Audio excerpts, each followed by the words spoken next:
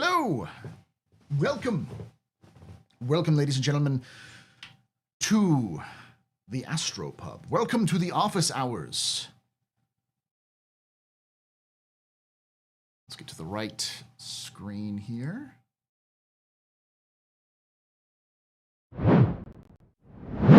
My name is Paul Berserker01 Batman Shelley, your humble host and space bartender here at the AstroPub, your space bar at the end of the universe. Sit back, relax, enjoy the show. We got a good one for you. This is the office hours. This is a live stream, yakety yak stream where I talk about Star Citizen most of the time. I always, whenever I say this, and I'm trying to will this into existence by saying this, I always say, when I think there's not a lot of, I'm not going to stream very long, I always say, this isn't going to be a very long stream. So what I'm trying to say is, I'm saying this isn't going to be a very long stream, so it ends up becoming a longer stream. But we'll see. CIG is taking a very leisurely path towards doing content for ISC and other things like that for right now. Understandable, but we'll see. Hey, Luna, Red, Ito, Dry, Jin and Joy Pop. I'll start off with this. Save Stanton / Fight for Pyro lore video is done. Finished it last night. Published it to the Patreons and the members. So if you are a member of the Astro Historian YouTube or Patreon, the Astro Historian, then you have access to that video. I am working on a couple of videos right now. One is still the Hurston video, which I should have written soon. The complete history of Star Citizen lore, the next installment, is still in progress. It's with my editor, so we'll get that soon. So in the meantime, I am going to be working on 2 videos. One is, well, 3 videos. One is for this channel. Because CIG, the idea was that I was going to move a lot of all my Captain's Table stuff to its own channel, so it would, I wouldn't screw up the algorithm for here. That way I could do shorter videos here, which are more punchy. So, you know, I'm still going to do the like monthly report stuff, but I have a feeling that the monthly reports are going to get smaller and smaller as the months go on. So the average monthly report will probably be about 20 to 30 minutes. And we don't see a lot of, I'll do like the monthly newsletter for Squad 42 and stuff like that, and do some other news stuff. But instead of just breaking my back trying to do a news channel for Star Citizen, instead I'm going to take another path that, as an info runner, I should have thought about doing in the very first place. I am going to do a ship review series. This is going to be a very quick series. It's not going to be incredibly delicately edited. It's going to be mostly me talking about the ships and stuff like that. But I'm going to try to add a little bit more humor to it here and there, a little bit more memes, some entertainment.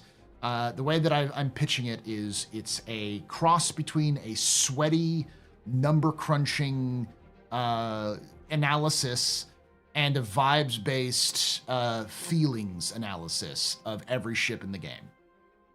And I do plan on doing every ship in the game. That's like 150 ships. And I'm actually starting with a cheat. I'm doing 2 ships. I'm going to talk about the Aurora and the Mustang, and which one is better, and for what reasons.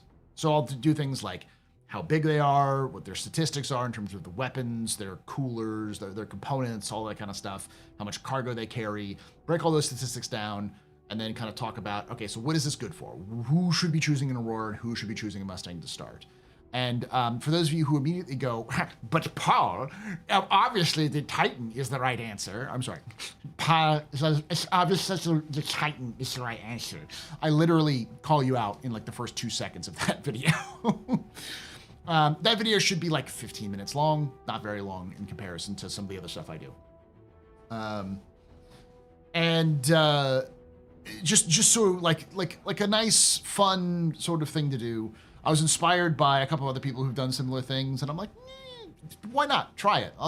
It's a good try, and it's not going to be something I'm going to do every week, right? It's not something I can do every week, But especially for weeks like this, where I do not have much of content, I probably won't have much content next week to release. If I produce that video over the weekend and release it next week, then it's out, you know?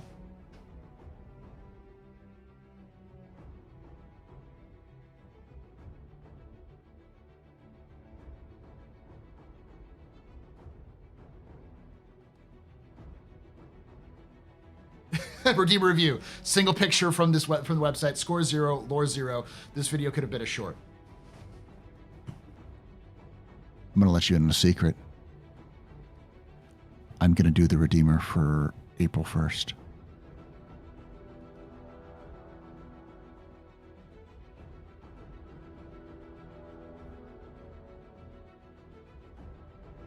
I'm gonna fuck with all of you.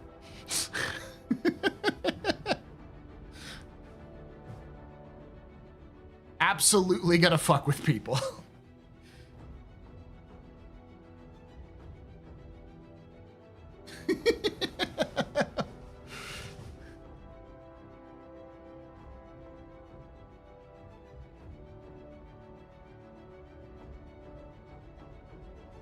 Paul puts in the lore he completely made up.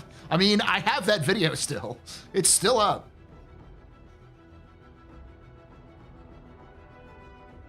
I'm going to talk about its problems. I'm basically going to talk about what I think should be changed, all that kind of stuff. If you have no context, how about the content? How about the video and the lore explanations for what the rocket strike strike should have rockets? I might do that, but you got to remember that there's going to be a different context. So YouTube is stupid. Okay, like Twitch is easier to do because it doesn't have an algorithm the same way that YouTube does. And that's one of its flaws and one of its benefits. I can do whatever video I want or whatever content I want on Twitch. It's still going to have some downsides and upsides, but if I build up an audience where people are watching me for me, not just for Star Citizen, you know, for those who don't know, I do other things other than Star Citizen. I just mostly focus on it because that's what people know me for. I hang out with Loken and do stuff on Fridays, for instance, and that's designed not to be just Star Citizen, but a bunch of other games. If I did that and got enough of a following, like if I need to be able to get the kind of numbers I get on Star Citizen now with other games, which is like 100 to 110 typically, on a, you know, like 80 on the slow days, which is nice, you know. I'm not complaining about it at all. I'm just saying, like, it's just a matter of like numbers is a factor with streaming. But typically, if I got those numbers, then it wouldn't matter what I streamed because people would be coming there for my content. With YouTube, that's never the case. YouTube's algorithm is it's a lot more strict. It's a lot more authoritative compared to Twitch. However, it's also a lot more, even though it's authoritative, it's stupid. You have to treat it like a 3-year-old or like a 5-year-old. It understands very simple concepts. It doesn't understand complicated concepts. And the easier you can break it down into simple bits in terms of keeping things as consistent as possible, the easier YouTube knows who to promote you to. Once you have, YouTube understands what you do, it starts promoting you. And then once you have been promoted, the key is to maintain watch figures. So like the longer people watch, the more people watch, the more they're going to be recommended. And if you watch a certain video that's like the videos that I make, then it should recommend you to my videos. One of the problems with lore for Star Citizen is that Star Citizen lore doesn't have a community. It's practically me. And I know it's not just me. There are other people who make content. But most people go, oh, lore is cool. I like lore in other games. I'm going to do Star Citizen lore content. And then they make like 3 or 4 videos. And they do pretty good. But then like by the 3rd video, they're doing like half the numbers their first video did. And they're like, nah, I'm done. And then they just don't do videos anymore. I'm the only one who does consistent videos on Star Citizen lore. And I don't like that because there's no community. And if there was a community, then those people would be brought into the community by some videos and then passed around. Quite literally, the only other person I know who does semi-regular lore videos is Board Gamer. Because, oh, why am I blanking on his editor? Fantastic fantastic editor, fantastic person. Forgot her name. Zinnia, thank you. Zin is, you know, likes lore. And I think, honestly, and I don't know, I don't know how much Board Gamer watches my content or Zin watches my content. What Board should do is create a new channel for Zin that's just the lore. And it's like, well, that's going to take time, and it's going to, yes, but it'll do better over time because people don't watch Board Gamer for lore. They watch Board Gamer for news. So people just go, what the fuck is this? You know?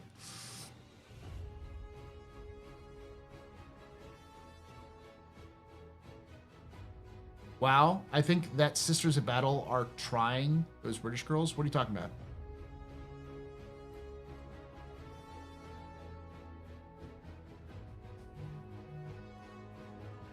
So Twitch is a rocket scientist while YouTube is confused by jingling car keys. No, Twitch is, both of them are stupid, but Twitch is like if you left the door open to a zoo.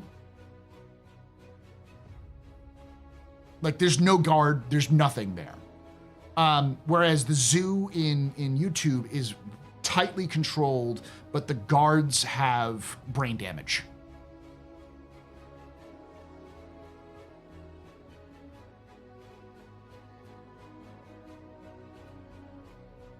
Sisters of Battle. Look them up. Sisters of Battle. Well, if I write out Sisters of Battle lore, it's gonna bring up freaking 40K. Can someone give me a link to them? Because this is people. These are people I'd love to see more of if we're having more people doing content for Star Citizen lore.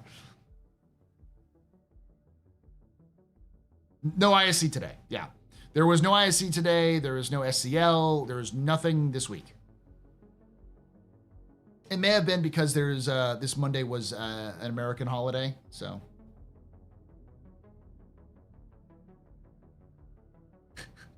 Is that a shot at Super Mac Bros there, Shady?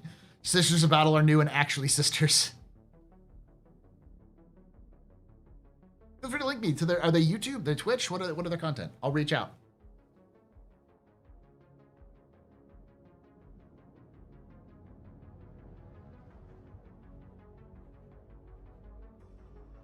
I was away. Oh, you were away. I'm feeling scam with cool paint. What? What's going on? Oh, I was away from Star Citizen. I came back and confused what just happened with the Frontier Fighters. Yeah, it's because they're bad.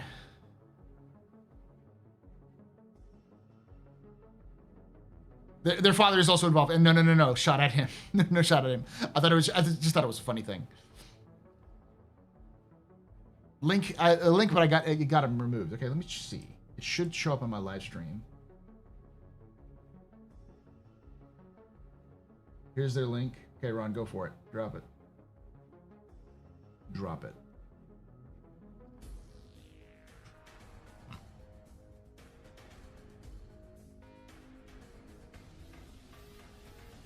Type out.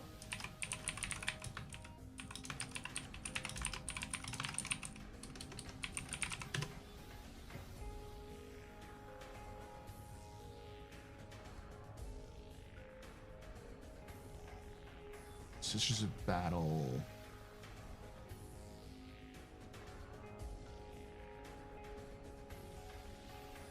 Oh, I think I've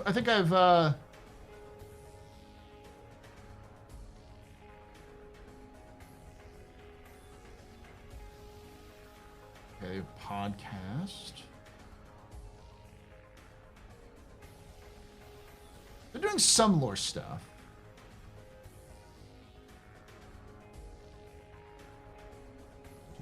Yes.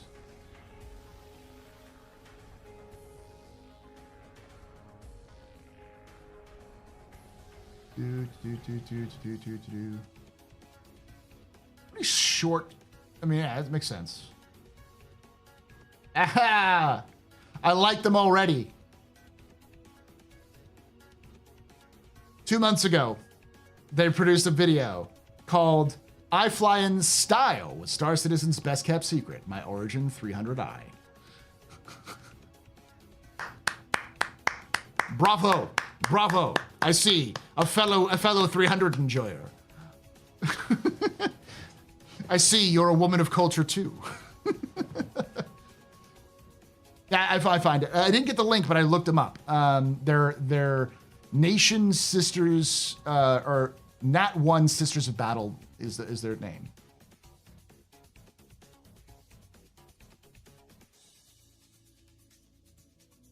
I'll join their Discord.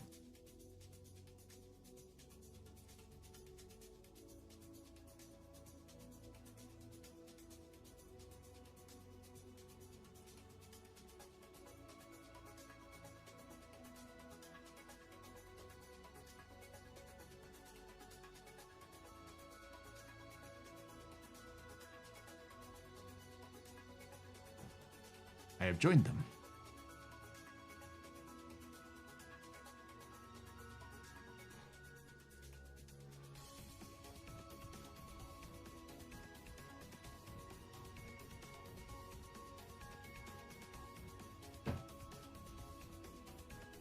I will reach out to them then later. Those like this is the example I'm trying to say. I want more people to do Star Citizen lore content because communities build communities, and so this is what I was trying to say. Get into this is why these videos end up getting these live streams get up longer. The reason why I've split up these different videos, the different channels, is so it's easier for YouTube to categorize them. So my YouTube channel for the Astro Historian will do okay. You know, it's already got a pretty big following, and as I continue forward, it will always be people who watch it, and that's fine, and it'll probably grow. But I am going to be doing other lore content other than Star Citizen. And that goes up to my other videos where I'm going to be, because we did Helldivers a couple of weeks ago, someone suggested, hey, Paul, you should do a synopsis of the first year of the second Galactic War. And I'm like, holy fuck, that's actually an amazing idea. Because for those of you who don't know, I was one of the first people to do a synopsis lore video about Helldivers. Like, I released a video on Helldivers 2 the day before Helldivers 2 released, in terms of lore and factions and everything. So when it blew up, I was one of the few channels that did it. What lore hasn't been covered? There's a lot of lore that I haven't covered in detail. There's a lot of stuff that are out there. Like, there's entire stories that have been written that are in fiction, like the Tanya Onari stories, the Cassandra's Tears story. There's a bunch of like fiction that was written for Jump Point and for the weekly stuff. There's entire I could do an entire synopsis on every single booty call lore post, or I think it's Sure Shot or something like that, where it's about bounty hunters, or every single breakdown of the Congress Now sections, all of the different congressional committee hearing stuff, you know. There's a lot.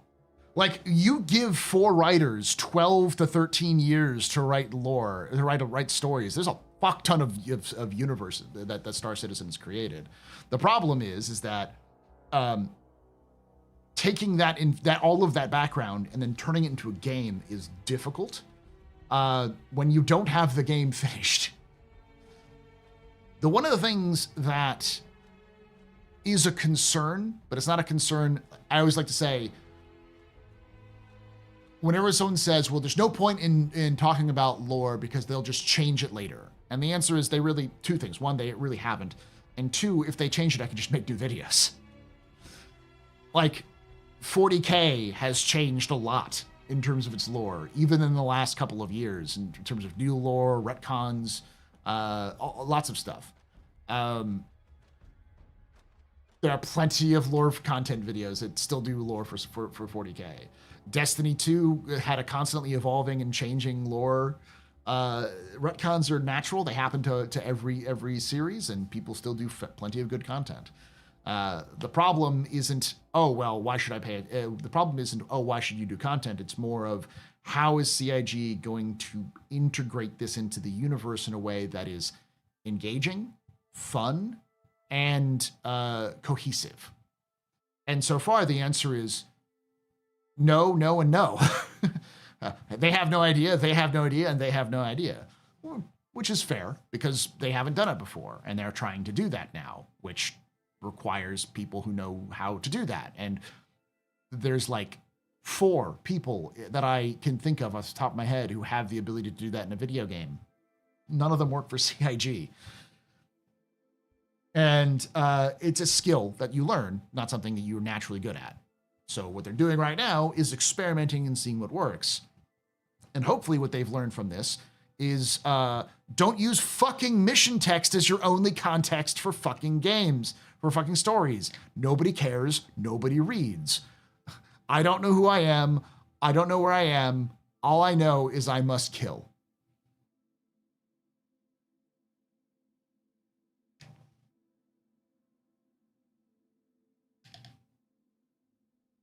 I live, also Tales of Sun God release. Yeah, I got it. I purchased it. I haven't played it yet, though. Destiny lore is a whole can of worms. Yet, oh, what's his name?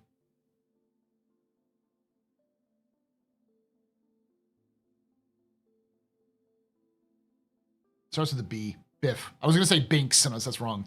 Yet Biff is a huge lore channel that has lots of followers. The biggest problem that CIG has is actually cohesively telling a story that's worth players' attention. And that's really the difficult. Read up in the Universal Century? No, because Sunrise is absolutely slap happy with that shit. They will absolutely fucking strike you for doing anything on their series. And yeah, Universal Century is a mess because the Universal Century was made in the 70s. And having a cohesive story from a bunch of different writers from like 1979 until 2025 is impossible. It is a miracle that BattleTech has held together as well as it has, and it is younger than Gundam. 40K is a mess, and it has been around less than BattleTech has. I did, and my stuff is still up. You could have fooled me. Man, I've seen it. Well, I'm also going to do BattleTech lore, but that's the one video I'm going to be doing is on Helldiver's story, and the other one I'm going to do is an absolute stupid video. This video is going to get either a bajillion views or 0 views. So it's going to go up on my Patreon for a month or so, and then it'll go to everybody else, where I break down the lore and details of every single item of food in Star Citizen. All of them.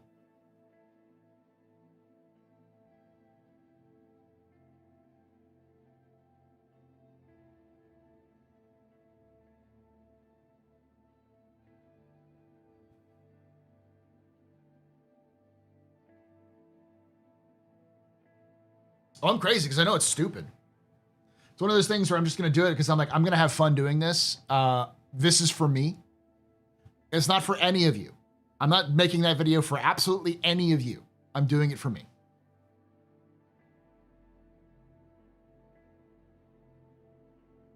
Oh no, I was just saying that I'm going to do a lore video on every single food item in Star Citizen. It's not that much. It's not a ton of food, but yeah, I'm doing it for me. I don't think anyone gives a fuck about the lore or details of every food item in Star Citizen.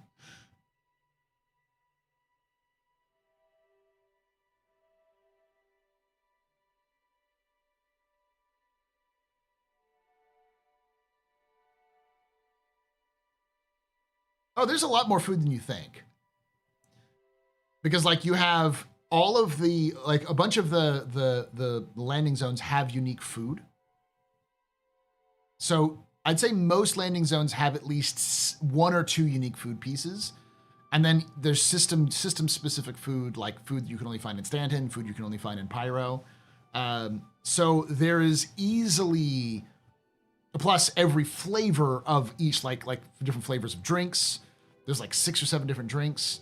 We're talking like 30 pieces of food if you consider all the different variations. Am I going to do a video on Cruise Lux as a whole, or a video per color?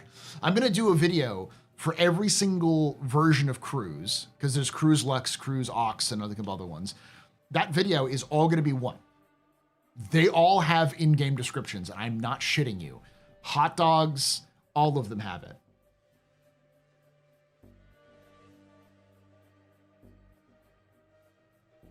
Tara Mills cares. Yes, they do.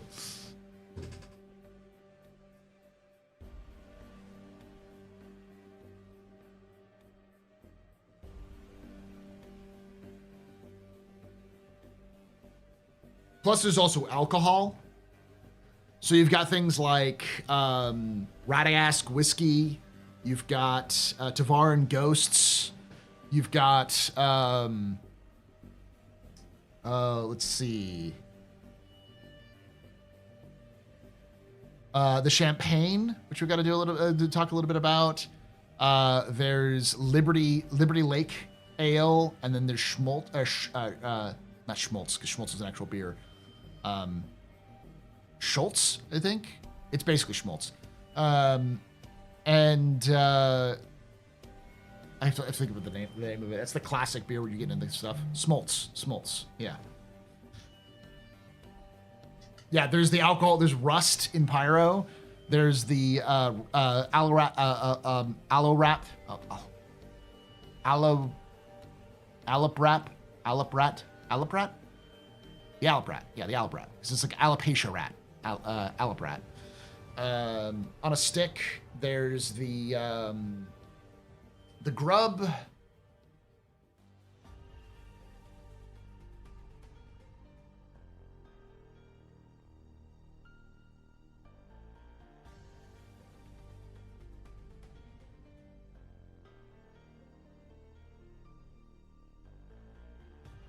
Sea nuts, thank you.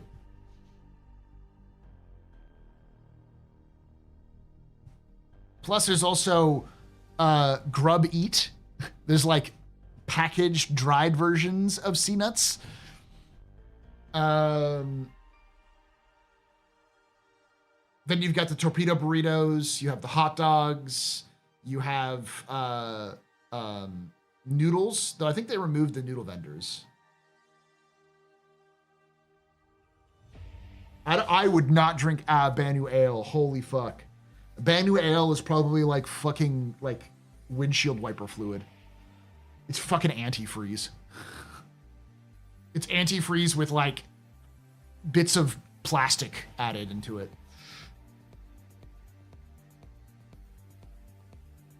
You saw a noodle vendor last week? Well, they don't say, get your noodles anymore.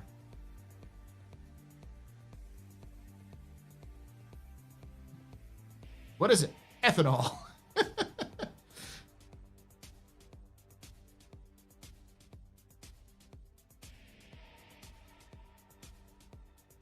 Alpo rats? Yeah. Alap rats.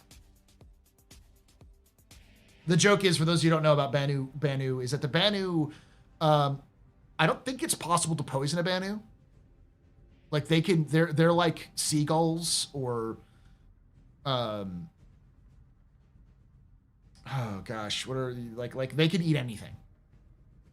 There's like there is nothing that they can't eat. Their main source of like flavor, they don't really have a lot of flavor. They have texture. They're very big on texture. So like the first Banu who humanity ever discovered was given like a bunch of different foods to try so they could figure out what food, what foods they like. And his name was Jerry. Jerry ate everything, but like he like had like, you know, a packet of rations with like the wrapper. He just put the whole thing in his mouth and ate the whole goddamn thing. Banu are the kinds of people who eat a banana by like just biting into the rind and like eating the whole banana with the rind. Like it's all about texture. I think they still have flavor, but like they don't have the same sort of sense of spiciness as we do. So like they could just crank up the spice. But they can also eat just about any substance. Jerry's an idiot, but he's lovable. That's basically all the Banu. Is that not how to eat a banana? Stove is secretly a Banu.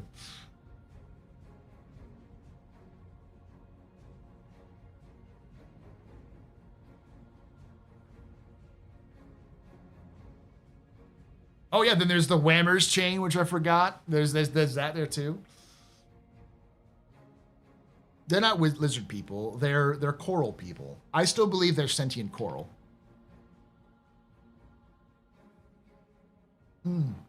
How long is the Banu lifespan? Short. I think the average is 50. Most Banu live to about 50. 30 is their midlife. They're very short-lived. They're the shortest-lived species in the verse.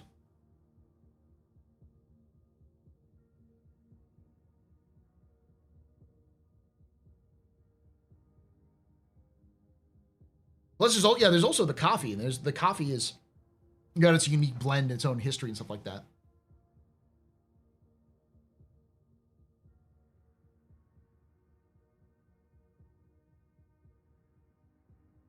I was still on to getting pizza and noodle places. So there's no pizza in game yet, as I know, which I would be running up and down and cheering if that was the case. But there is noodles you can purchase in Pyro. There are pizza shops, but you can't buy pizza to eat. But you can buy noodles. What is Banu coffee? Cocaine. It's just water and cocaine. Not even water. It's like battery acid and cocaine. That's Banu coffee.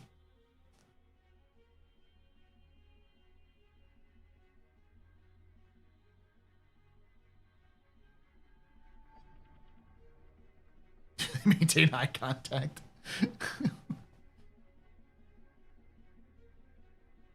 While they're drinking their cocaine-laced battery acid?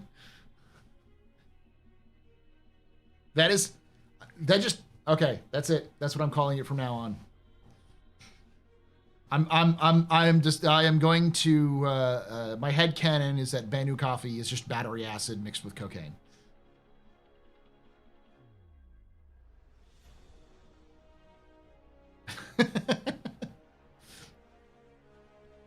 Aren't there a bunch of foods from other systems we haven't encountered yet? Yes. Yes, there are.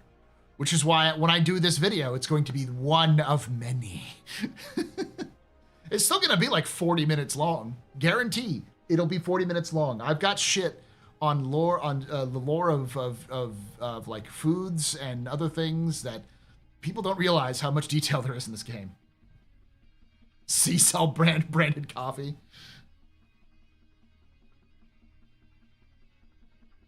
Who did we get the cloning tech from? No one. We actually don't have cloning tech. Well, so humanity has cloning and has had cloning for a long time, but it's outlawed. What we have in terms of regen is not cloning, because it's not like you have a clone that you just get downloaded into the skin of every time you die. When you die, you're rebuilt from scratch. So they have like a full copy of your body and your mind. Your mind copy is technically connected to your brain through interspace, which is the same when you go through jump points. You go through the jump point between Pyro and Stanton. The space that's outside of that wormhole, that's interspace. So that's where your connection goes through. And because it's a shorter distance, your basically mind is instantly connected from one point to another, kind of like quantum entanglement. And the only way that your brain can be implanted in a new body is if you die. So if one side of that connection is severed, then you can be implanted in a new body to be able to reconnect that stuff. And they've tried to implant people's brains into a body that they printed up while that person was still alive, and it didn't work. So yeah, we have a bunch of funny alien foods. There's also a bunch of actual fruit and veggies. Yep.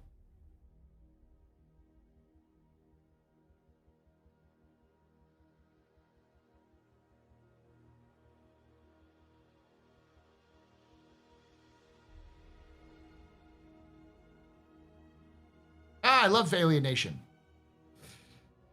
San Francisco. Yeah, and I watch that all the time.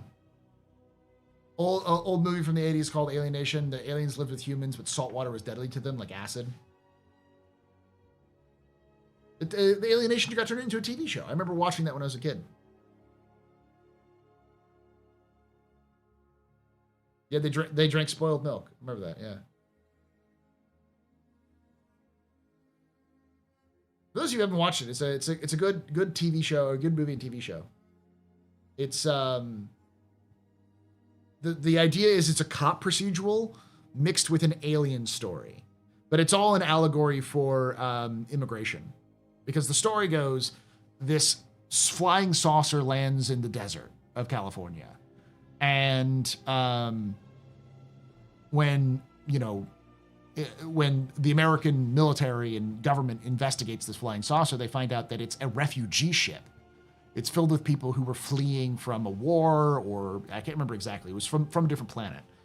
And so the US government takes them in as refugees. And so they begin to live, because they landed on the West Coast. Most of them live on the West Coast.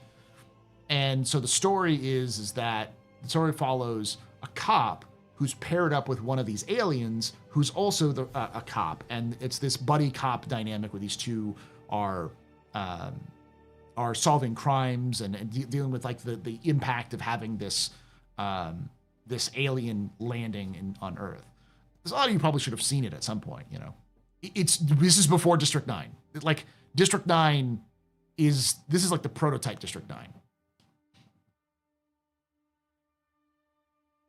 They were escaping slaves. Thank you. Yeah. Kind of grounded in real UFO lore. Yeah, no, it's definitely grounded in UFO fiction and UFO sort of mythology, for sure. It's it kind of leans into that from the 80s, especially the stuff that was popular in the 80s. It's kind of like a bit 50s retro, because a lot of it is sort of people with stuff stuck to their face. But it's an allegory for immigration, because it was done in the 80s and 90s when, the huge waves of immigration were starting to happen in the United States from south of the border. So it was a lot of like that sort of an allegory for how does the U.S. deal with immigration and people not liking immigrants coming to the United States. However, the people who were the immigrants were the aliens. So.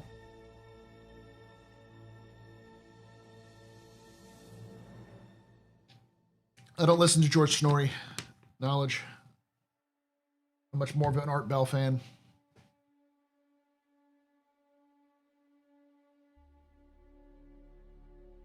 I used to listen to it all the time, though, because I used to do midnight shift when I was a security guard. I did midnight shift and, graveyard shift. So I was there from like 9 p.m. to 5 a.m., something like that. And it was the only thing on the radio. And the only thing I had, this is before like cell phones. Well, cell phones were around, but I didn't really have a cell phone. It was before smartphones were really as versatile as they are now. So I would bring a portable DVD player to sit in the office and watch stuff while I was waiting for most of the time, then get up and patrol around if I could. I know, but modern Coast to Coast is done by George Norrie.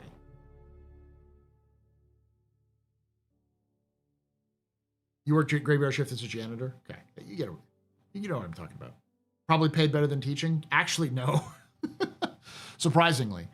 I mean, it wasn't paid too bad, but it was, the fucking hours sucked ass, man.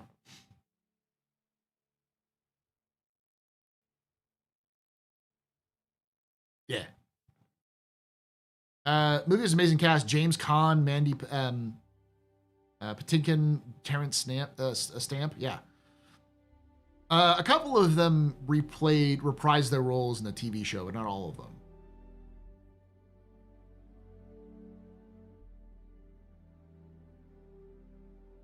I still remember in the movie, there's a great scene where Sam is driving through to save his partner, and he's like humming a tune while he's just like running over people with a fucking big ass 80s car. He's just like, as he's just like flooring it through like a chain link fence and just like mowing people down. It's like he snapped to try to save his partner.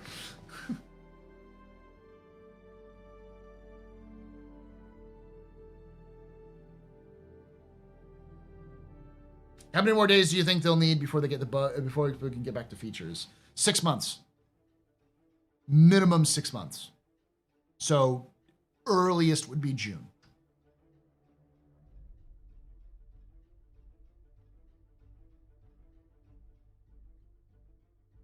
Art Bell was before George Norrie. I used to listen to him in Swing Shift in the military. Yeah, that's what I mean. Like Art Bell did Coast to Coast, then he did Midnight from the Desert, and then he died sadly. And then George Norrie took over from Art Bell, and so he does Coast to Coast still. This is all fun occult stuff for aliens and other things like that. In fact, it's one of the few things my wife and I bonded over when we first met, because her dad was a big sort of buff and believer, and so she was exposed to most of this. And I had I'd always loved the show. When I could catch it, I remember listening to it, because when we do late night shifts to stock and inventory where I worked, we do it once a quarter, and so I would always volunteer for it because A, more money, but B, I had like a little portable radio, put on my headphones, and it was going through and counting things, and Coast to Coast playing. I could listen to it all the way home. Those holes a classic. Same with the Area 51 caller who got cut off. That was a good one. Any recommendations for big mecha stompy movies, live action or animated? Because animated, Patlabor, the entire Patlabor series, Blue Gender, if you're interested in the series. But in terms of movie, obviously Pacific Rim. They didn't make a sequel. I don't know what you're talking about. There's no sequel to Pacific Rim. It's perfect.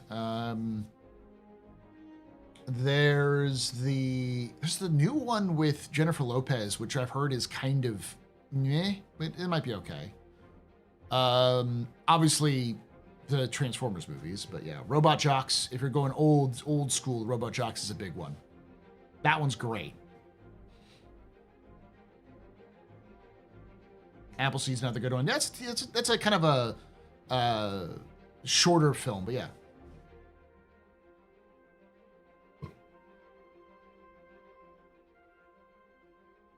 Do you believe in Disclosure coming out soon? Man, they've been talking about Disclosure coming out since like 2010. It's like Fusion. I'll believe it when I see it. Believers will not like my take on most of this, because as a historian, as somebody who studies history, and has done so for a long time, I've always been fascinated by conspiracy theories, by the occult, and all these sorts of things. Because also, as a person who likes stories, I love to hear this stuff. Do I believe it? Probably not. I don't think most of it's real at all. I think there's probably explanations for most of it. But it's cool as shit to look into. I'm not going to get too much into those weeds. But I'm one of those people who said, are aliens coming to Earth in spaceships? Probably not. Are people seeing weird shit in the sky that we should probably investigate? Yeah, 100%. You know, we're discounting a lot of stuff that happens that people genuinely believe in, and if we investigate, we might be able to find something that's going on that we didn't know about before, because the world's weird. A lot of stuff we don't know. We think we know a lot of stuff, but we don't. And unfortunately, science can often be stuck in its own ways that it doesn't want to admit things change. And that happens every generation, and it's usually generational.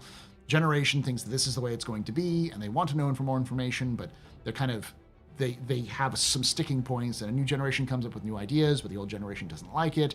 And then when the old generation passes away, the new generation takes those ideas and runs with it further, and it builds off of each other. The old saying that, you know, science is built on the shoulders of giants. It's like you take what you've learned before and you improve upon it, and that sort of process can be sticky. So don't be a Neil deGrasse Tyson, Pally.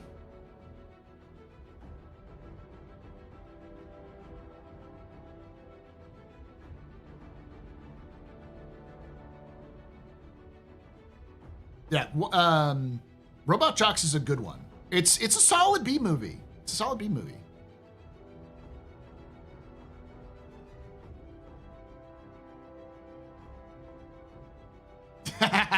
Paul, I have a hunch that the asteroid percentage of hitting Earth in the next 20 years is going up. Totally an orc boarding craft and or capital ship.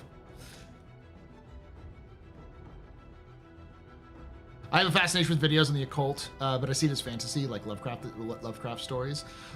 The thing is every scientist and people who consider themselves rational humans I have ever met has something they cling on to like that. Something, and a lot of times it's more of a fascination that they have with it rather than a belief. Though some of them do believe in them. I think it's just human. It's human nature. We like stories. We've always loved stories and things that make us go, maybe the world isn't the way we think it is. It's very compelling, you know. To think that you've uncovered some knowledge that is forbidden is a spicy thing. It's quite literally the basis of a lot of religions in our planet, of the forbidden knowledge, the truth, the fruit of knowledge kind of thing, you know. I believe the Loch Ness Monster is probably real, but it's not a giant dinosaur. It's probably just a really big fucking fish.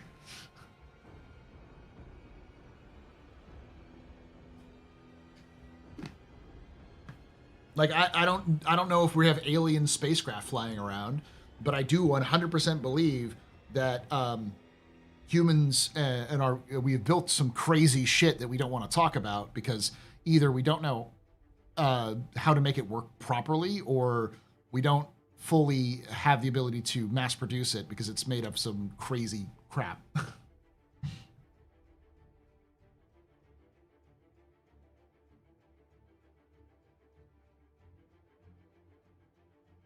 You don't want me to talk about the knowledge?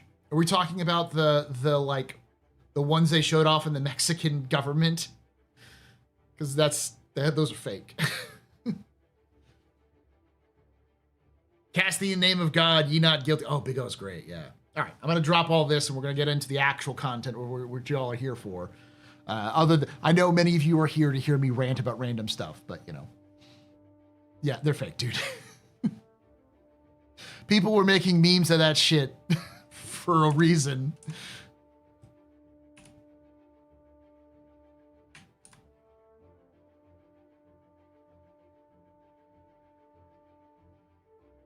There's a reason myths exist and can be found repeating throughout multiple continents, like whispering at night. You don't want to attract predators to your location. It's the reason. Well, there's the old story, the old saying that there's nothing new under the sun. That line, there's nothing new under the sun, is in the Bible. That's how old it is. Over 2,000 years ago, somebody wrote in the Bible, nothing is new. We know everything, but like there's always something, like everything's been around. The ideas and stories and people have not changed in 2,000 years. It's one of those quotes that I think is going to be forever timeless, because there is the stuff we make that is new is simply a repackaging of something we've already done. And as a result, that's always going to be the case.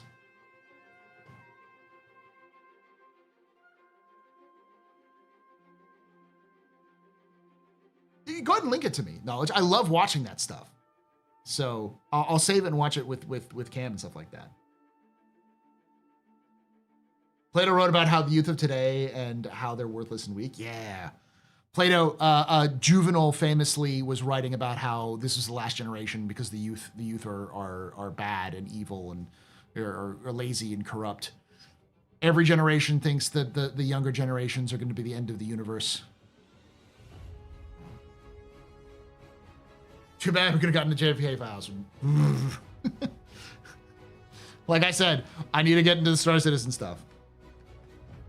That's something I'll do at some point in the future, is sit down and just talk about conspiracy theories.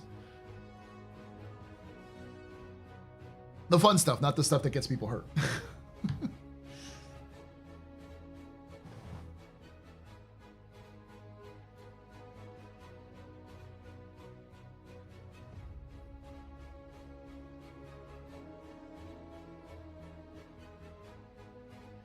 The youth of today love luxury. They have bad manners, contempt for authority. They show disrespect for their elders. They love to chatter in place of exercise. They no longer rise when elders enter the room. They contradict their parents, chatter before company, gobble up their food, and tyrannize their teachers.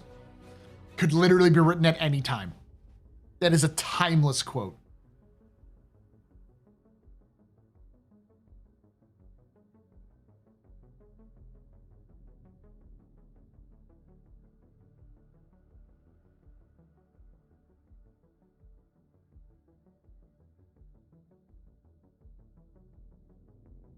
But there are some things that are eternal, and mystery will always be that. Humans love mysteries because we like to solve them, but we also like to keep them mysteries. We like to theorize about them.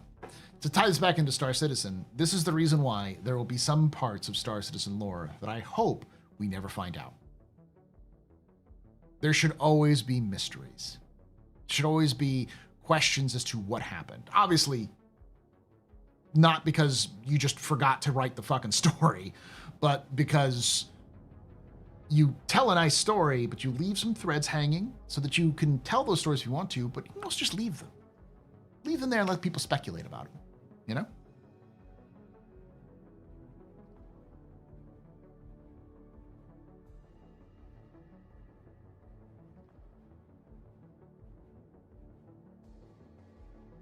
Why I enjoy Tolkien and other authors? Oh, I'll give you an answer, but I'll tell you a story too, because you asked three other questions. To ask three other questions, exactly.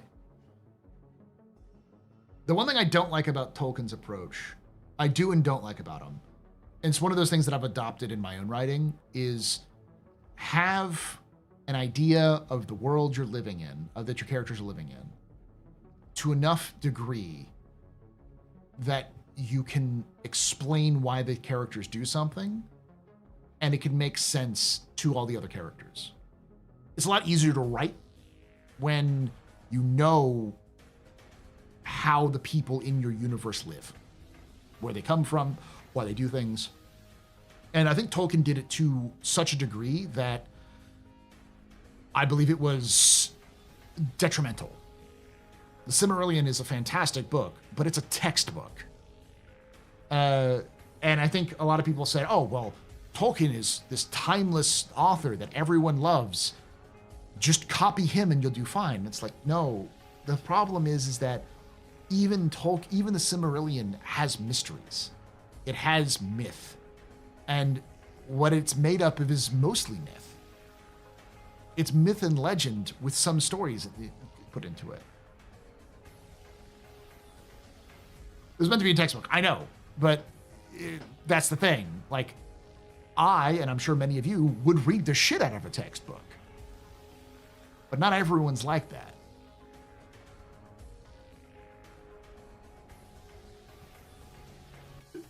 Tolkien Paul, hang on, maybe I'll get to that, but let me tell you 2,000-year history of this about this axe. Yeah.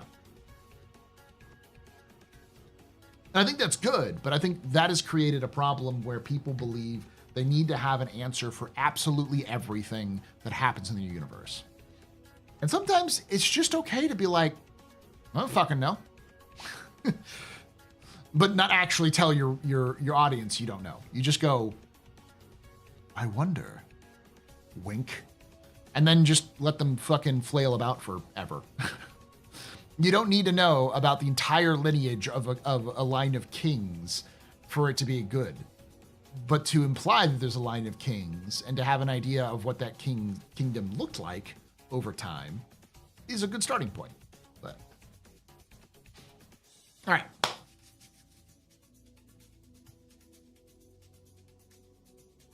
I don't know is an exciting place to be and then wander, wonder, and explore. It is, but it's not good for storytelling. Telling somebody you don't know in a story is asking for trouble because then they think you just didn't plan it. Telling people there's always a plan or there might be something there and just leaving it open is more intriguing because that'll get people's imaginations moving and it'll get them to think about what they could fill in the gaps. And that's a lot more inspiring to in my opinion, in my experience, than just being like, oh, make it up.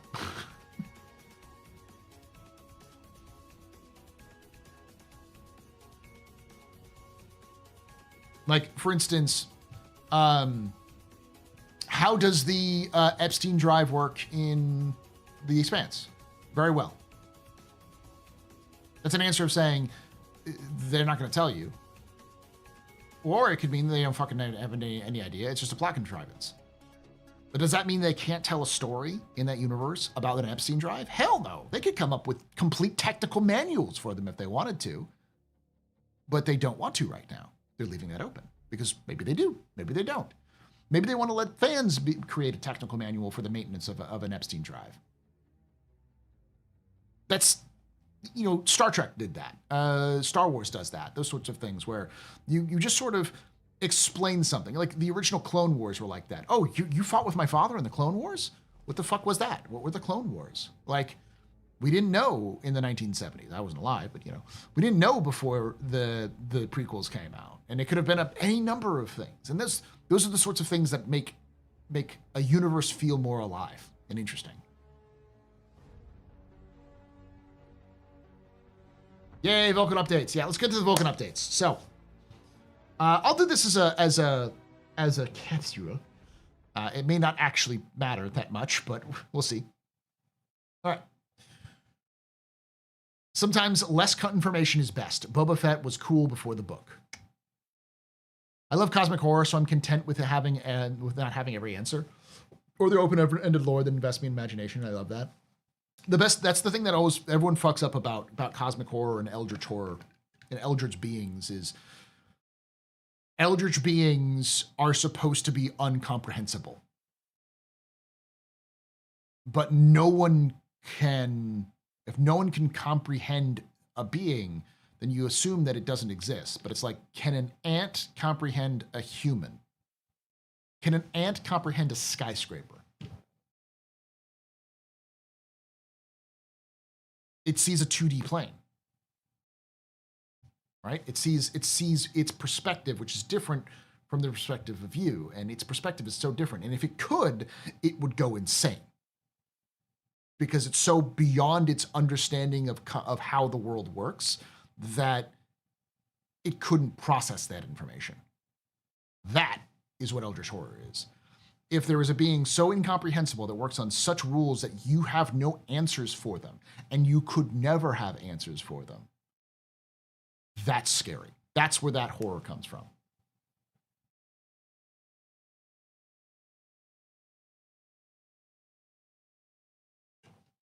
That's always cool. And that leaves mystery, right? Who is Cthulhu? You don't know. You'll never know. And if you did, you'd be dead.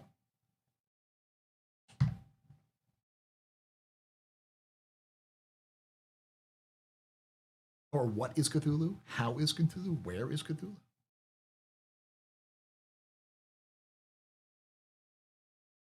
Boba Fett didn't even have a name until Return of the Jedi. He was just bounty hunter. It was it was Empire Strikes Back that he actually got a name. Was it?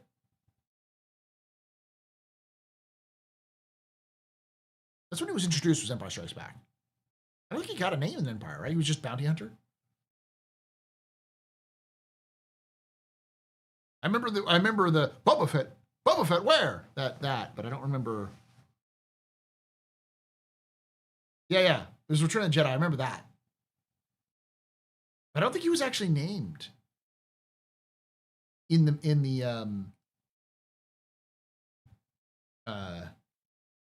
Empire. He was just sort of a badass. Oh God, the Book of Boba Fett. I liked the beginning of the Book of Boba Fett. I liked the very beginning. The Lawrence of Arabia shit was cool. And then they just lost me with Boba Fett being a fucking, like, kingpin.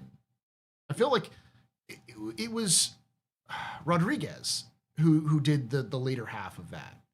And I feel like Rodriguez wanted to do more, and then they told him no. Because Rodriguez isn't a guy who lacks edge. Robert Rodriguez is a very, very, like, particular guy. He has a style which works well, and that was sort of there, but it felt like they were pulling it back a little bit too much.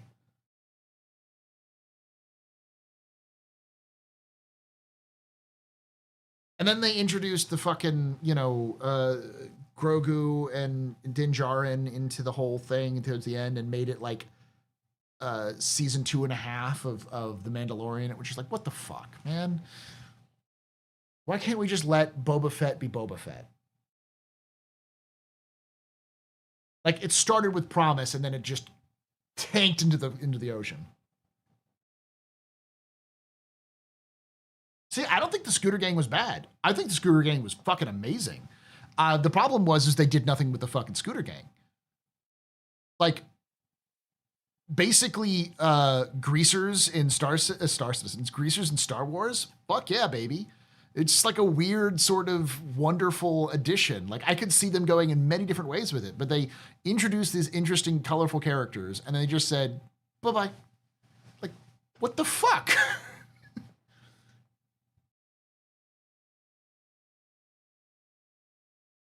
So is my wife an eldritch being? Probably.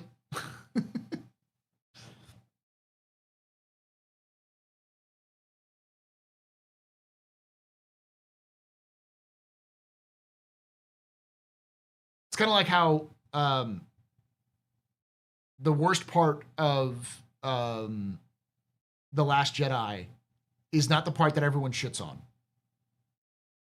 Everyone shits on like the Rey and Luke scenes, and I'm like, those are fine. Those are actually pretty good in my opinion. It's the fucking random side quest about freeing horses that are just like, what the fuck is this for? Why the fuck is this half of the movie?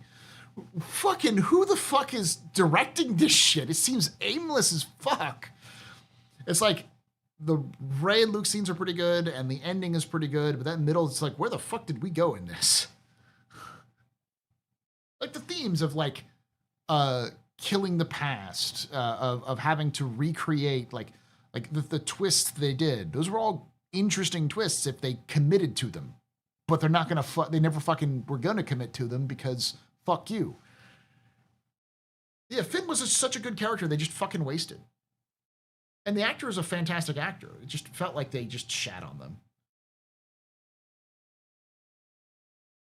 The problem with Star Wars is not the thing that everyone complains about them for. Modern Star Wars' problem is that it has no central vision. It doesn't have a Dave Filoni up until recently, and even then, I don't think he's still in control of everything. It doesn't have a George Lucas. It doesn't have somebody with the crayons to sit there and go, well, let's go over here. This is the stories we want to tell. Say what you want about the first 3 episodes, episode 1, 2, and 3 of Star Wars. At least it had a fucking statement it was making. At least it was goddamn like something. It was bad. It was boring. It was even more worse than bad. It was boring. But like, it got better, and as it got better, its story was more fleshed out.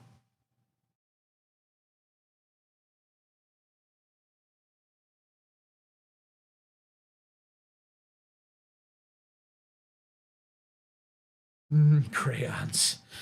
Scooter Game was fine, just out of place in the location. They put him in, meant for more of a fit and dredge of high tech city. I think it could have worked. It works as a juxtaposition of the sort of like a seedy backwater area with this colorful like gang. I think that works, but you have to lean into it. It's kind of like with Star Citizen's regen thing.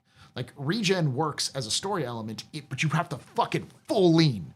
If you're not fully leaning into the like how regen functions as a concept in fiction, then it just feels bad. And it's like Robert Rodriguez was like, let's do this colorful shit. And then they pulled back. They didn't commit to it. It's like, that's why it feels bad. If they were like colorful and out there and they got made fun of a bunch, so that's why they were like, because they have this like really weird niche obsession. So they're just brutal as fuck. Like they're just absolute, just like bloodthirsty monsters because of this, kind of some sort of reason why they stick together. And, like they have this passion, but this passion is driving them to just do awful, heinous things. And Boba Fett's like, I see myself in you. That would work.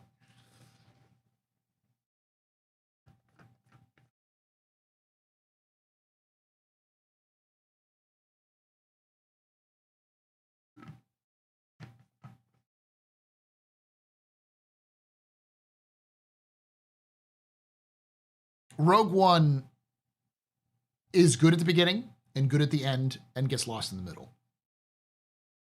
Ironically, one of the best Star Wars from Disney, fucking come at me about this, is Solo.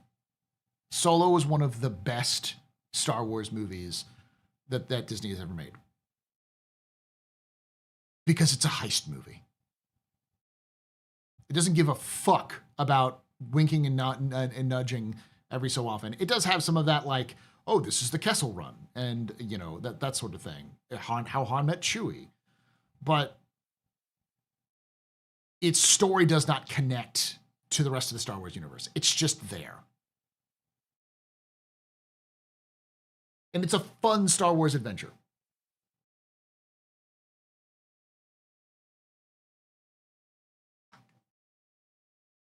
All right, now we're getting sidetracked.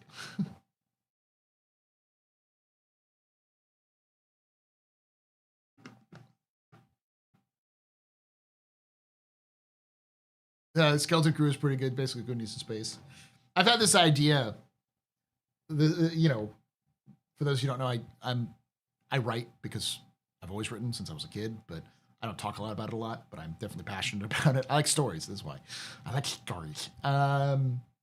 I've always, since the new Disney Star Wars came out, I've always had this idea of what if you did Apocalypse Now, you know, Heart of Darkness, Spec Ops: The Line, that's that storyline, but in Star Wars.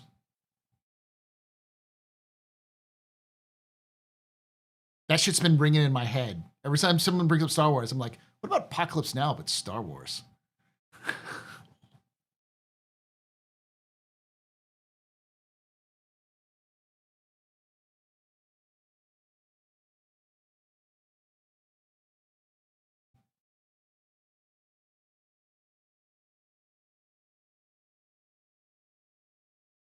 I love those bantha poo in the morning, poo in the morning. But I mean, like, because I mean, why did The Mandalorian work? It's a spaghetti western in Star Wars. Why does Skeleton Crew work? It's Goonies in Star Wars.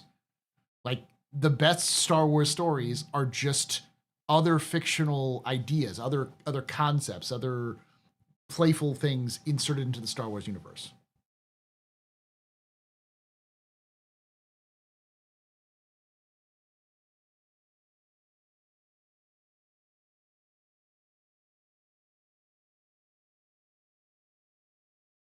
Like, why does Andor work? Because it's a political thriller, but Star Wars. The setting doesn't define the genre. Exactly.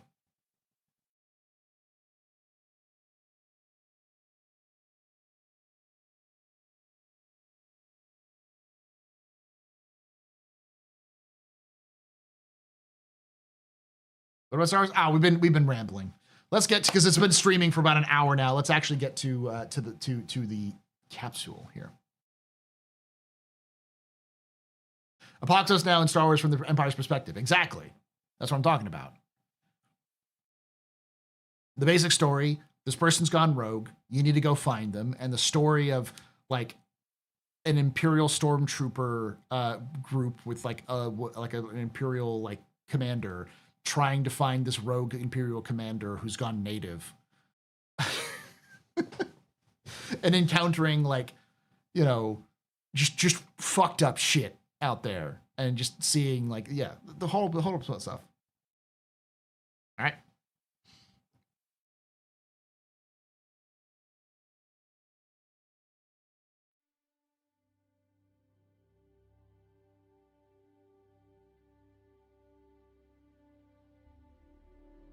Hello and welcome to another Office Hours.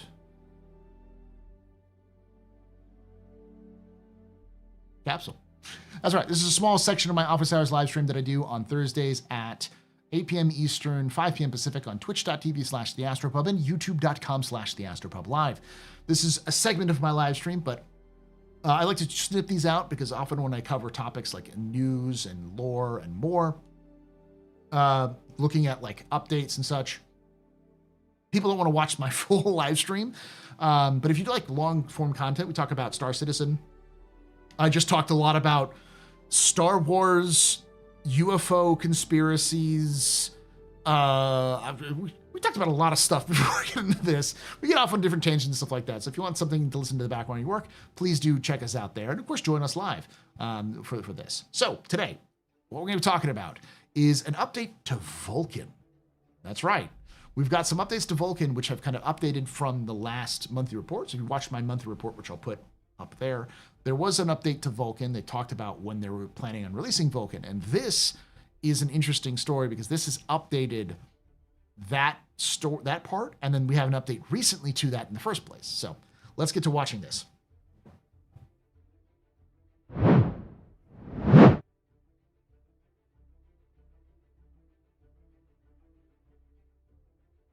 All right, I'm turning off all the stuff so we don't get too much. All right, so this was posted on January 19th and didn't get an update until Valentine's Day, last Friday. Dear CIG development team, first I want to thank you for this incredible work you've done in Star Citizen. The release of version 4.0 is a major milestone, and it's exciting to see the game continue to evolve and push boundaries. I wanted to ask about the long-awaited Vulkan HDR implementation. These features have been highly anticipated by the community, and I'm curious when their release is planned now that 4.0.0 has been launched. Updated Vulkan integration and HDR support would be great, especially for those of us with high-performing setups who are eager to experience Star Citizen as its full visual potential with better 1% lows. If there are any updates on the timeline of the current development status for these features, I would greatly appreciate hearing about them. Thank you for your continued dedication to this ambitious project. I look forward from hearing back from you. Kind regards. So, on Friday, Ali Brown, the mad lad himself, responded, "Hi.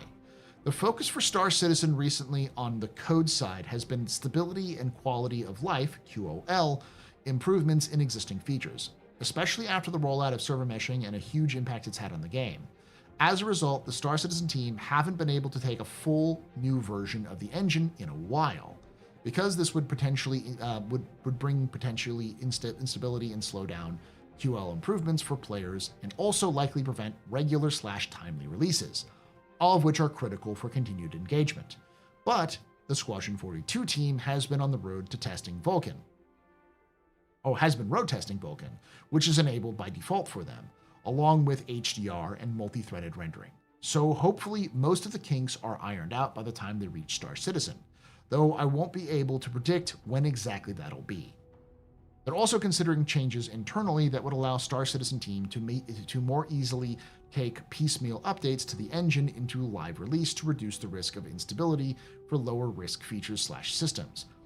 As we're of course eager to get all new shiny things into your hands as soon as possible without compromising the player experience. Thanks, Ollie Brown, Senior Director of Gameplay Graphics and Procedural Tech." Now, this is important because this directly contradicts what they said in the monthly report, where they said that the next major update, they would have the full implementation of Vulkan. That was produced for the November and December monthly report, and then this came out just directly after that, pretty recently, last Friday. So we know that Vulkan is a feature they do not want to implement because it could cause instability. Does this mean Vulkan's dead? We're not going to get Vulkan? No, obviously not. But we could or couldn't get it. We may not get Vulkan at all this year as a result, because it is one of those features. And this caused a lot of consternation. I mean, for me personally, when it was first brought to me, I was like, no Vulkan. We're not getting Vulkan this year. It sucks, but, CIG is trying to focus on things. However, today, Ollie came back with another update. I'll add some more details/context to my previous reply to help answer some of the questions in this thread.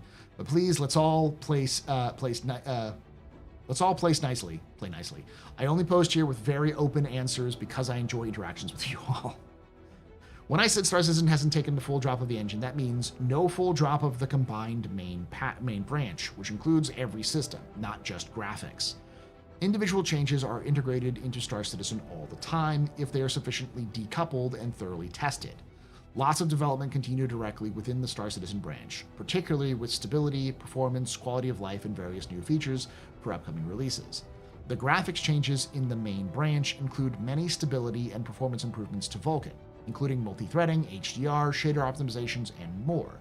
However, they are also intertwined with many other parts of the codebase, such as the wider rendering changes and profiling/memory management changes that touch every system. So the Vulkan changes can't trivially be integrated into Star Citizen without the rest. It would be possible to manually integrate just the renderer and then undo all the unrelated changes, but this would probably push back our overall schedule by several weeks, and likely miss the deadlines for Planetech V5, ray tracing, Squadron 42, etc. So normally we wait for Star Citizen to take the full main branch. So while a lot of work has gone into making the main branch of Vulkan faster and more stable, the rest of the main branch may not be, and the company needs to take careful judgment about when to integrate, how long to test, and how much risk they're prepared to introduce into each release. Also, it's worth noting that while Vulkan seems faster and more stable for us internally, the true test is always when it goes to a wider public, which is with a much broader mix of hardware, drivers, and software. Someone asked about the possibility of Vulkan/tech preview, and this is something we're actively considering. But again, this costs time and effort, which pushes back overall schedule progress because we have to either integrate and decouple just the renderer, or we need to take the whole main. And then we could end up with problems in unrelated systems that we, graphics, cannot fix without pulling people off of other potentially higher priority work, e.g. server stability, QL improvements. So a preview channel only becomes worthwhile if we suspect there would be a good prolonged delay to getting graphics/tech updates to the players. But as I mentioned previously, we're also exploring ways we can try to keep features system improvements more isolated to give management more options as to when to integrate each feature/system into Star Citizen, such that feature A doesn't block feature B. I can appreciate that some of this can be frustrating to hear for people who are looking forward to improvements to Vulkan in the short term, but trust me, it's equally frustrating for us developers. It's far easier to take a gung-ho approach, but that has been proven several past releases to not lead to a good player experience, which ultimately hurts the game and the company. We still got more. Ollie was just posting through it, or doing a really good job of keeping us updated. So there's a lot of cool stuff here. If people want to know what's actually actively being worked on by graphics, I can give a high-level overview. Ray tracing BVR.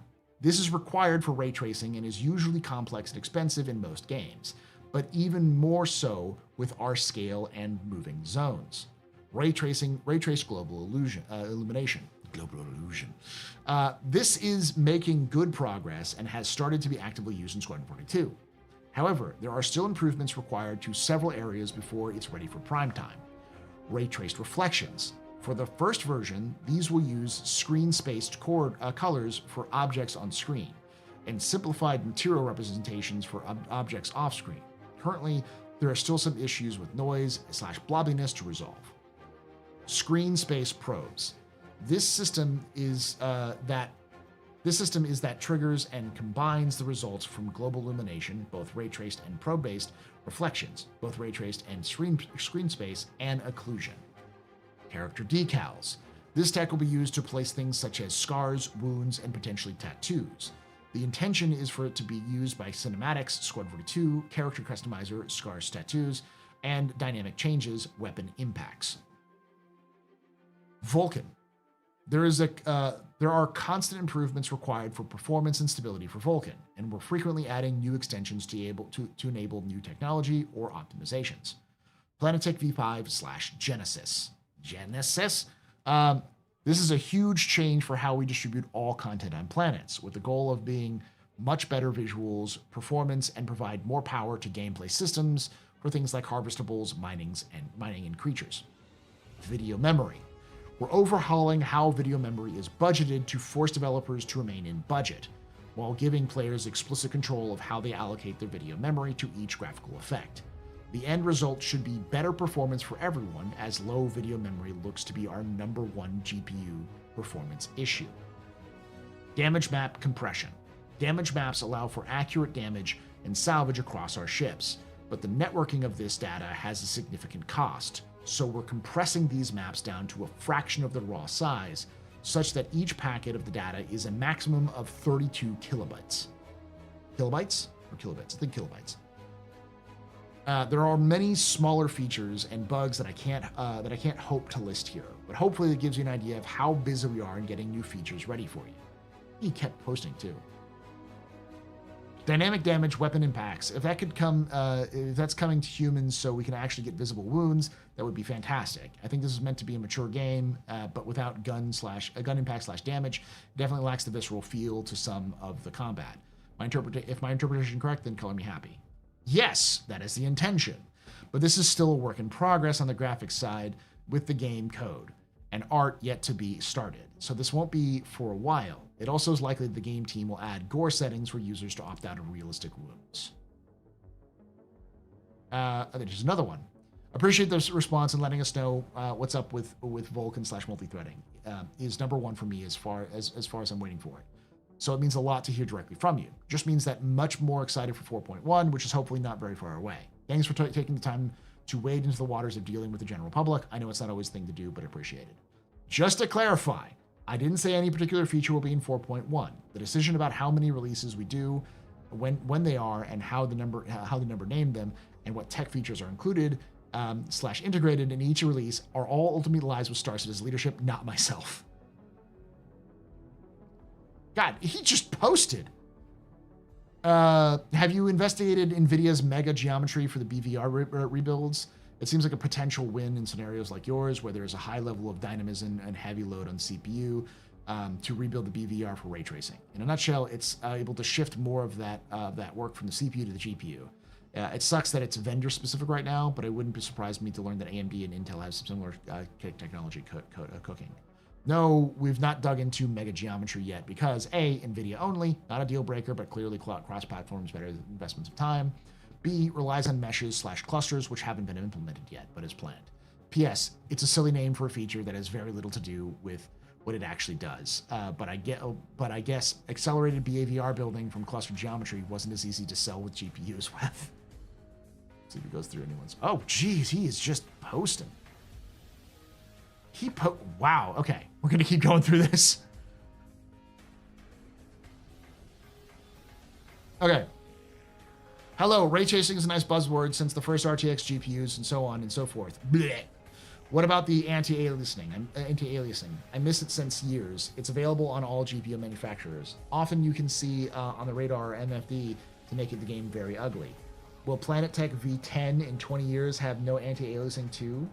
Will Squadron 42 be this ugly in 2027? It's 2027 then, not 1995 or something.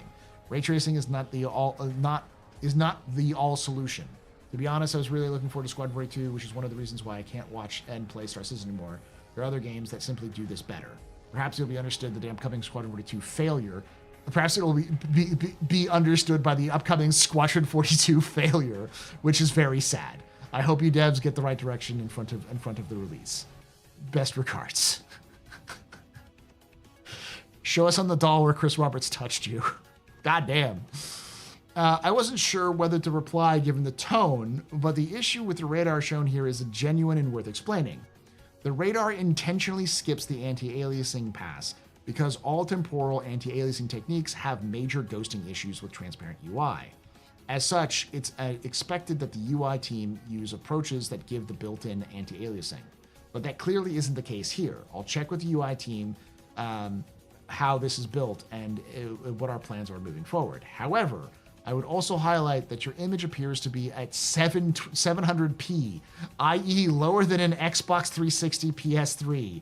As such, it'll be exacerbating any anti-aliasing issues. Maybe check with the issues is severe for you to at 1440p or 4K with upscaling. Edit. Damn, Ali, you didn't have to murder him like that. Gian pointed out that if you right-click on the open image, it gives you the correct resolution for 1440p, and anti-aliasing is still terrible at this point, can be ignored. The rest of the game does use anti-AA, and our AA and upscaling solution TSR has been generally reported to match or beat that of other temporal non-machine learning approaches, i.e. not as good as DLS, which is generally always the best. You didn't have to murder him, Allie. Oh, God. Why does this game look like shit? Because your resolution is shit. Fix it. What is it? PEMCAC? Problem exists between chair and head? Oh, God. Oh, thanks for such a detailed reply. I think the majority of concerns come from the fact that multi-threading is considered by many to be key quality of life update, as it's pegged to provide significant client performance increases. It's a shame it's going to be delayed until other systems are stabilized. But as you've rightly clarified, it's going to rock the boat. Thanks again. We found that multi-threading and the renderer has given a huge boost to the time of the render job, e.g. from 30 milliseconds to 10 milliseconds or less in a complex scene. However, we've also seen that the render job often isn't the bottleneck, so it's very context-specific, scene plus hardware, as to whether you'd see a large benefit or from that at all. It remains the case that the main thread is nearly always the performance bottleneck, assuming you have a sensible GPU for the chosen resolution. I think that's it. Oh, he still does one more. Probably exists between keyboard and chair. Thank you. PEBCAC. I always forget what it is. Wouldn't that be the case anyway? So you don't pull engine changes from the main branch for the sake of playability and stability, which I understand. But if you leave it all this time when the management gives you the okay to put it in the build, wouldn't you still be in the same boat if you pulled it now from a graphics performance point of view? You'd still have to bug fix all the things because of the wider release onto the build and for people to test, given the different hardware, etc. So looking for it to be on the outside as a backer, looking both paths still leads to having to fix things and potential instability regardless. Thank you, Frosty. That is one of those things that I was worried about, is that if CIG is not putting any features in until everything's fixed, once they put all these features in and they're worried that might break the game, we'll break the game. And then you have to fix those problems. This feels like a chasing your tail sort of situation. So we'll remember what Ali says. While the existing features needed to be tested and stabilized, regardless, decoupling the Vulkan changes from everything else in the engine to integrate them into Star Citizen sooner would be new work that we otherwise don't need to do. We would also potentially lead to new bugs. Let's see if there's anything else. I think that's it for Ali. Yeah. So this is a really good breakdown. It's important to think. So effectively, we may not be getting Vulkan, not because Vulkan isn't ready, but because Vulkan could introduce new bugs in other systems because it's connected to many other systems. And then that would just have them to chase it down even further. I'm going to summarize this as best I can because I think I got this. And if you're a CIG employee watching this after the fact or in chat right now, feel free to correct me if I'm wrong.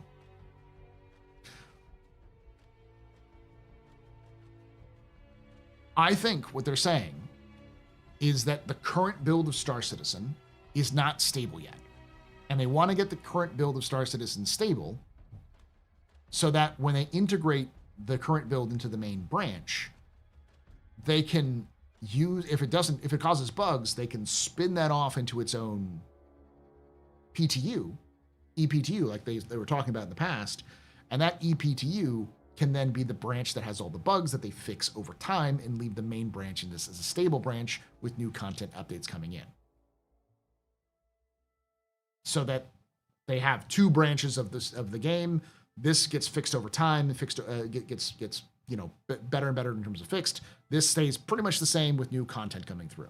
And those two pipelines are parallel until this is working, and then they integrate it back into a PTU to test it further. If it works, then it goes to live.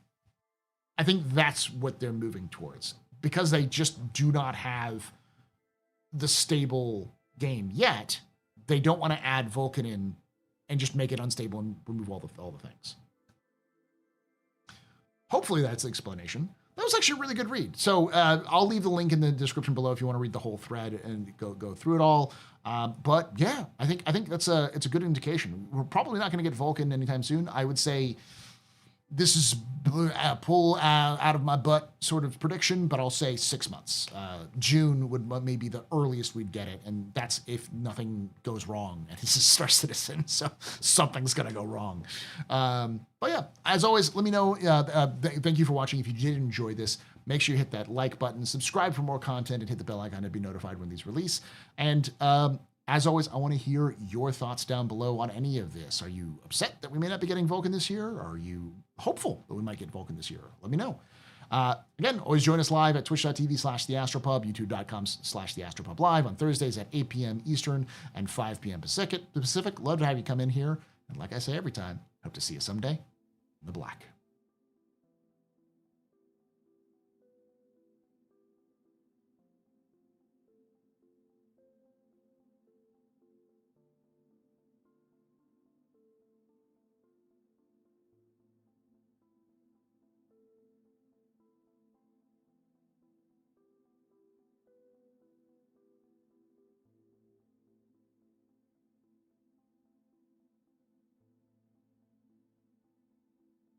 Okay, more conspiracy talk now. Yes.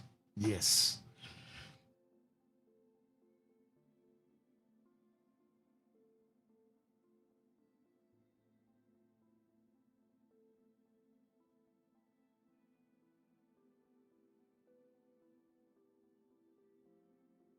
You missed a count? You did, Shem. You did.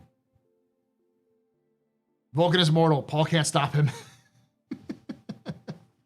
That's true. He is a perpetual who loves to boop the snoop. It was spicier than I thought. All right. I'm gonna show it off again. This is a murder.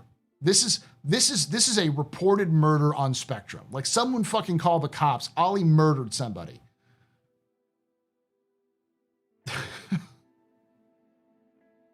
I'll read through this again. If you know X5492 Neo, can someone call them to make sure they're okay? God damn. You mentioned J. Crew talking about a Drake Capital ship in a video. Probably Inforunners. Usually, if we're talking about John Crew, it's probably going to be an Inforunners discussion.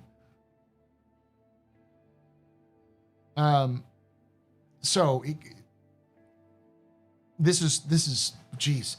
Hello, ray tracing is a nice buzzword since the first RTX GPUs and so on and so forth. Blech. How about anti-aliasing? I miss it since years. It's available on all GPU manufacturer. Often you can see it on the radar globe or MFDs and make the game very ugly. Will Planet Tech V10 in 20 years have no anti-aliasing too? Question mark, question mark, question mark. That's an emoji that's missing that I don't have for whatever reason. Will Squadron 42 be this ugly in 2027? It's 2027 then, not 1995 or something. Ray tracing is not the all solution. To be honest, I was really looking forward to Squadron 42, which is one of the reasons why I can't watch and play Star Citizen anymore. There are other games that simply do this better. Perhaps it will be understood by the upcoming Squadron 42 failure. Sorry, I'll do this right. Perhaps it will be understood by the upcoming Squadron 42 failure, which is very sad. I hope you devs get the right direction in front of the release. Best regards. And he posted this, okay, as to show the problem. And Ollie is a class act who waded in and was like, hey, if this is a serious problem, we need to talk about it. But one more thing. And then proceeded to murder the man, like in broad daylight.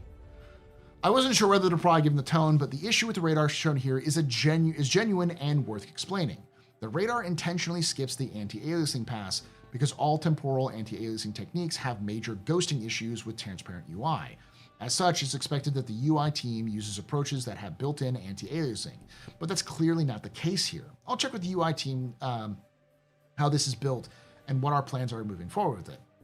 However, I would also like to highlight that your image appears to be in 700p, i.e. lower than an Xbox 360 and PS3. As such, it'll be exacerbating any aliasing issues. Maybe check if the issues is as severe with you at 1440p or 4K with upscaling. Edit. Ingeon pointed out that if you right-click and open the image, it gives you the correct resolution of 1440p, and the aliasing is still terrible, so this point can be ignored. The rest of the game does use AA, and our AA upscaling resolution, TSR, has been generally reported to match the beat of other temporal non-aliasing machines, i.e. not as good as DLS, which is generally always the best. Oh.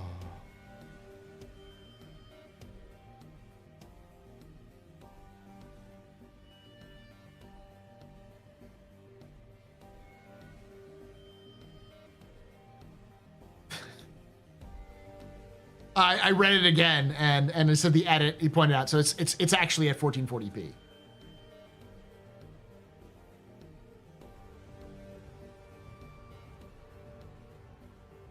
So Ollie murdered him, and then was like, wait, actually, it's at 1440p. My bad. Well, it's probably our problem. So it wasn't as much of a murder as I thought it was. I misread that. Fuck.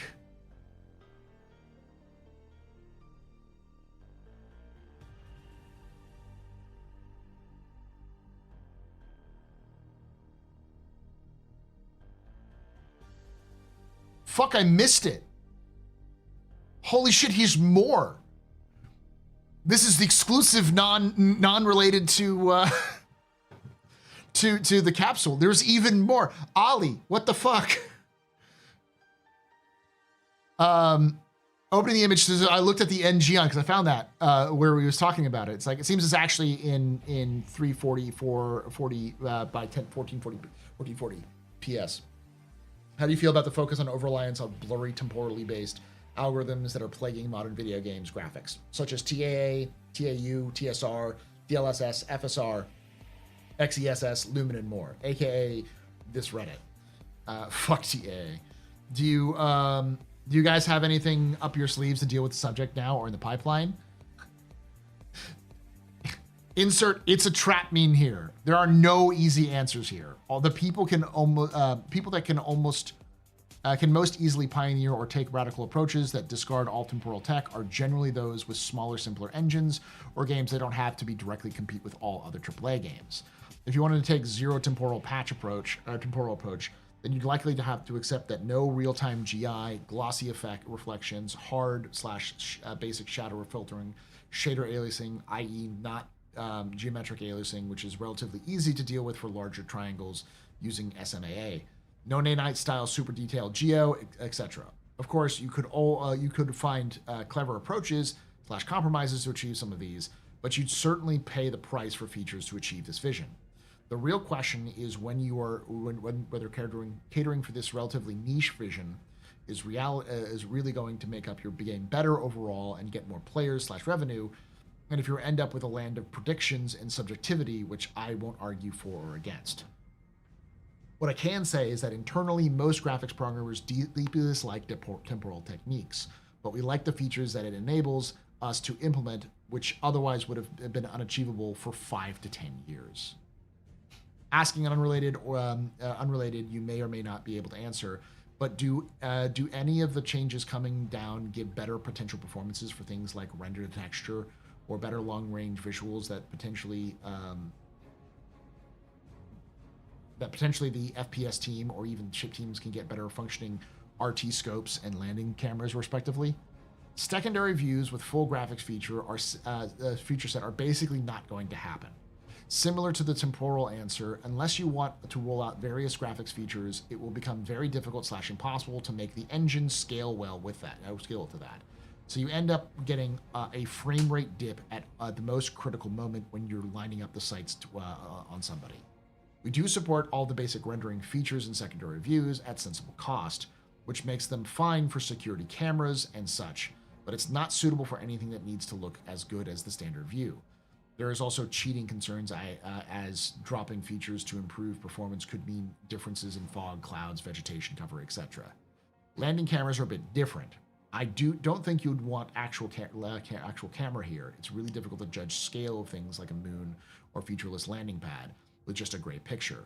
A LiDAR depth halo render is vastly more useful at conveying distance and speed, and as such, the approach is pretty cheap to render. So in that scenario, the renderer would not be a limiting factor, rather the game and UI implementation would be.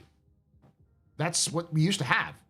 The the radar scope would change to be a 3D layout of your ship, and it would show your 3D as you were approaching, so you could see like a matrixing lidar sort of resolution around like of your ship as it was landing. The problem is it was baked in. It was baked in for every ship. So instead of seeing, so it was like you would have to like, it was flash baked in for all of them. So.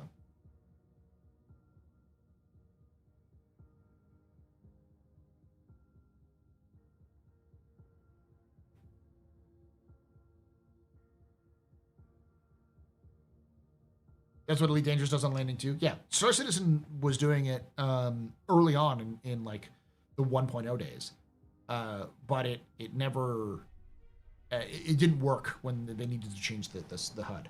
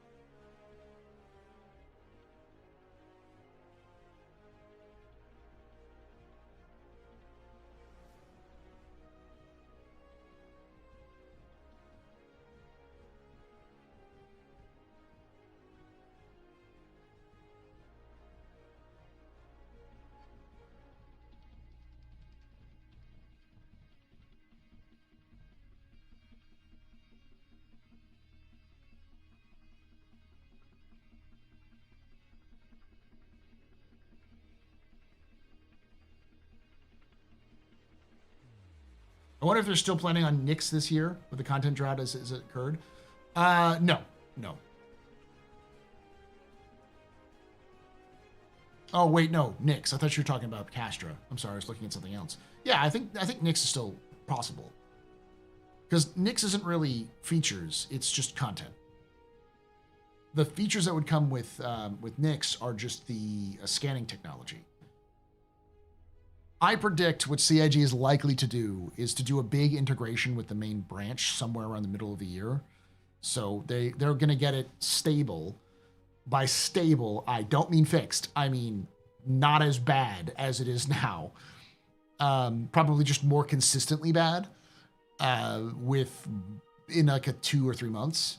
And they're then going to start talking about possibly integrating the new features that they have ready, and then half of those are going to break. So they're just going to kick them down the road. And then the other half that they do have, which will probably be like the Vulkan stuff, the engineering, and like the scanning stuff, the basics shit, will make it into some unstable branch, and they're going to test it for 6 months, and it won't come out until like August or September, right before CitizenCon. And if that works, then they'll put Nyx into at least the preview, or like squeak it in at the very end of the year. Nyx, because Nyx is content, the question is, would adding Nyx break the game? And I don't think it would break the game. The question is more, would it cause problems with performance? Yes, I could see it causing problems with performance. And if that could be the reason why they may not do it. So is the name of this capsule going to be Attempted Murder? No. It's going to be Vulkan this year, question mark.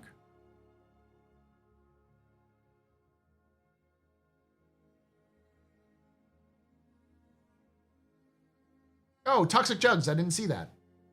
He's alternative off. Thank you for that 8 months of support. I appreciate all you've done for the Star Citizen community. Thank you. Thank you, Toxic, for being a subscriber. Thank you for being a VIP. The Cartual has no engine sound. Is anyone aware of these ships? Yes. The other ship that doesn't have any sound is... the Starlancer, I want to say. I think the Starlance. There's a bunch of ships that just don't have any sound in them. I'll be right back. Oh no, the Hornet. Hornet doesn't have any sound.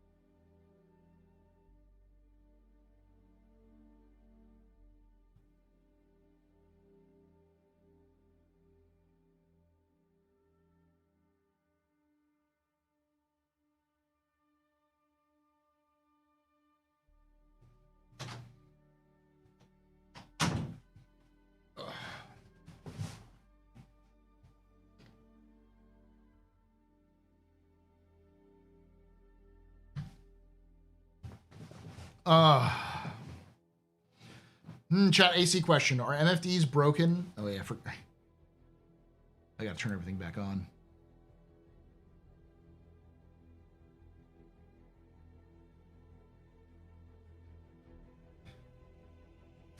Are MFDs broken and invisible on some ships? AG the Arrow? I think some of them are, but I think a lot of that is also being fixed in 402. So 402 has transit elevator blockers where they're logging to track the issue. Do you think CIG is just band-aiding the current transit elevator system, or is it the new one? It's both. We actually know that.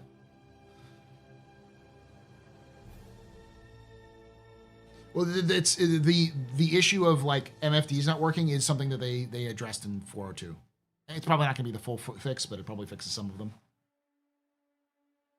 Yeah. So when Benoit was doing his like talk a couple weeks ago, like 3-hour stream, he mentioned that there are two approaches. What they're doing right now is a band-aid.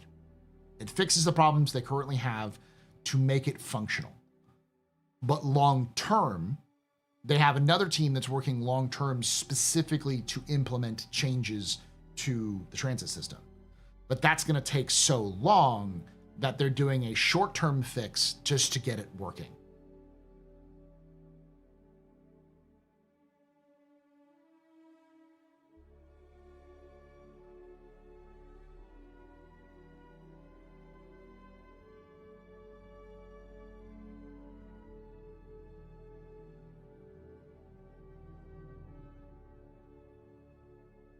One of the biggest issues I've had with CIG is it always feels like they make the wrong gamble. One of the reasons why CIG doesn't fix X system that's broken is because they're just going to build a new system that's going to replace that in the future. And why spend all this time fixing this system when they can just instead focus on the other system? And that literally, Ali talks about that in the post that we just read through. He's saying the same thing. Why hack a system that works for like hack Vulkan into the game now, only for it to have the same problems and have to completely do the work over again to add it to the game later when we add all these other things in? Why do the work twice? Is what he's saying. Why do we do twice the work? And we probably won't. He's basically hinting that they're not going to do twice the work. We're just gonna have to wait until those systems come in.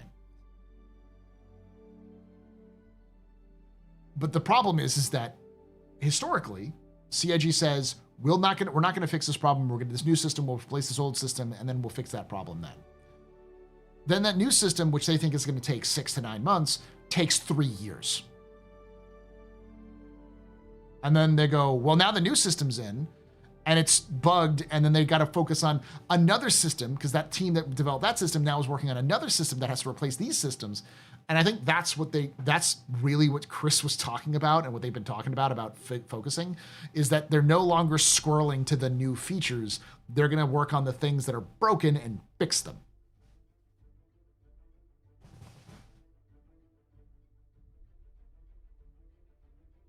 Will they actually work on it? The truth, the jury's still out on that one. We don't know.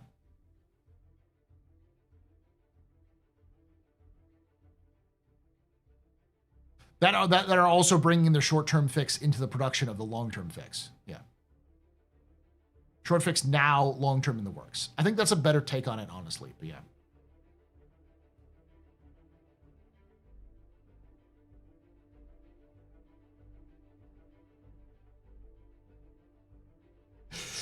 You're goddamn right, inflation. I made all the points go up because people were hoarding points.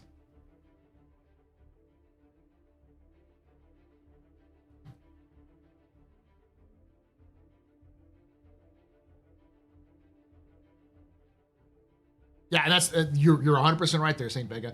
Elevators, Bane Merchantman, Liberator, the list goes on. It's not, oh, we plan to replace the system.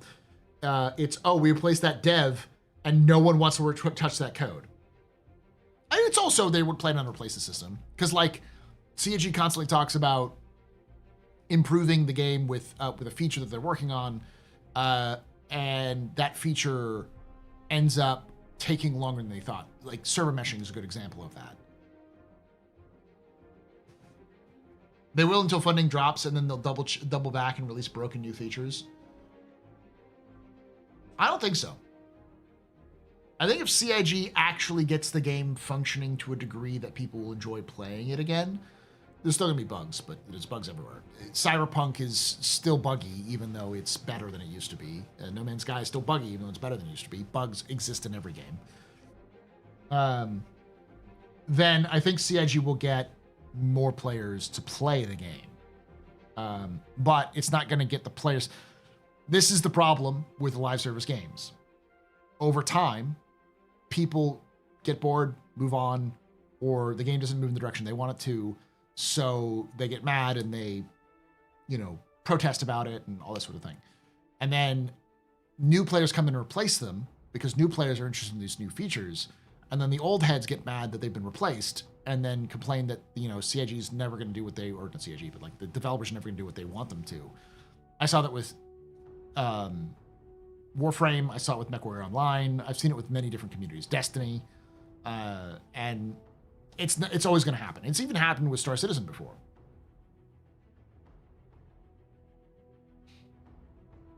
Less bugs retain players, new features draw players in. I disagree. Star Citizen's problem has never been features. Star Citizen's problem has been its reputation. When players actually get to play the game, they often stick around. That's why free flights, despite how bad they've been in the past, typically work. What the problem, Star Citizen's problem is releases. When Star Citizen has releases, we see a spike in player activity, a spike in players. And it's very little to do with new features. Because when you have a new feature that comes out, people jump in to play that new feature, and then that feature sort of dies out as the newness wears off. Some people stick around to that feature and such, but most people stick back to what they're doing.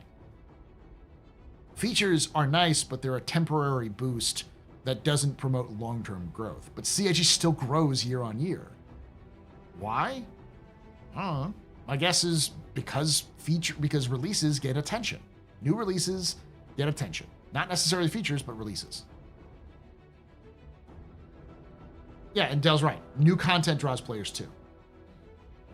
The problem is piss poor leadership and lack of standard documentation. I agree with that latter part. I think the problem is that CIG doesn't document properly. I'm still upset that CIG doesn't do design docs anymore. I know it's an old school style and not many companies do it anymore, but a lot of companies who don't do design docs also suck. So maybe don't follow the sucky companies examples.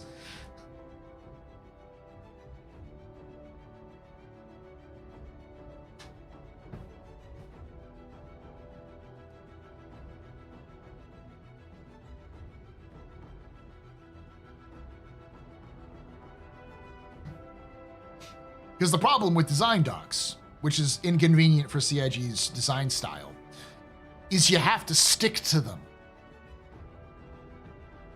You can't just say, but this is cooler. Because if you say this is cooler, but you wrote it out and showed everyone what you're going to do, and then did the cooler thing, people are going to go, but I wanted this.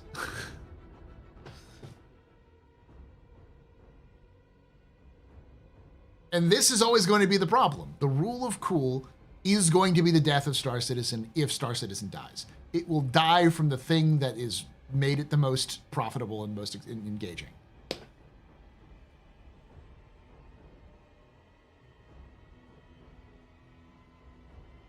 And you can change design docs. Like, they can be updated and modified. But a design doc is rules. It's structure. It requires you to reference it. It is a lesson plan in teaching. It is, I guess what is it, white paper and other technologies. It is the blueprint that you work from. You can be inspired by that blueprint to work from it, but it's still within the range of that blueprint. You can't step out of that blueprint because then the whole doc has to be rewritten.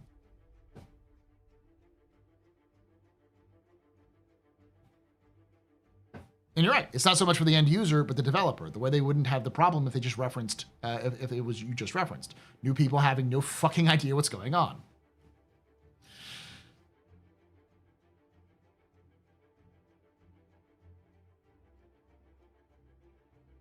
But Paul, not doing the shallowest cool thing all the time makes the focus and discipline.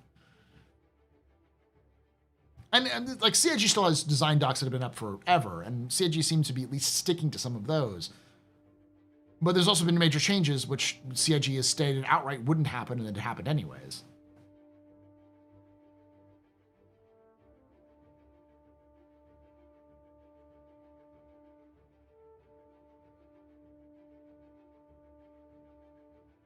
That's also true. People also complain about not getting what they want, where is not what they had in their head. That's also partially CIG's fault because CIG are cowards. Leadership is cowards. They don't want to. They never want to tell people that something is wrong, because if they tell people that it's that they're wrong or that it's not okay, then they're afraid those people won't pay them money. Which is why they don't make any stances on anything. Like, CIG rarely takes an official stance on anything that could be controversial outside of Star Citizen content because they're afraid that it might cause them to lose money.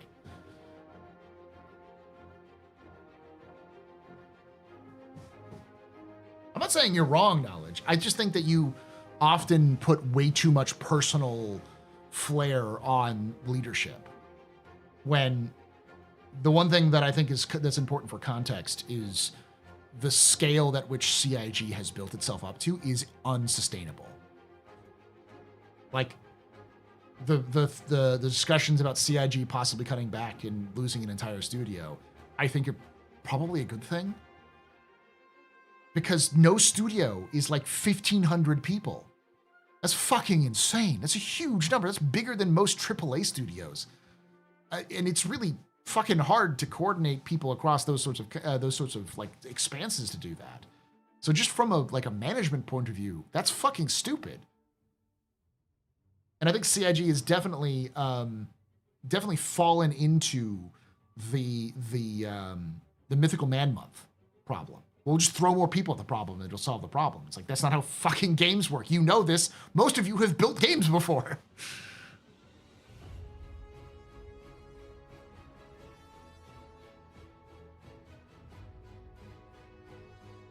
I agree, Vector. I enjoy CitizenCon for what it is, but I've also been of the opinion that CitizenCon feels like a waste of time and money with the game that they have right now.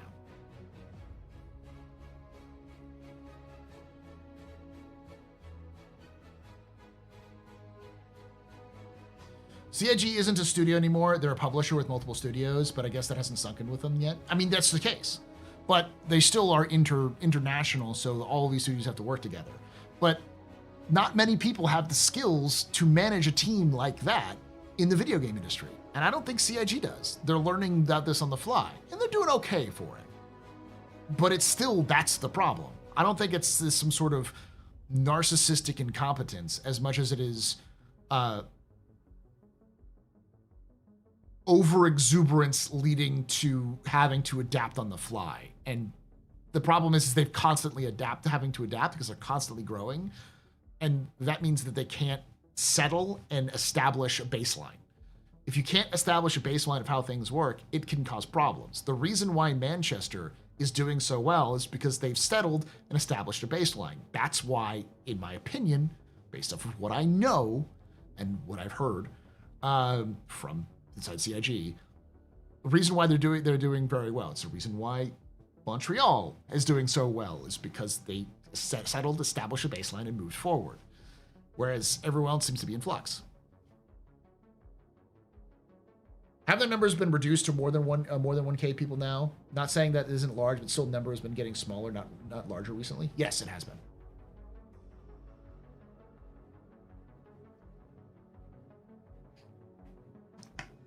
The more than ever, we know that CitCon is a vision of the end, not what's coming anytime soon. Yeah. Let's face it, as soon as the tech dev is mostly done, those engineers will not be needed, and the engineers know this, and that's what projects are like. Yeah.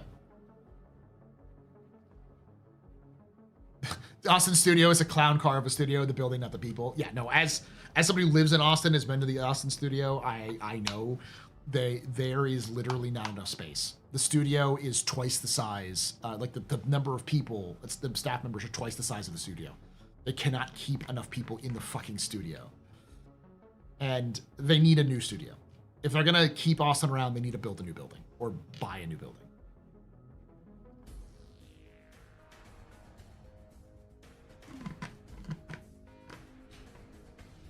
CitCon is great. It brings the community together. We get to FaceTime CIG, and the community has kept Star Citizen alive. Exactly. I mean, there's definitely advantages to it, and it really is a mini GDC. The developers who go there to meet the fans, and they get to expose and show shit that they're working on that no one else would see outside of Star Citizen, and they get to do so and be appreciated by people who they can see who make the game, and that's so rare in video game development. Most developers will never meet like a ton of fans of their games. There are plenty of developers who've worked on like render engines or physics engines of games and spent like 4 to 5 years of their life, literally sleepless nights working on these projects, to never get recognized by the people they've impacted. So to go up on stage in front of a bunch of fans and show off your new like procedural tech for like video game geometry and people to lose their fucking mind, that's a completely different experience. It's an experience you don't have outside of GDC.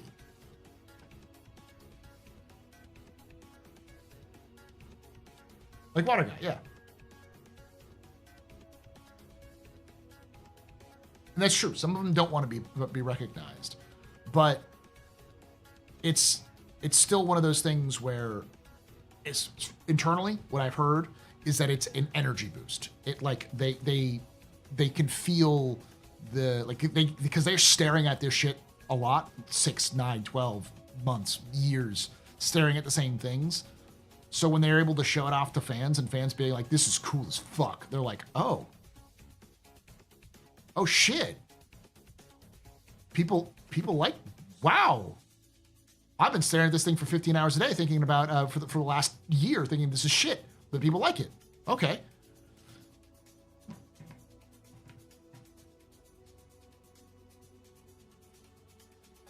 Or I'm just being fucking crazy here. Stop wasting money on offices when you can work from home is good and completely standard. Preach it. Preach it, Caffeine. Especially Austin. Austin is a support studio. You don't need to have fucking everybody in the goddamn building. They can work from fucking home. Cause they.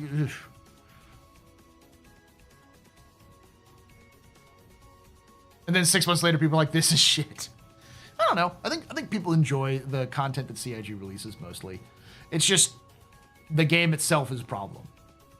But you're not wrong. That's another problem. Is that you can get all this energy boost, and then 6 months later when you release it, people are like, why game buggy? You suck. And that can suck, so.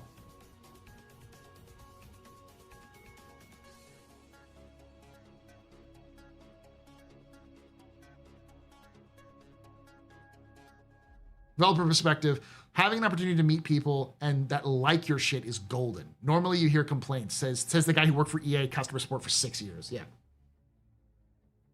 Oh, fun fact.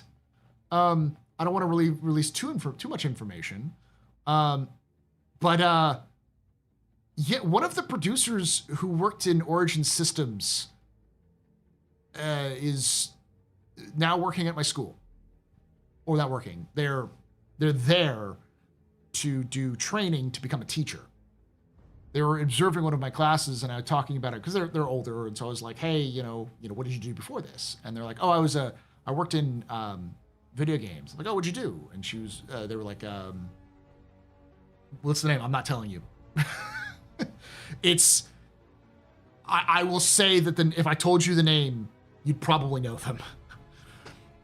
I mentioned that I knew Eric Peterson, and they were like, "Oh yeah, I used to live next to him." Like they knew Eric Peterson. They were like to give you context, Jin. They were a producer on Ultima Online.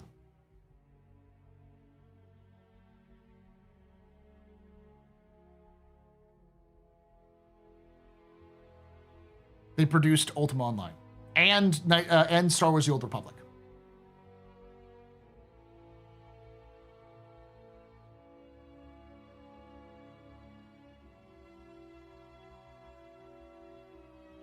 They worked for BioWare after Ultima or after Origin. So it's a little weird to be like, I didn't tell them like, oh yeah, I produce content for Star Citizen. I'm just like, I know some people who work there, so. Not Knights of the Old Republic, the MMO.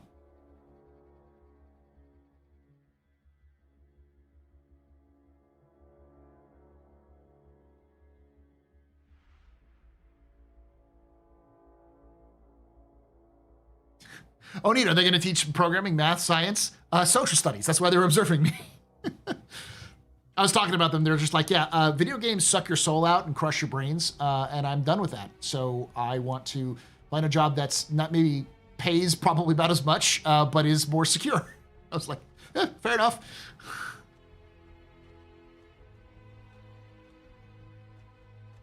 I cry reading Little Teachers Make in America. We get paid shit, but yeah. But at least something's getting sucked out of me.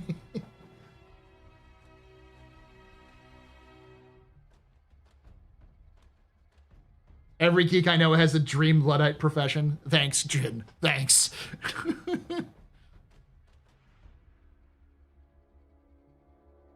Listen, as a teacher for the last decade plus, well, I've been teaching in one place the last decade, but as a teacher for the last 15 years, I would take teaching over working in video game industry. Holy fuck. You get paid about the same, only your hours are a fuck ton better as a teacher. And that's being a teacher working like 10 hours a day.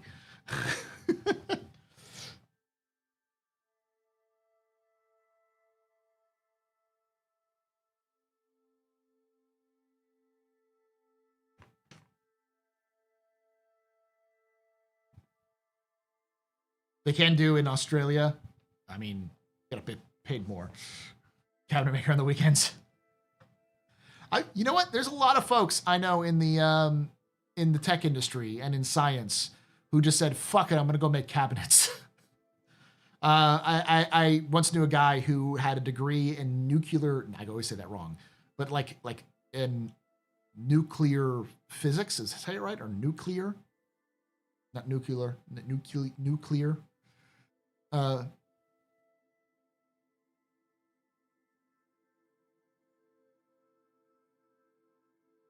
In nuclear physics because, and they said they got a PhD, a doctorate in it. After they got their PhD, they went off to become a carpenter. Their whole life was carpentry. Nuclear. Okay. Yeah.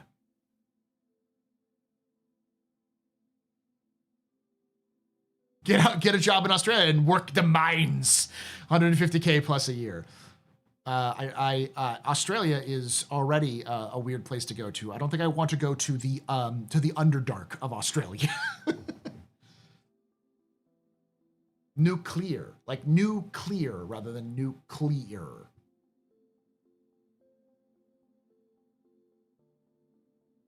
Like what Shempasa said.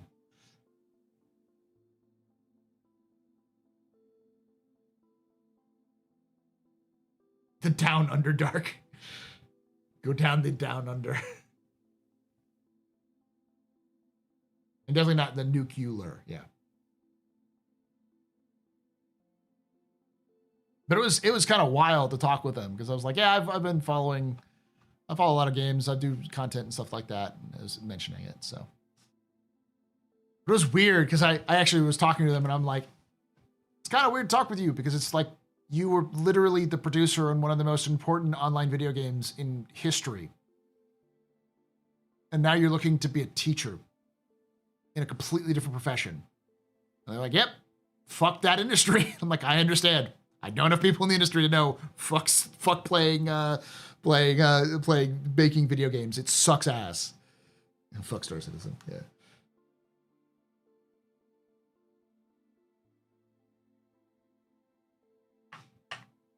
You named my childhood? No, I discovered by accident that John Michael Straczynski wrote my childhood. I know he made Babylon 5, but like the more I looked into his history, I'm like, you wrote what series? You wrote The Real Ghostbusters? That was my favorite show growing up. You wrote what? Those comics that are my favorite comics? God damn it, JMS. Could you get out of my fucking life?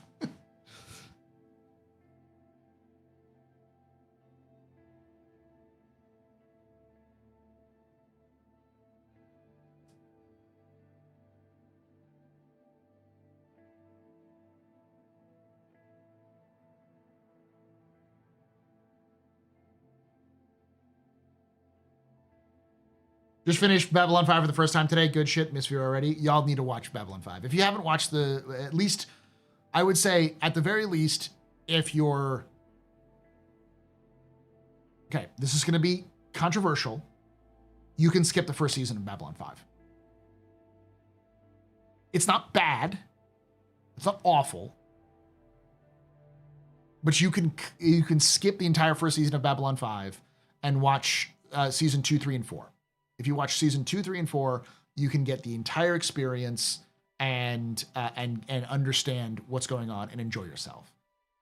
And if you do, if you're unsure if you'll like it, because it's kind of old. If you're 100% down, like you're just like, fuck it, I'm okay with janky graphics. I'm here for a good time, for good science fiction storytelling. Yeah, season 1 through 5 is fine.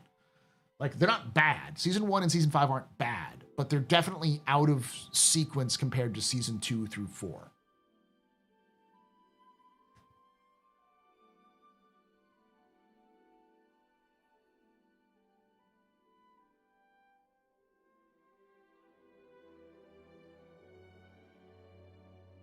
The Battlestar Galactica remake was way better. Oh, it is, 100%. I mean, but like, as a lot of people point out, Babylon 5 is the show that made every serialized television in America, every serialized television show in America function. Without Babylon 5, you wouldn't have Game of Thrones. Without Babylon 5, you wouldn't have Walking Dead. You wouldn't have any serialized television show. Because Babylon 5 was the first show to actually take the risk of serialized television in the US. And because it paid off big for the time, other shows were allowed to take it, including Babylon 5, or including Battlestar Galactica, because the showrunner of Battlestar Galactica, if I recall correctly, was one of the showrunners for Deep Space Nine. And Deep Space Nine was only allowed to do serialized programming after Babylon 5 proved you could do it. So then they started doing serialized programming, and then the guy who, Ronald D. Moore, when he went off to do the Babylon, the Battlestar Galactica reboot, he took all the stuff he'd learned from Deep Space Nine to that. Babylon, please. Farscape was after Babylon 5. Like, I'm serious. Like, Babylon 5 is like the early 90s.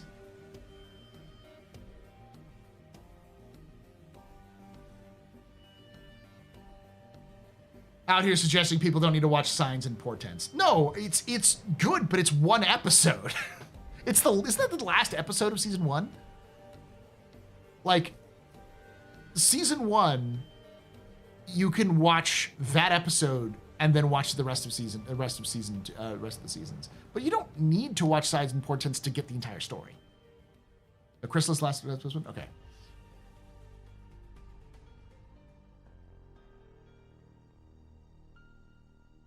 You don't actually need to watch those. You can to better understand the series, but if you just are used to modern television making, starting with the arrival of Sheridan and going to season 4 is fine. It's fine. Like, you'll get the context. And I think to a degree, I would suggest doing that first if you're not used to it, and then go back and watch season 1 through season 5. And once you get season 1 through season 5 after watching that, you feel so much better about the series. Like, you're like, oh, this is a really good series. And you watch season 1 through 5 and you're like, oh my fucking God, these assholes knew what they were doing from season 1. What the fuck? Sinclair is a fantastic captain. The problem with season 1, or this fantastic actor, the actor was a tragic actor, but like, this character is fine. He's great, everything's great. All right. The problem is that most of season 1 is Monster of the Week bullshit. It's not serialized at all. And the thing that makes Babylon 5 really stand out is its serialization. It has enough balanced standalone stories and serialization starting in season 2 to make you care about the characters and understand their backstory, but also understand like the stakes that are at hand. And it's these standalone stories which combine with the serialization that make you go, oh, I care now. I'm invested.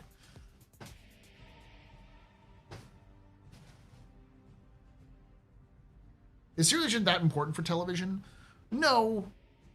You don't need serialization, but I find serialized stories to be a lot more impactful and a lot more enjoyable than just sort of standalone stories.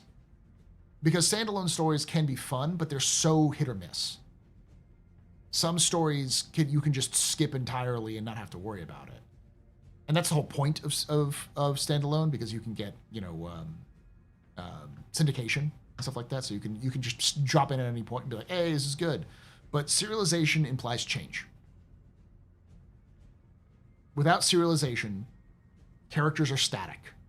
They remain the same in season 1 as they were in season 5. Which can be fun to explore those character dynamics.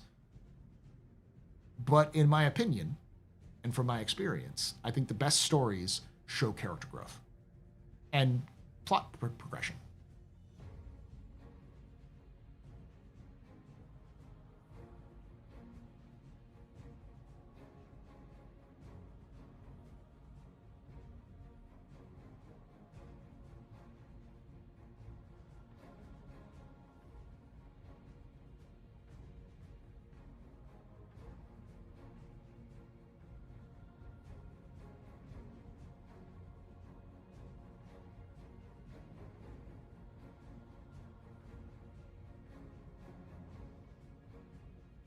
If you love small series, I need big meaty stories. Speaking of which missing Critical Role right now. Exactly, that's a good example. We wouldn't have things like Critical Role and those sorts of like serialized RPG stories.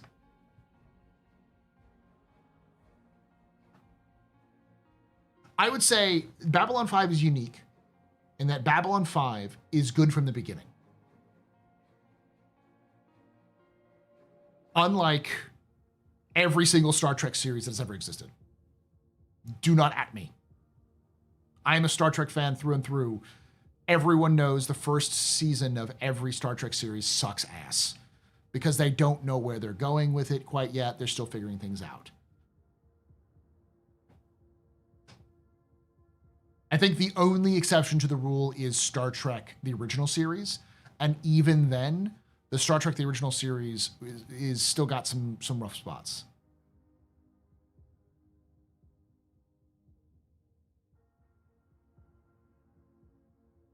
You didn't like Q bouncing on the crane? I have no problem with Q bouncing on the crane. And like a lot of Star Trek, they start to find what the series is in season 1, but there's a lot of other weird things like, was it Worf fighting a random woman?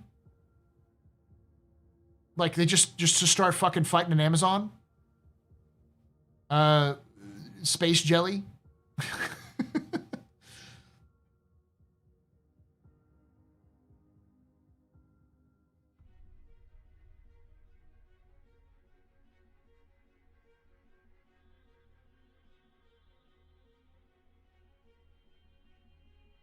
That was not fighting. That was, yeah. You mean that time Worf almost got married? Yeah.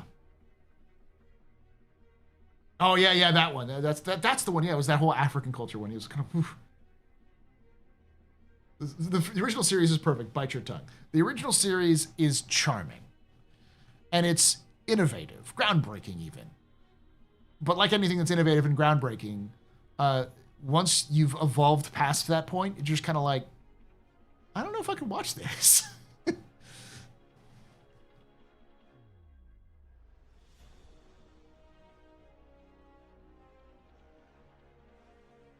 Back to the whole people like us subject. One of my jobs was to review customer feedback and compile requests considering updates to the tools. Every once in a while, I get a really nice complimentary feedback. I would print them out and circulate them to CSRs. Jin, I will say right now, my experience with Origin as customer support was that Origin customer support was the best customer support I've ever had. And I have seen plenty of people say, I fucking hate EA, but Origin fucking is better than Steam in every way, shape, or form.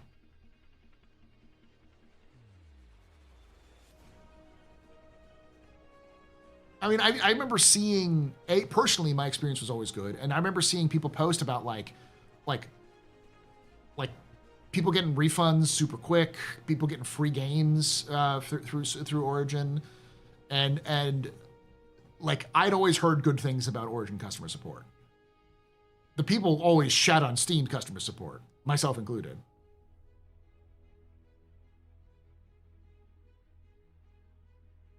How about Google support? I haven't fucking even bothered with Google.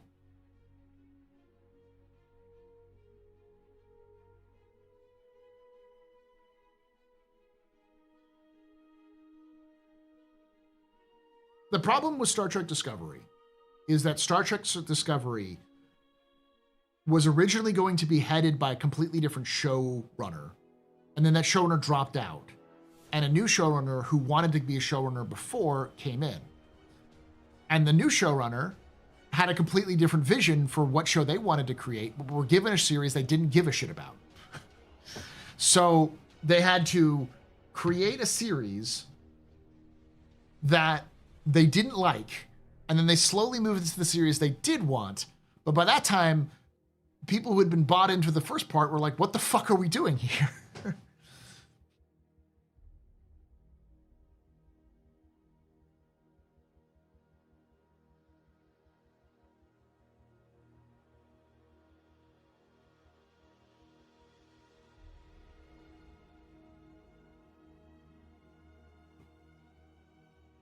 That's why it was good once they got to the future, because that was literally the story he wanted to tell.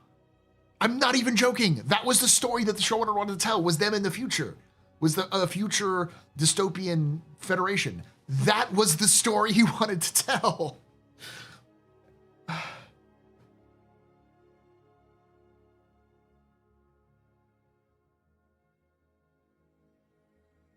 And Enterprise was good at season 2 or 3, but season 1's awful.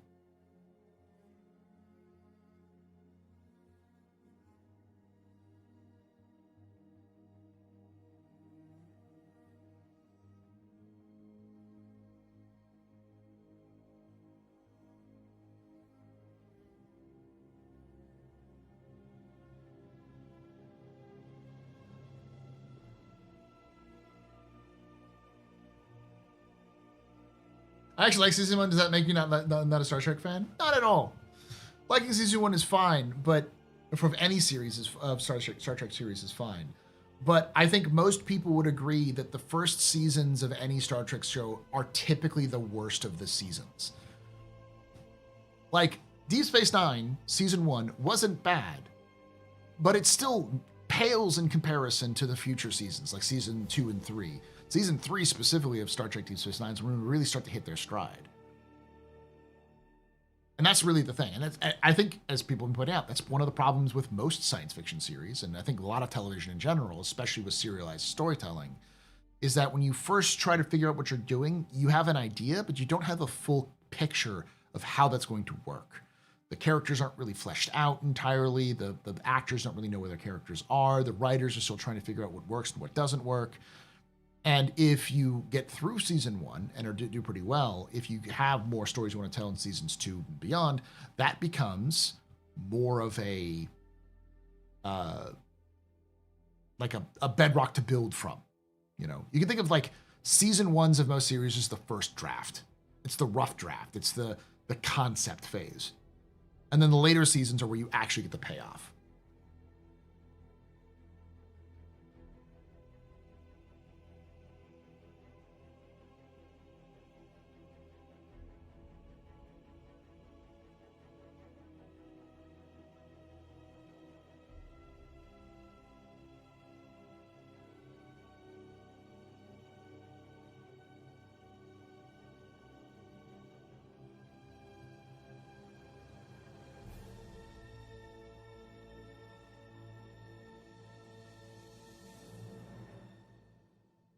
We're just getting into random conversations now.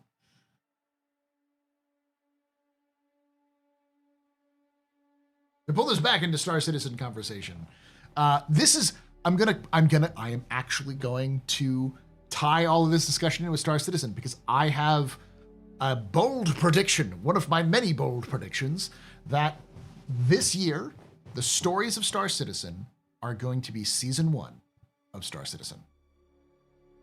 We're going to see a lot of failed experiments, a lot of ideas which are dumb, a lot of bad storytelling techniques, a lot of lazy storytelling techniques, and a lot of experimental storytelling techniques from CIG.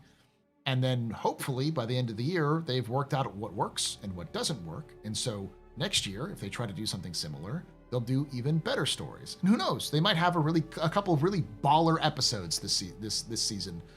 In Star Citizen, where people go, I really like that episode. I really like that mission chain, that story progression. That's great. But they're going to need to find that out because none of them have done this before, so they have to figure it out.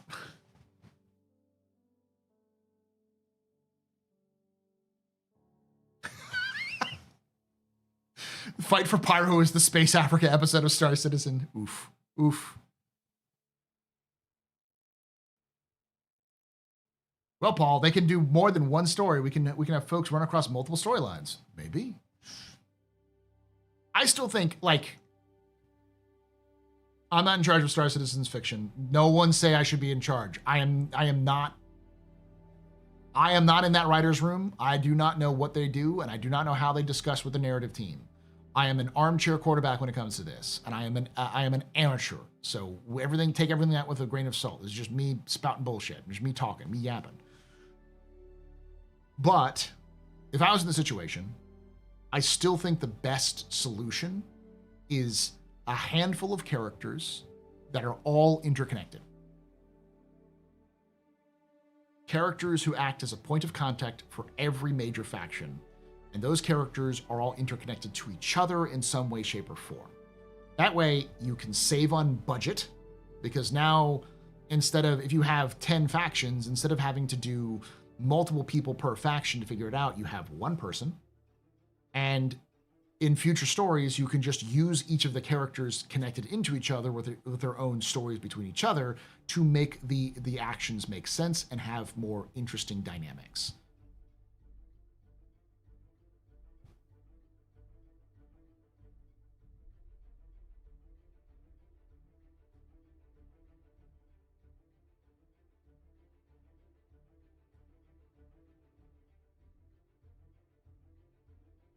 Who is Sodium Michael?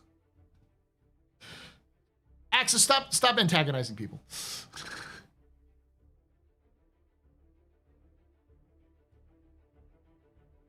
And then you flesh out with a faction, and then you add side quests, new name NPCs. Exactly.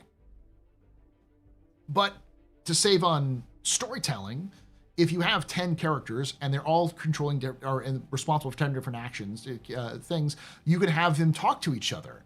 And then you can develop relationships between these characters so you can understand them.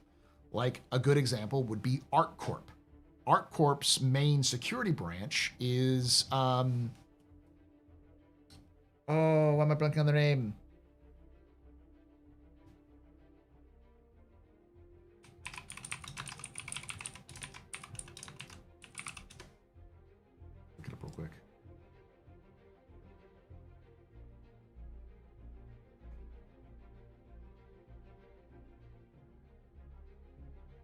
Where's their security? Because they actually hire out a security.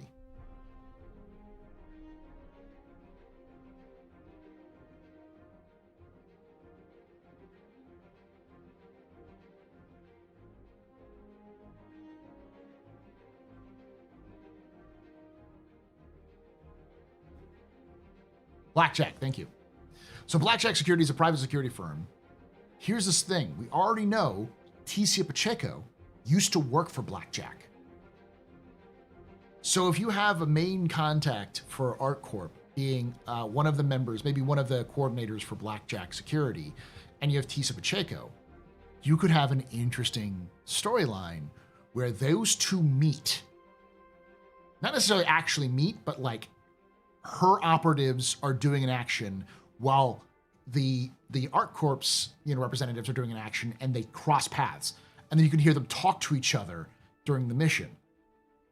And that can be a story point that goes forward because they know each other, they used to work with each other, maybe they have tension with each other, or they like each other, maybe they decide that they're going to have their two forces form together to deal with this problem and then split afterwards. You can have these sorts of building relationships in terms of these overlapping instances of these people working together.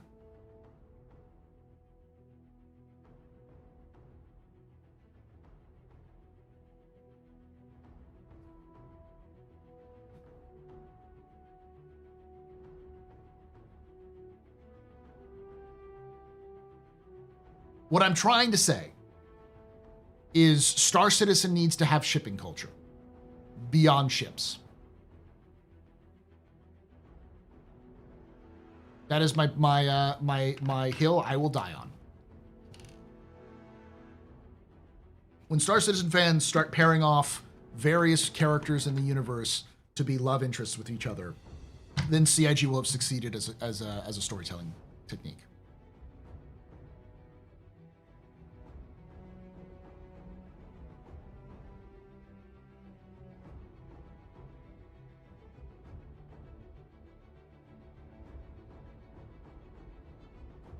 Can we get a bartender that says, "Oh, you again? Can you please leave?" I would like to see CFP and HH. The more Rule 34, the better the game. Exactly. That is a rule of life. Let's call it the Grokkies the Grokkies Paul rule of narration. Rule number 1 of narration. Always strive for Rule 34.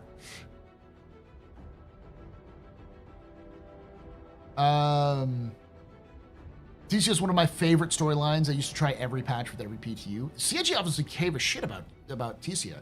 Ticia has a very interesting character dynamic, and like they put a lot of time and effort into her and her character and what she does, and only to just fucking drop it, which is so fucking frustrating.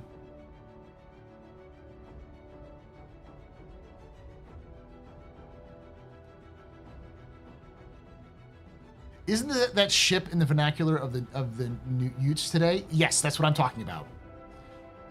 I am talking about shipping culture, not in this context of starships, but other kinds of ships.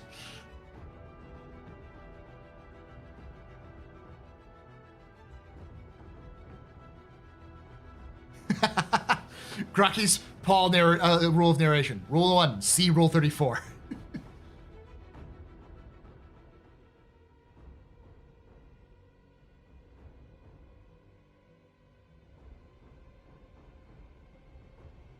Cargo cult's right. I get it. Like sailing ships? Yes, Vastin. I'm not going to ruin your poor innocent ears. It brings out some dregs usually. It does. The joke is for those of you who don't get it, I'll spell it out for you since I know my audience is a little bit older. So my generation and younger did this thing called fan fiction. I'm sure many of you know it. I'm sure because many of you pioneered it when Star Trek was first out, when you were 20. I'm sorry. I'm not gonna shit on that. I'm sure most of you were younger than that. And it grew because of the age of the internet into a much bigger thing. And I was Jed. I know. I'm just making fun of how old the audience is. Uh, because I can, because you know I love you, Grandpa.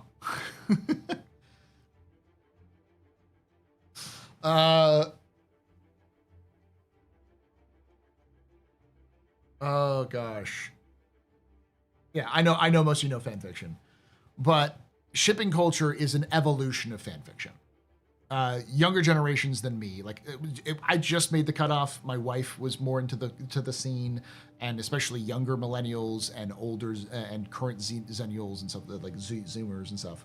They all became very addicted to the idea of pairing fictional characters together and then becoming super obsessed with those pairings. So that process in fandom and fan fiction has spawned entire cultures, and it became super prevalent and kept certain series alive longer than they should, especially in like television shows and movies. Like Supernatural was rife with it. Same with a lot of other series out there. Like Kirk Spock, yes.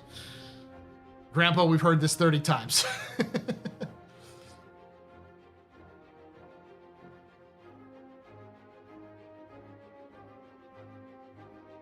Like Parker Ross and his monkey.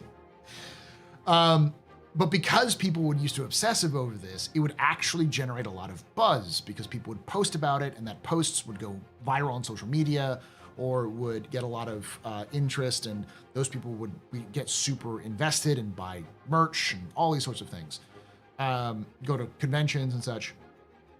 And so what I'm saying is that Star Citizen needs to have good enough characters that people want to pair them up as romantic couplings, either legitimately or not legitimately, specifically because that shows that people are invested in the characters.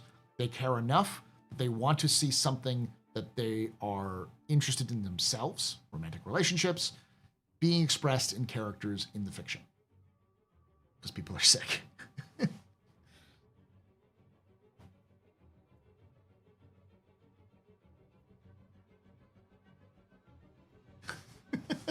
Here we go again. Grandpa Astro is telling stories about fanfic theories. Yeah, I know.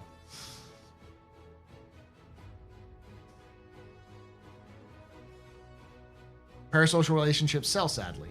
But I mean, in this case, we're not talking about actual people. We're talking about fictional characters in a universe. And with video games, I think it's the least harm compared to actual television, where people will pair actual actors together, which is kind of funky. But like you've seen that with like, I don't think I've seen an extensive amount with Destiny, but it does exist.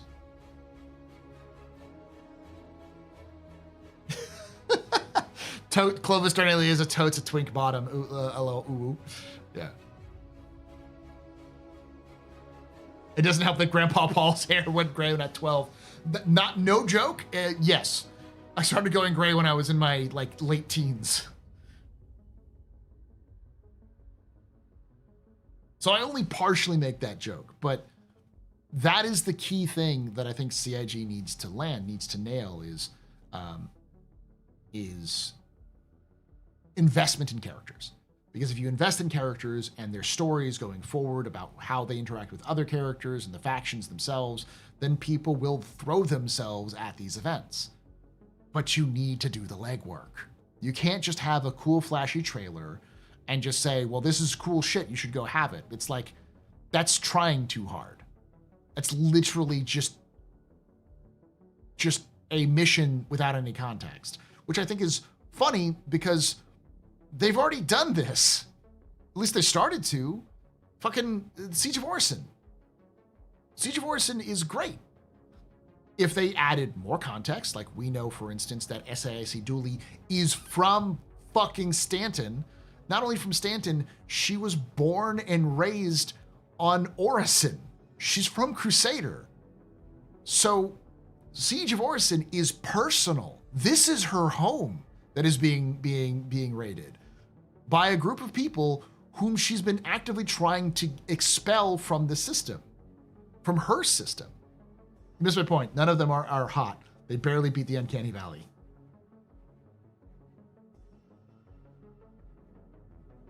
That's true. In terms of like character design, they don't have to necessarily be hot. You missed my point, which is just to have people invest time and effort into them. People have invested relationships in weird fucking pairings before. Fucking, did you forget that Final Fantasy VII exists?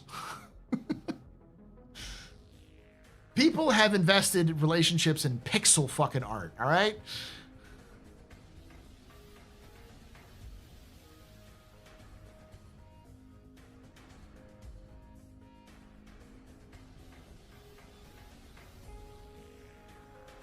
I think there will be a little controversial split in the community between people who want a world with story and ramifications and a world like Tarkov that has little to no long-term investment.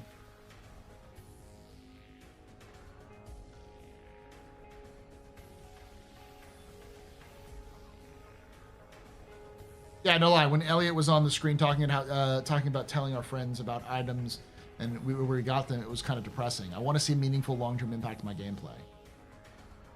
Not an item that reminds me of janky mission.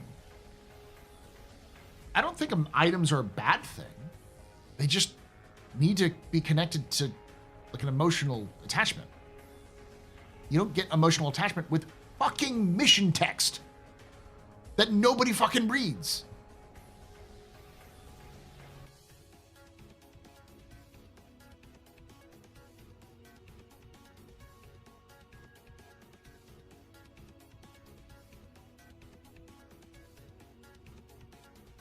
Mudsliders win. I only have old MMO PvP cred, all these single players, I don't know. Okay. The reason why people care about WoW is twofold. One, it's people got interested in, it's fun and people got snared in and they just have to keep coming back because they still want to keep sunk cost fallacy sort of thing. But, you know, also they enjoy themselves. They play it. It's the only game they play sort of thing. And another is the reason why I played WoW, which was I was a fan of Warcraft and I got invested in the story. Thrall and his story and all of the story of the different characters I was interested in, what was going to happen after Warcraft 3. And I think WoW did a pretty good job, especially with their cinematic trailers and some of the story elements and beats and stuff like that, to really illustrate a lot of those things. And it's not perfect, obviously, and they've done better in other places. But that's an element that people enjoy.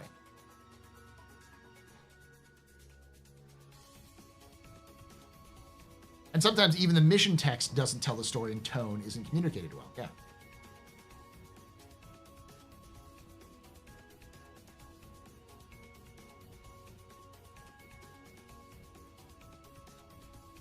But a lot of this stuff that was like Horde and Alliance was high level stuff, right? It was delivered in text. It's possible to do that, but it was also things like atmospheric storytelling, all those sorts of things. I like both community-driven stories and stories written by actual writers. They can do both. It's not an either or. They both can happen. It just requires players to be invested in the universe. And they have to be invested in the universe. You have to make the effort to do that. Characters are an easy way to do that. Storylines are an easy way to do that. Giving players the tools to play in the sandbox is another way of doing that. And connecting those tools and the stories that are going on is another way of doing that. The problem is that CIG wants their cake and to eat it too. They want to have narrative story arcs, but they don't want to put the effort in to create that. They want to have sandbox gameplay, but they don't want to give you the tools to build a sandbox. So that's why I'm saying this is season 1 of Star Citizen's story. It's going to suck. It's going to be interesting. We'll see where it goes, and we'll see if it's really good or not. And we'll probably have a couple of like episodes where CIG really hits it somehow. You know, a couple of Siege of Orisons, or not Siege of Orisons, Fight for Pyro, Save Stantons, like phases, a couple different phases, sort of events that are like, oh, this is really fun, enjoyable. But it's probably also going to be followed by a lame ass piece of shit, because that's just how you find your story, that kind of stuff.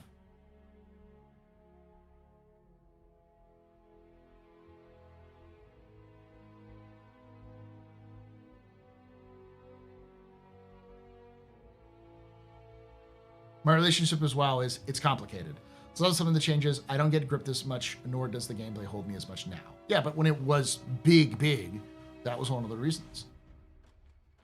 By the time the story was delivered in text, people were already invested because the missions and the quest givers and environmental storytelling. Exactly. I mean, T. Pacheco has a fantastic storyline. All they need to do is get that guy to help develop more shit like with the Hurstons and Dooley and some random dude from Microtech. Dooley is a fantastic character. They've already introduced her. I think she's a great, I mean, they already have Anna.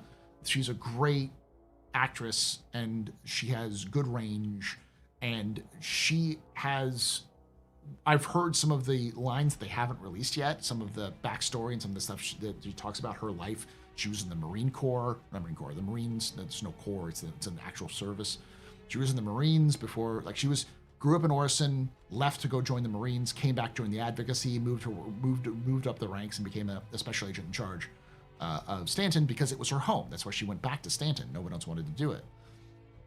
She's a career professional, like cop, like professional military, professional cop. She is like very much get the job done. She's not necessarily by the books, but she's definitely mission focused kind of thing. That is her life.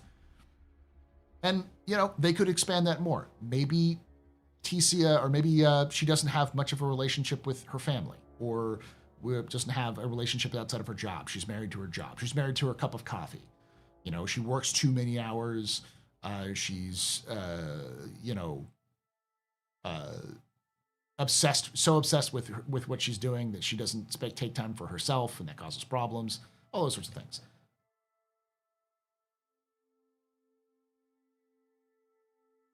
Join the Marines that they picked. They did. That's the thing. I mean, like, but you have a choice. When you join the military and they say, we're taking you for the Marines, you can choose not to go.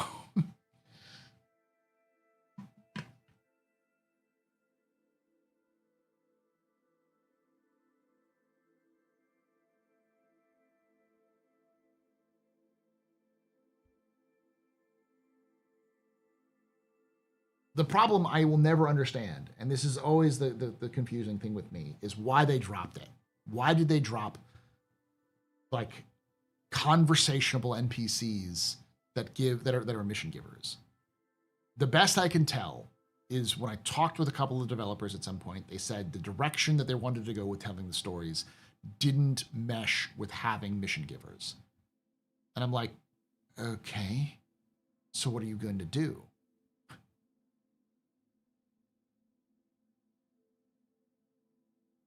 Oh, I thought the Marines picked you, had no choice. You still had a choice, but it was kind of like, you don't say no, you know? It's one of those, like, if you're joining the military and you get picked to join the Marines, it's a huge honor to join the Marines. It's like being the best of the best. It's like being told, hey, you're absolutely incredible and a head above everybody else, so.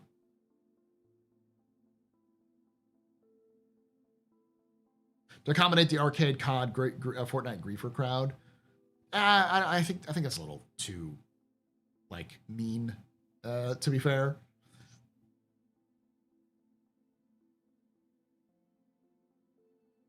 so the Moby is a mission giver, yeah, which I don't like. I think it's shit.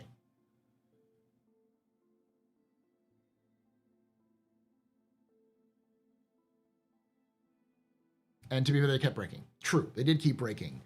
And the problem is that that's problem CIG's problems. They don't invest effort into actually fixing the problems. They just move forward with something new.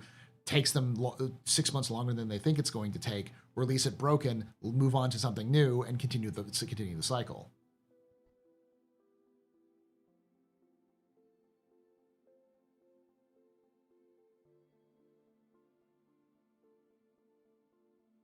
Can we go into lore? Talking about the lore? I mean, they just need to do what Warframe does with the little hollow image of a mission giver in the corner. They did that with Siege of Orison. What I'm saying is, the problem is that, and this is not confirmed. This has nothing to, this is me talking out my butthole, like I typically am, but like specifically this, because I don't want to like spread any rumors. I have a worry and a fear that CIG doesn't want to comply with the Voice Actors Guild, the Voice Actors Union. I think it's the Voice Actors Guild. It's the Acting Guild, right? Where they're protesting. They're currently boycotting video games because they want better deals. SAG-AFTRA, yeah. And so as a result, they're not doing any of this because they don't want to deal with that situation. And because they don't want to deal with that situation, they're going to AI, which is cheaper. And I mean, like, the thing is that CIG has been actively against using AI in the past, and there's these solutions because of many different reasons.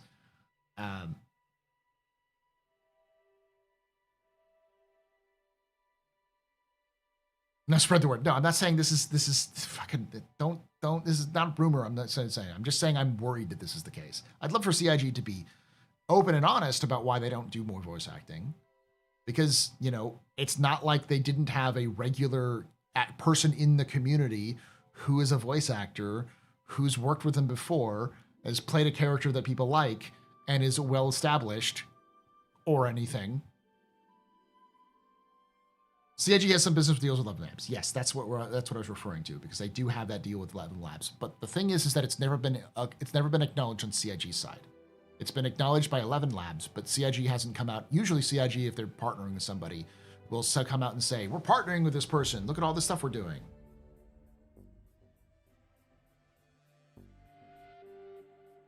Who's not part of SAG-AFTRA? Oh, no, she is. She's definitely part of SAG-AFTRA. She's been in, like, she's in Netflix series. She's part of SAG-AFTRA. Yeah.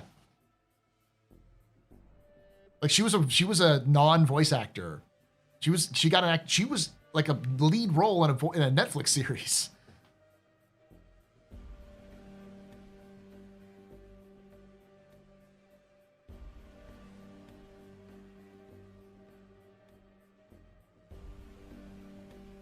Like, I remember her talking about it either when I was talking with her or somebody else was talking with her, but she used to say, like, specifically that her agent got contacted about doing video games, and Anna, who's a gamer, was like, yes, get me involved. I'd love to get involved in it. And her agent was like, okay, go for it. I have no fucking idea what this is. And so she got involved in video games, and that's how she ended up getting involved with Star Citizen.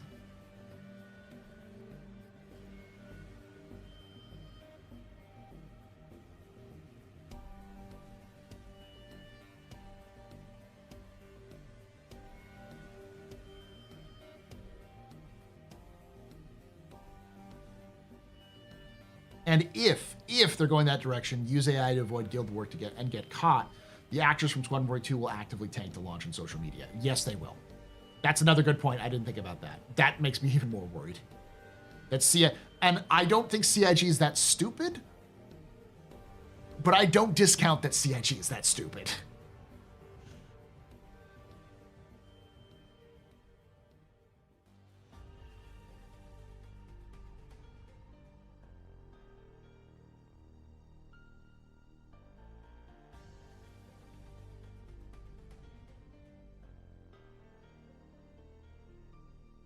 I mean, all of the members of Squadron 42, all the main actors who are in Squadron 42 are all in SAG-AFTRA.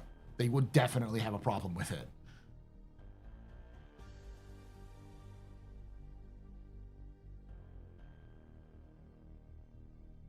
And generally, AI is shit at creative work. AI, so 11 Labs is not bad. It's not awful. All right? It's serviceable. And I know a lot of people who do mods for other games will use 11 Labs as a way of getting voice acting into a mod that doesn't pay them anything. It's like they're not getting paid money for a mod, they're doing it for free. And it allows for some variety to add to mods, so you actually have voiced protagonists or, you know, characters that are a little bit easier. And I've seen and even played around with it well before, like years ago when it was first out, to see how well it works and what it works and how it does. And it's not bad. 11 Labs is not bad when it comes to it, but it's AI.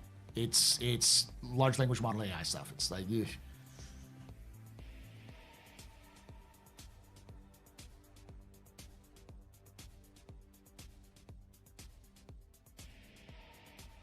Yeah, it can do things like yeah, audiobook reading and stuff like that.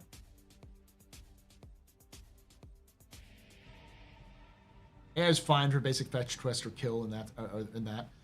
Or you can just hire an actor. Like, there are multiple professional voice actors who play Star Citizen, who stream Star Citizen, who do content for Star Citizen, whom CIG could probably get out for cheap, if not free, to do multiple lines. Meyer would fucking kill to do voice lines in Star Citizen. And Meyer is a member of this community who's been a member of this community for a long time and is a fucking voice actor. Grokkies is another voice actor who's done content who would love to do content in Star Citizen.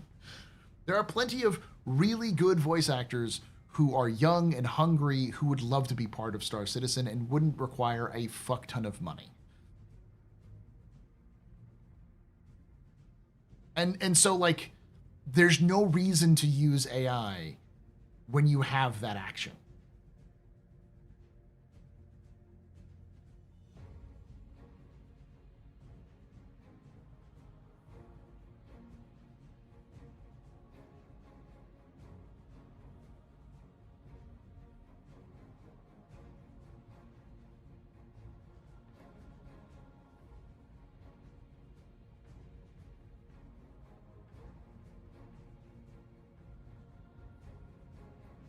We all seen generative AI voice to voice talking Skyrim. Actors of all kinds need to be Kendrick and be humble.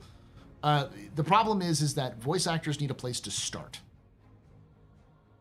And if the places where most voice actors do is background work.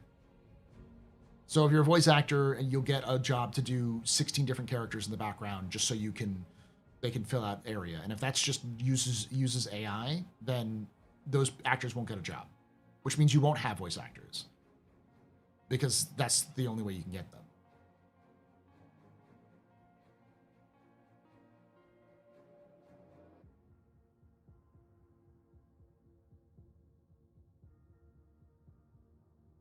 Again, it's just going to be noise. We don't know what it is, Waffle. Because again, CIG has never, as far as I know, confirmed they work for 11 Labs. And I've heard somebody say that Jared and his team use the 11 Labs for something for ISC, which is where that came from. That it's not necessarily something specifically for the game, but used for the promotional material. That could be just an assumption, but I don't know.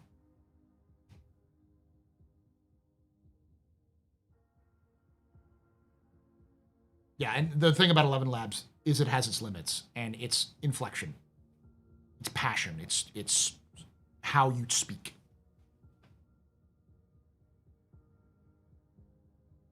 What are the concerns for 4.0.2? Well, we'll bring that up. It's a good point because I need to move on to this. Emotion, it lacks emotion. It lacks context. It's just hard for you to get that in there.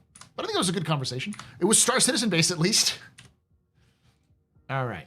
So this isn't going to be a capsule, but I'll talk about this. So,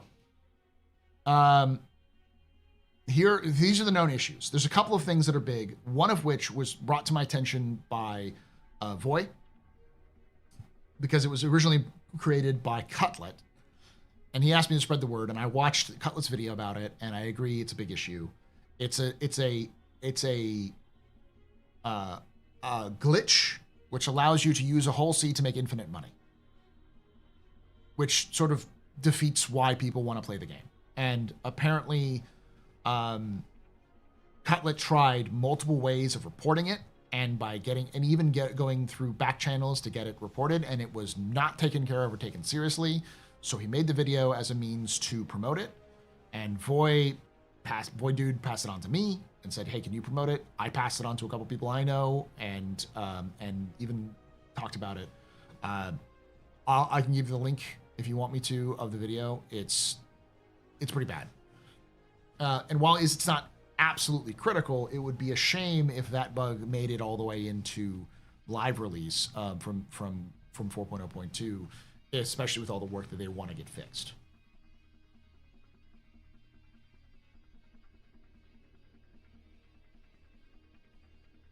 Yeah, it's an infinite money glitch.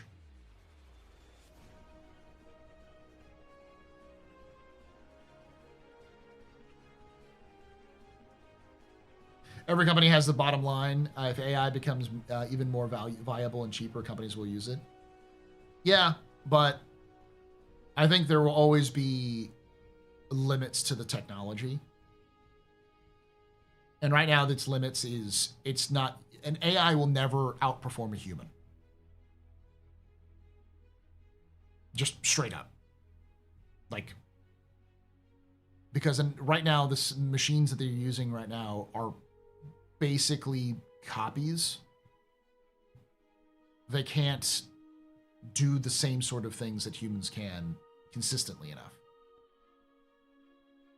Yet, I don't think it'll ever will. Not this current generation. LLMs, I think, are a dead-end model for the things that people think that they can do. They're parrots. They're not people.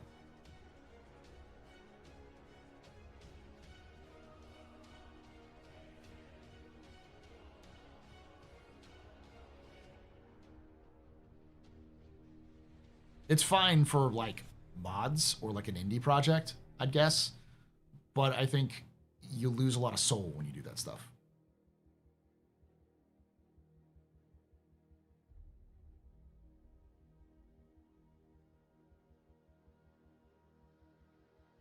Rocco's Basilisk can suck my dick, and when Rocco's Basilisk never arrives to actually kill me, then I will be proven right. It's a stupid thought experiment done by people who want to panic about stupid shit.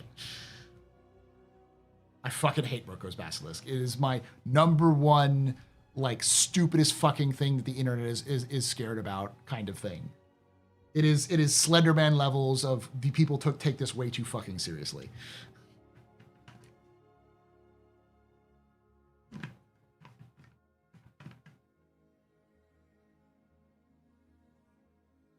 Peter has entered the chat. Don't ask about Rocco's Basilisk, because it's one of those things where it's like, if you hear about it, you will now die. Kind of like, it is a chain letter. It's a chain email. That's the level of like philosophical discussion is. It's a fucking chain email, masquerading as a philosophical idea. Yeah, it's a cognito hazard.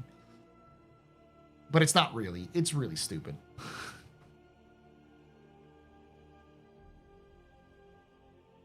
Anyways.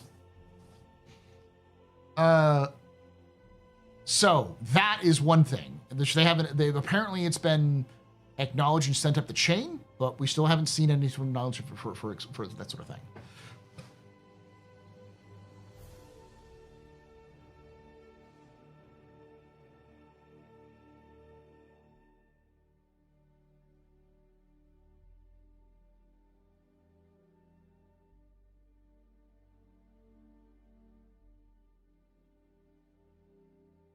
Yeah, that's the one.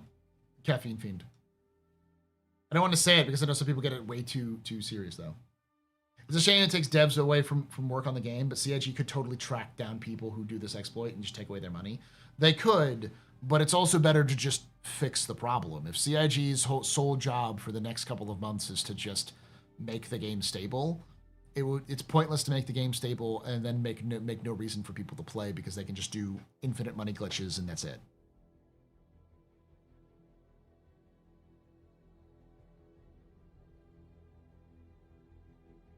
You're talking about Rocco's Basilisk, Iris? Yeah, it's a huge fucking consumption.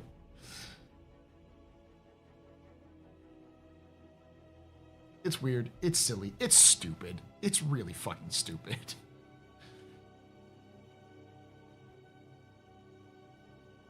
Like I said, the Basilisk can suck my nuts. Because it's not real. It's weird internet shit invented by people who want to be scared about AI, who take more the stuff. I say that because I want to make people who believe in it go, oh.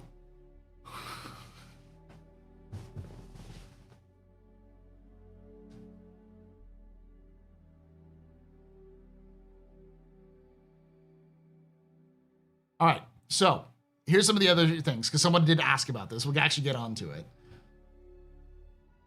Known issues, blocker. So this is the big one. Transit elevators. Elevators are present, but panel buttons stop functioning. PG builds in 4.0.2 have lots of extra logging to find cases of transport issues occurring. So they're trying to track down some major issues with trains or with elevators. Critical mission refactor. Comm relay repair, contracts, and mobi-glass become hidden when other player enters a mission location. Mission refactors, PvP missions do not work. And then critical PU star map refactor. Party markers do not appear in the star map or in the area map. Then just this is the high level PU.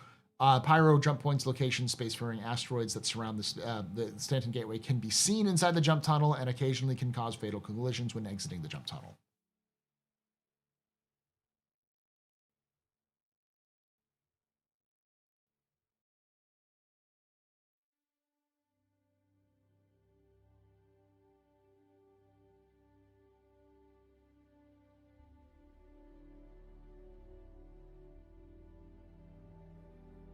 The last thing I'll say about Roko's Basilisk is you have to understand that, if I recall correctly, its origin is a fucking 4chan post from the era of peak 4chan like garbage content of like trolling.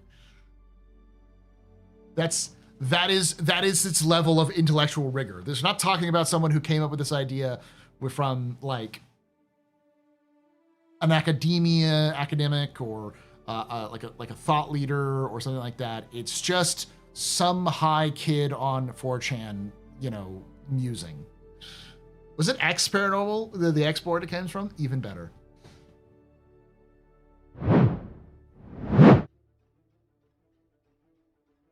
Elevators seem to be the longest problem. Yes, because now they're the current. They are now currently the oldest thing that hasn't been fixed yet, if I remember correctly. I was there when the old laws were written. That explains so much that you were tell me you were a B-head too. That explains so much more about you. Oh fuck.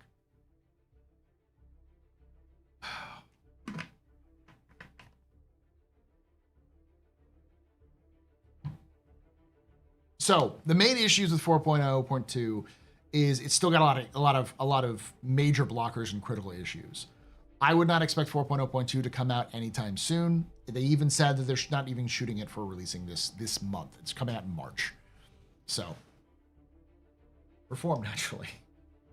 You still believe in Roko's Basilisk. That says a lot.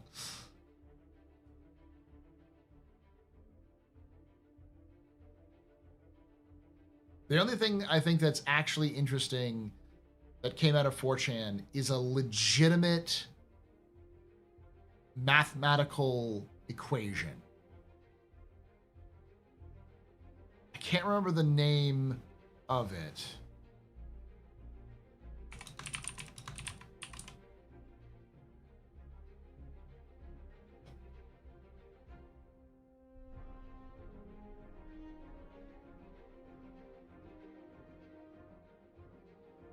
Oh, it's the Haruhi problem.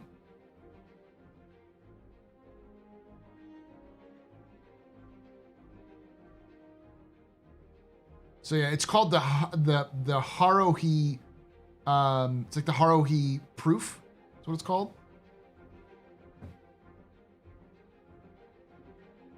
Yes, from Haruhi Suzumiya. So if you have seen the Melancholy of Haruhi Suzumiya, I'm gonna let in a little bit of a secret. It's been a while. It's been out for a while, so it's hard to like. This isn't a spoiler, but you can watch Haruhi Suzumiya.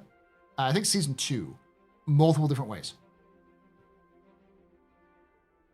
You can watch it in different. You can start watching season 2 in episode 5 and it would all make sense.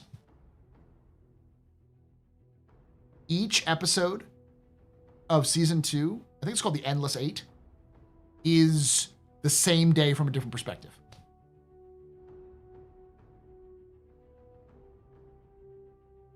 So people were coming up with what's the most efficient way to watch season 2?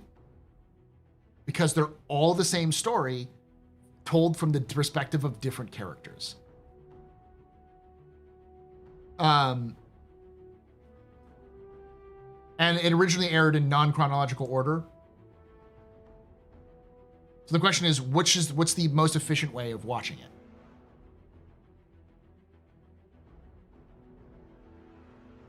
So they went through and figured out the most efficient way of watching it, and it solved a mathematical problem that had been plaguing people. It's called super permutations. The basic gist is that the most efficient way of watching it is that if you watched episode 2, if you have 2 episodes, right? How many different ways can you watch episode 1 and 2? Well, you can watch episode 1 and then 2, or episode 2 and then 1. Right?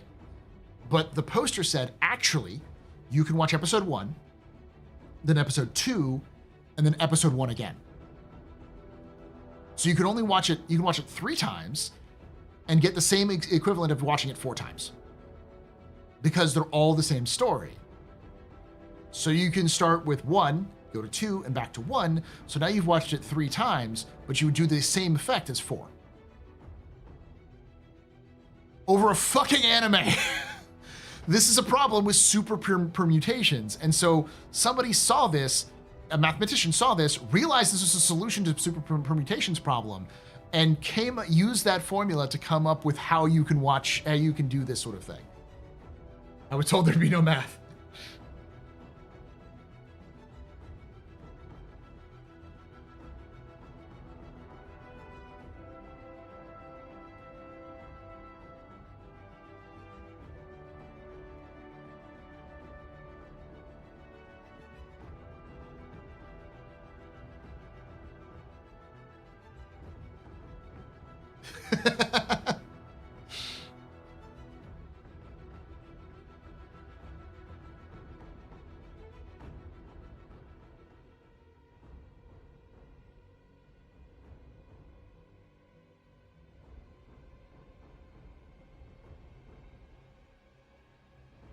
So what are the confirmed fixes for 4.0.2?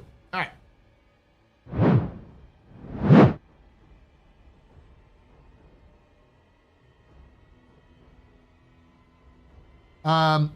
There's a lot right now. These are all potential fixes that haven't been fully confirmed yet. This is all from this latest one. Traveling to a marker will cause the ship to make a U-turn. No longer a thing. Disconnecting during NPE, then signing back in after Pisces rental has expired will cause the player to only see black, and so that's been fixed. Anvil Hawk missing from display. Mining overcharge mineable rocks. Even the slightest amount destroys all mining modules and potentially damaging the ship. It's been fixed. Mission refactor, NPE, multiple locations, missions, UI mobiGlass. Mission stops progressing after landing in hangar. Kick from party notification is cut short in the front end notification text box. C1 PU vehicles, there's no UI button on console access or remote turret, and the buttons on the interaction wheel do not function. That's been fixed. So these are all like bugs, and they said they have a potential fix for it. Ripper SMG battery is not available in any shops. Event mission payout amounts displayed to not match expected values. Frontier outpost locations, design UI, shopping kiosks do not accurately display the crucial cost of items on display. Players can exit the interior phys grid and fall through the planet's surface by mantling through a wall. That's been fixed. No UI, AI spawned at cargo deck and ship dealer. Been fixed. They also updated info pop-ups, menus, building blocks, and adjusted styling. So there's a bunch of new updates for the HUD changes has changed a lot. So they kind of changed the styles a little bit.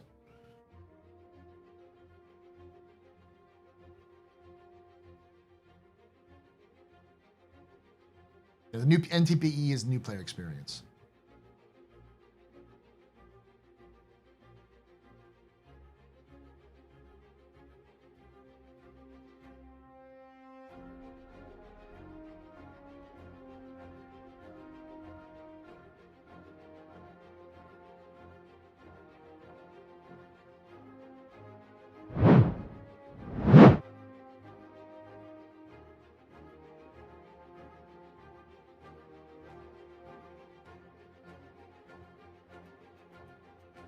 Math and anime confirmed completely deviant and thus must be abolished. You're welcome, future kids. As a historian who's been fascinated by science and done a lot of like personal research on science history, you'd be surprised how much science is solved by a bunch of drunk dudes in a bar. Weird shit happens. People will be doing some like fucking like bets. They'll do some like, they'll be fucking smashed out their ass and drunk or high and decide to do something stupid, and they come up with solutions to problems that have existed for, you know, hundreds of years. And this isn't a new phenomenon. This is like as old as time immemorial. Scientists just do some fucking dumb stuff and end up getting the solutions to problems.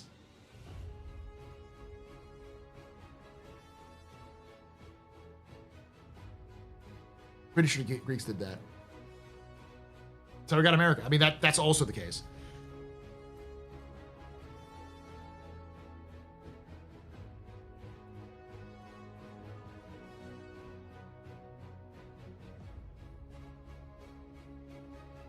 One of the biggest myths that people put in their heads is that professionals are professional. Again, I have not met many professionals who don't have some weird quirk or have some vice or have some thing that they like, which has like not been like, oh yeah, you are not 100% professional all the time.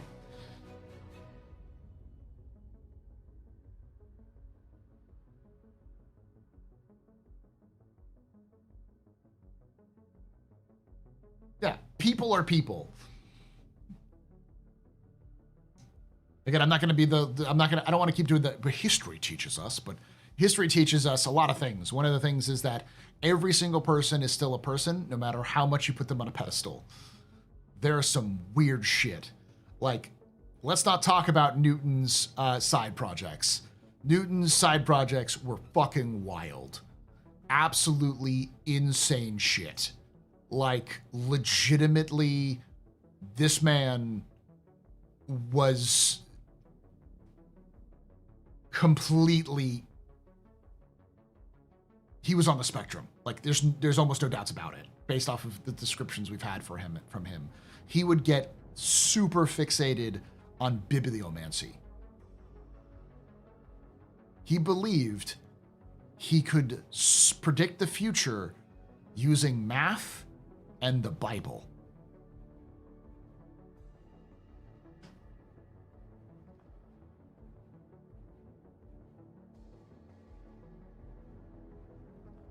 The guy who is like on a bet, literally on a bet, has solved one of science's like longest, I think it was like a bet or because of like a vendetta. He solved some of the biggest problems in science. Also spent his free time flipping through the Bible randomly using as many different permutations to try to predict the future.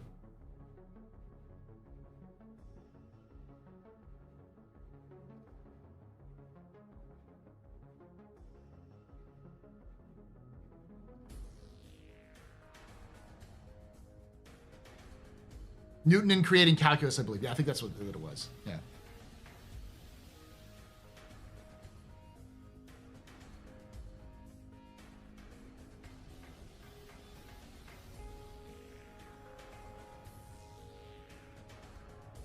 Sounds like the plot to Foundation.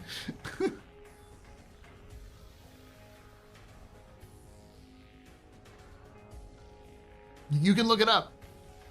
It's a fascinating rabbit hole to fall down, is Newton's obsession with the Bible code.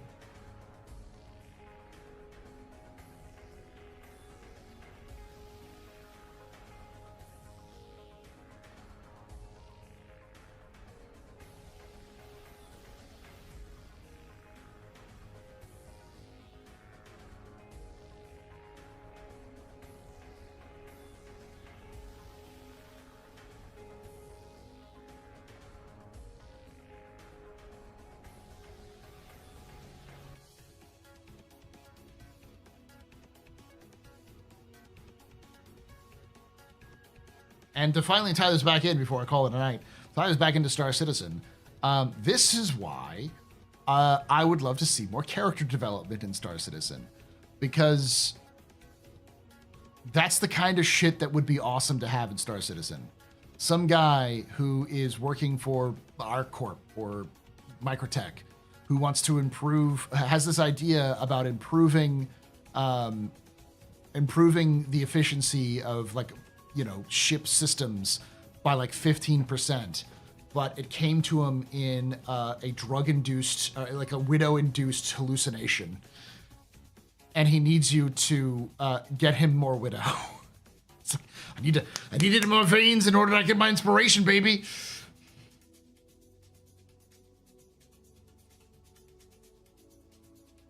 I know we're having a deep conversation in chat about AI, but there are two sides to the argument.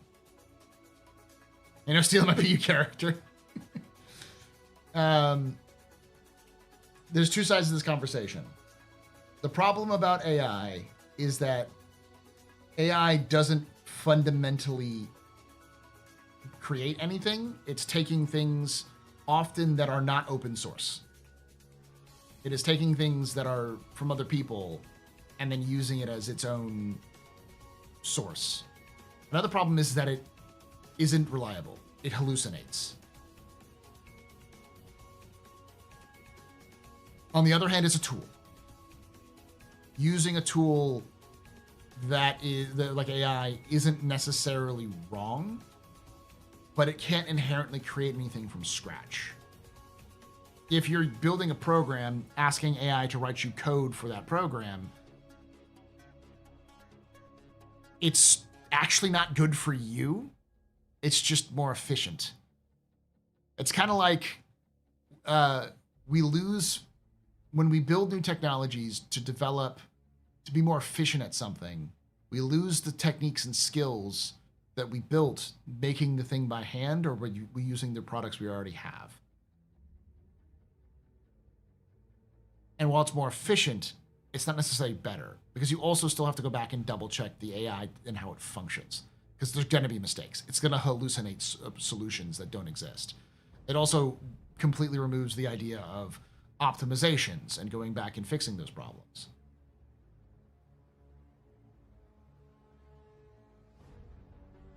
And the problem is that you could be pulling code which is proprietary. It could be stealing code which you don't have the right to do. And if you try to publish something with it and someone finds it out, you could get in trouble.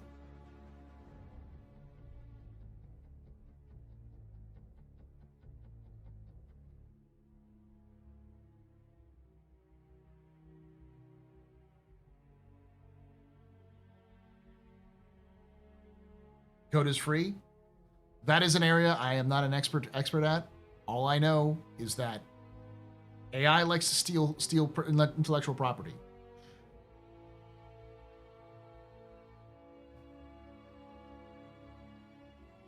And anything created by AI is not legally like licensable.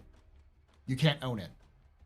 So if you want to build something using AI, note that it could be argued that people could steal your product and then use it on their own, because you don't legally have the right to that because it was created by AI. That is not me. That is the US federal government.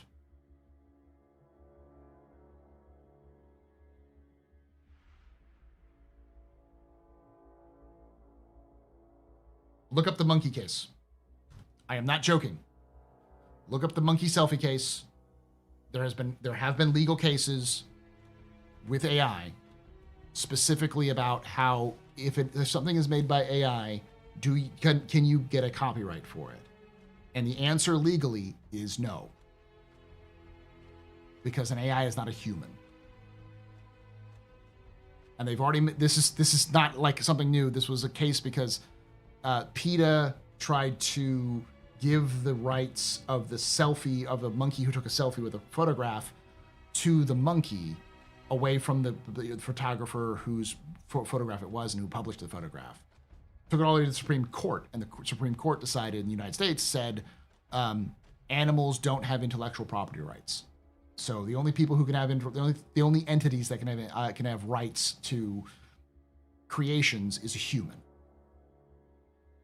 That case was tested recently with AI works being copywritten, and the courts upheld that case.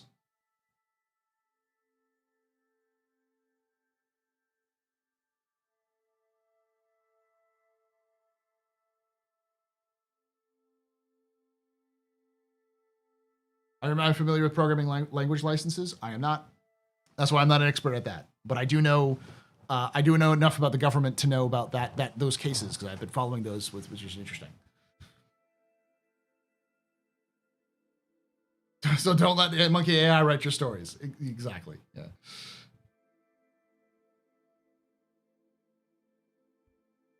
I know monkey rights.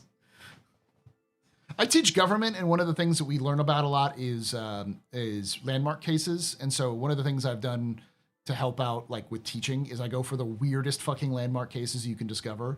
Like, for instance, there's a great case of a situation where the Olympic torch was going by a high school in Alaska.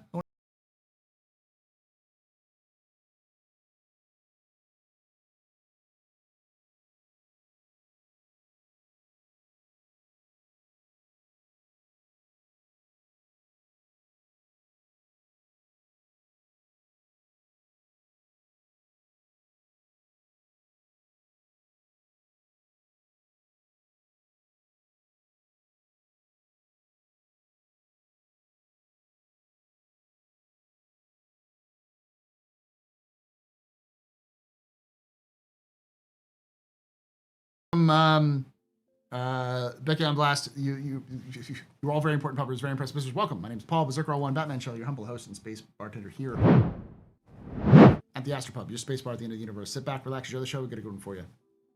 We're having some weird talks about AI.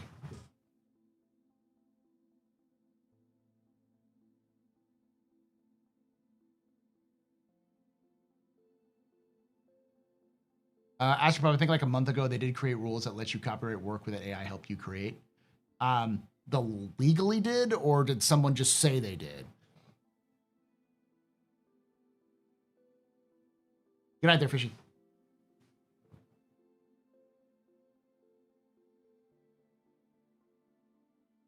Oh, so it was this year. It was like last month.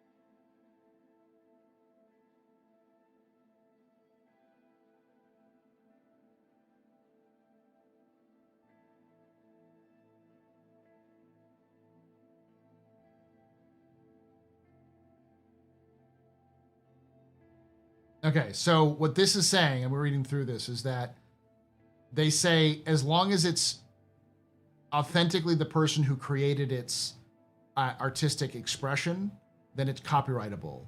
But if it's exclusively a machine-oriented thing, it is not expressible. It is not permitted. This is going to be challenged in court. Someone's going to challenge us in court and to make this, because the Copyright Office has changed its rules, but someone's going to challenge that just because someone's going to want to steal something. The Copyright Office isn't the same as law, and it isn't the same as the like federal cases. Those cases will be the ones that'll determine a lot of how this is applied, or the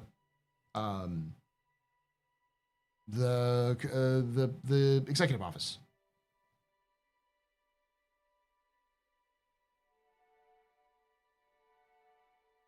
Look, he's reading. Of course I read. I usually read for you. You're coming up at the end of my stream here, Becky.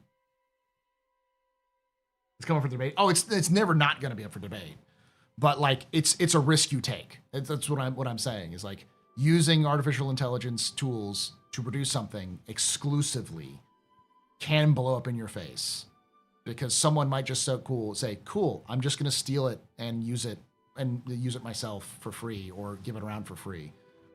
And it's like if you make a video game with AI as the main tool, people may do that. And if you go, well, you can't do that, they can go, yes, I can. Legally, you can't copyright it, so fuck you. And they may have a case in court, and people may challenge that in court as well. That's not new, but in the past, you could stop them because you could use things like the law to stop them. You may not be able to sell a product, is what I'm saying.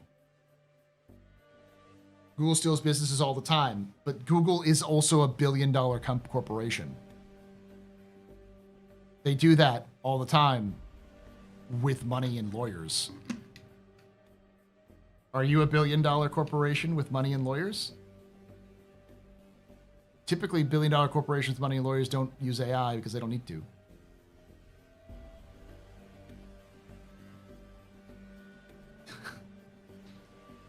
I get your argument. I understand your argument. Your argument is it's not stealing, it's doing what everybody else does. That's always the argument with AI, is that it is doing nothing different from what people have been doing for thousands of years, which is taking inspiration from somebody else.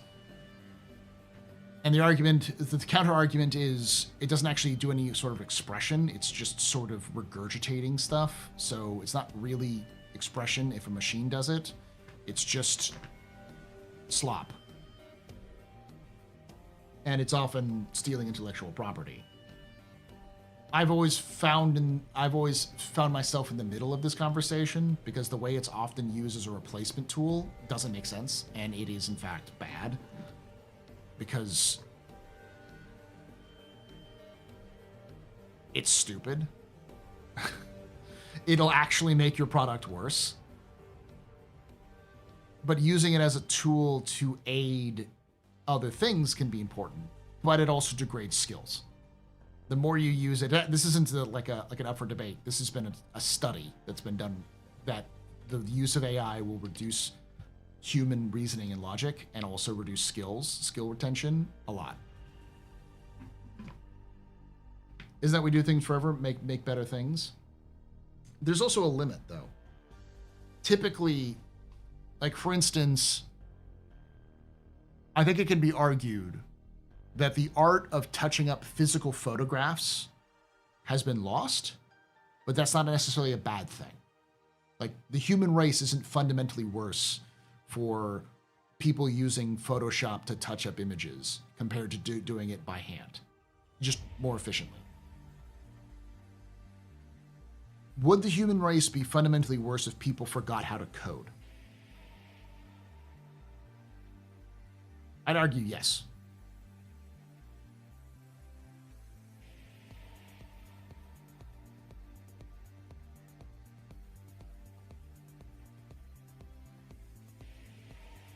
That's just personal taste. If they want it to be better, then they do it manually. But what if it becomes the more efficient option so no one wants to do it manually?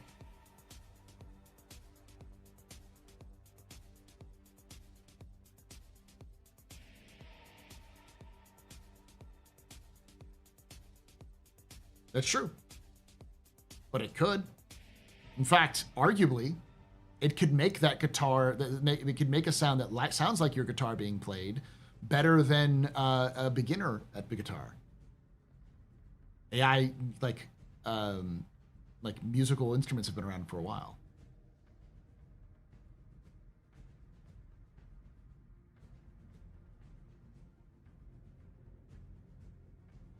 Yeah, but my riffs are better. That's the problem when you start using those tools, though. You can learn how to get those riffs and make it and do it really well. But what happens if it's just easier to use the machine? You'll forget how to do those riffs because the machine does things for you, and it's serviceable. It's well enough. I'm not going to sit here and be a Luddite and say that the future we should retract from the future because the reality is that you're not changing it. The genie has been let out of the bottle. AI is going to do what it's going to do. And just like any other industry, people are going to lose their jobs, and people will have to find. We'll lose entire industries because of this. Some of it will be fine. Who gives a shit? The dumb industry, anyways. Other people, it'll be like, wow, this sucks. And like all technologies, it's overhyped. It will be said that you can go to the moon, do a bunch of other different things, and it's never going to be able to do that. Even people who say, well, eventually it will. It's like, eventually is when? Kind of like fusion. You know, fusion is always 10 years away. Like, when's fucking 10 years? Oh, 10 years. 2030, 2045 will be 10 years away from fusion again. Maybe eventually we'll catch it, but not with the current levels of technology.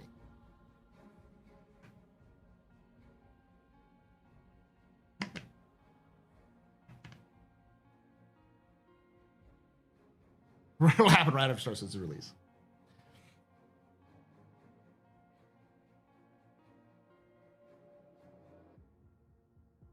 And don't get me wrong, I understand the value of being able just to write me a section of code to fix this problem, and it just does it for you. Especially if you already know how to do it. It's more like, that's several hours of work that I can be done in 15 minutes. And even if I have to check it, it's still like 5 minutes of me checking it to make sure it works. And then it's done. I understand that idea. And I understand that as a tool, it can be fine. Like, I could see concept artists plugging in an AI prompt to figure out something that they want to do, using that as the base, and then sort of evolving that from there. And that was, for the people who I saw who were excited about generative AI, that those were what they were talking about, more as a tool to speed up the process of other things. And there's still arguments against that, because you could still do concept art on your own. You can still draw it yourself, and there's an art to that, and a value to that, beyond what it is.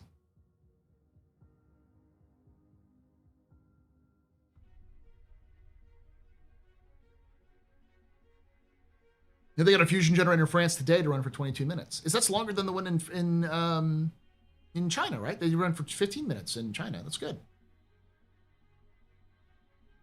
The problem about running these fusion generators is that running for 22 minutes isn't the same as powering a city on it. Tokamaks. I love tokamaks. They're really cool. But it'll be 30 minutes. In another 5 years, yeah.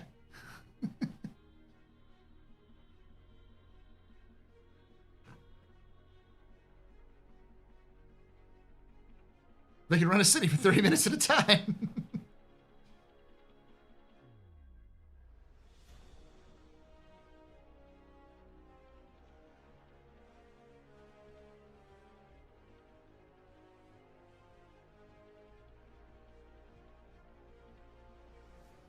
And also, as people were pointing out, it doesn't matter if the machine can code well for you if it costs the person who's running the AI source, the AI code, more money and energy than it would be, than it's realistically okay for you to do on your own. Now, things are getting better. DeepSeek exists, for instance, but yeah.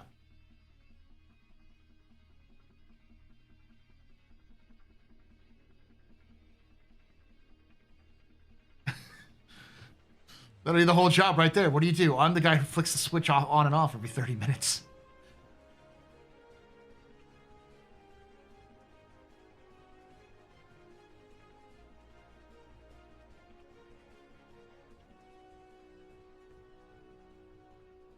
All right. That's kind of an ending the discussion there a little bit, but for those of you who don't know, we're kind of wrapping up this anyways. So thank you for joining us at a weird point. But we were talking about how CIG has apparently partnered with 11 Labs to create voice actors. We don't know why, because 11 Labs is a AI voice actor, sort of AI voice generator. There's no official reason why, and the reason why I brought it up is because I think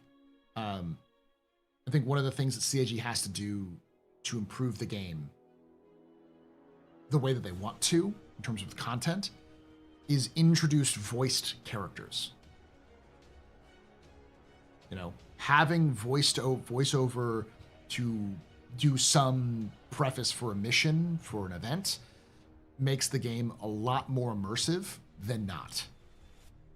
And I know that takes some time and effort, but everything else does too.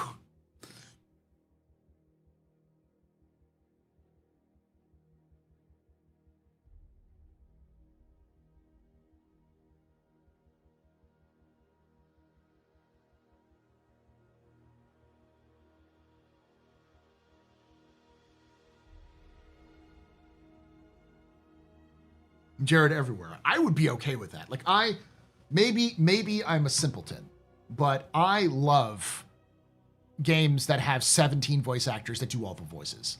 I know some people are like, well, that's just not immersive. I'm like, I never notice it until someone points it out to me. Because, like, Skyrim, for instance, there's like 6 people who do all the voices. But they do different versions of the voice, and all of the characters have different skins and different character models. So after a while you go, wait, those are the same people, you know?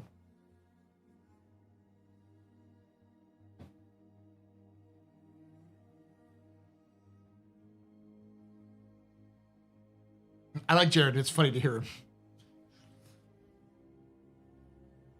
And if you really want more people,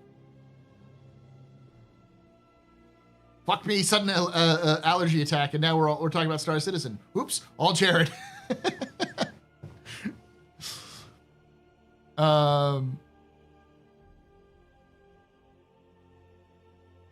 No, 11 Labs doesn't do a lot of work with other games. Most of the games that 11 Labs would do work on is independent projects. And the most famous stuff I know are mods, like conversion mods or significant story mods or adding voices to story mods for other games which lacked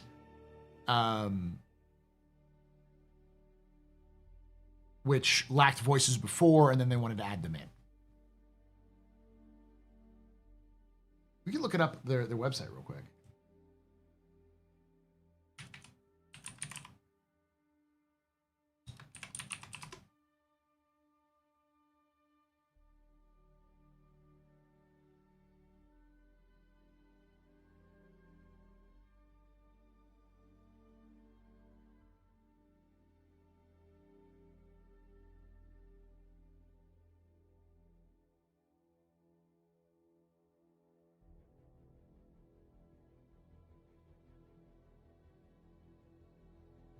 So apparently, Paradox uses it.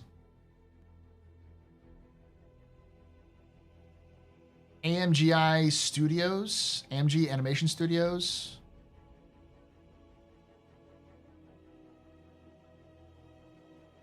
Never heard of them. Magic Cave, never heard of it.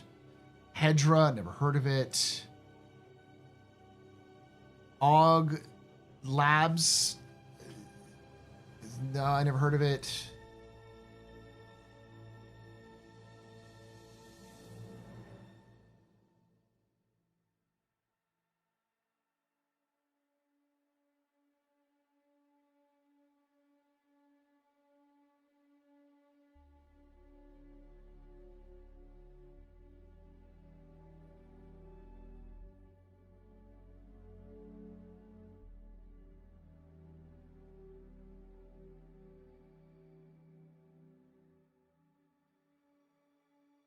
I'm actually not even finding the site that people were referencing that said they partnered with CIG.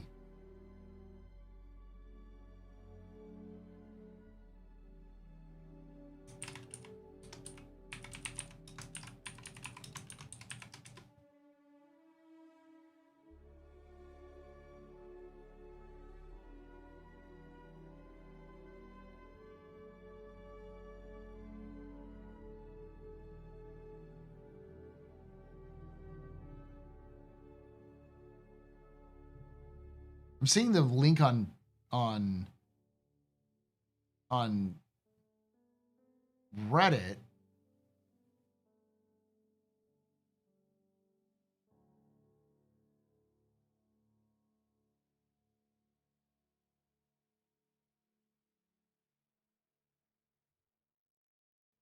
But I'm not okay. Source. So there you go. There's where the Fudster posted it.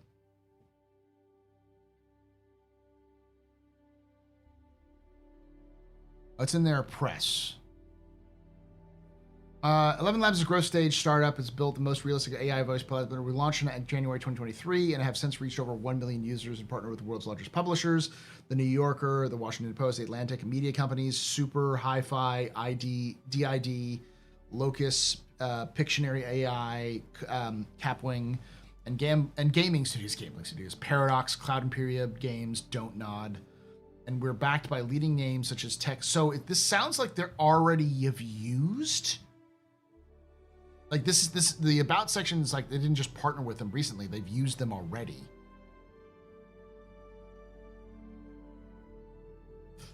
Yeah, no, I've used 11 Labs in the past, just for like playing around with it.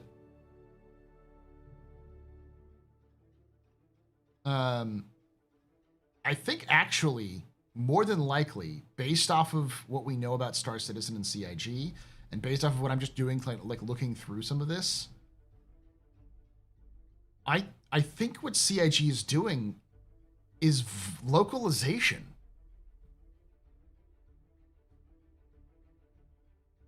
I don't think CIG is replacing actors with 11 Labs. I think they're doing localization with 11 Labs. Because that's one of the things they like actively promote is that you can do localization in many different languages. And that seems to be something that CIG is actively struggling with Star Citizen.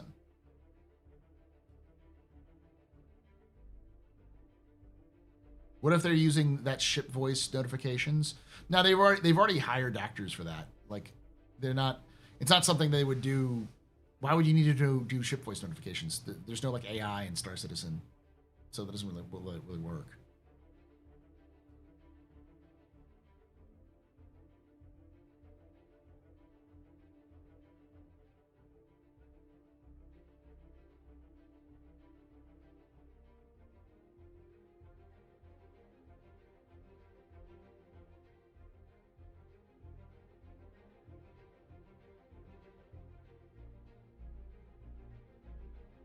All right, I'm gonna play something.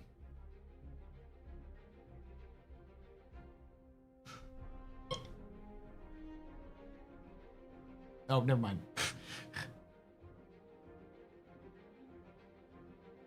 I was looking through this. It's like AMGI Studios. What is this? And then about AMGI Studios. It's an independent gaming and animation technology company that lives at the intersection of gaming, technology, and storytelling. They develop and produce traditional entertainment, IP, gaming, and Web3 native properties through the use of their proprietary technology, AI integration, and innovations in real-time animation.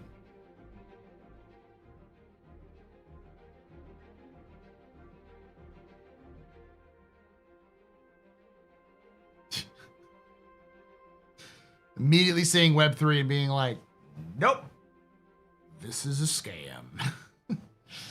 This is a crypto scam.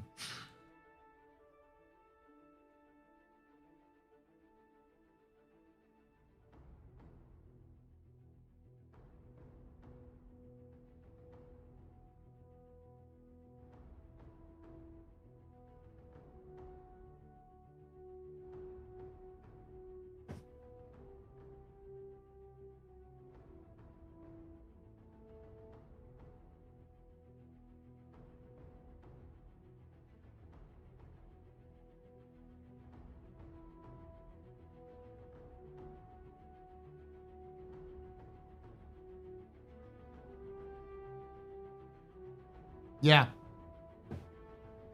Even the link that was leaded to the Reuters link says 11 Labs has broadened its product line by adding tools for speech generation, voice design, sound effects, and AI-driven dubbing in 32 different languages in 2024. And then it says that the next paragraph down there is the startup has partnerships with publishers including the New Yorker, the Washington Post, the Atlantic, gaming studios such as Paradox and Cloud Imperium Gaming, according to its website.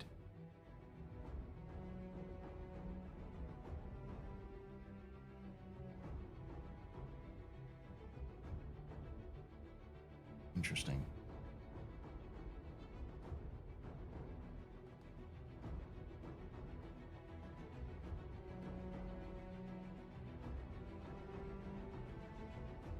Hey, Kenjiro. I'm kind of wrapping it up here. Actually, went longer. Hey, I did the thing. I did the thing where I was like, this is going to be short, and I ended up being long.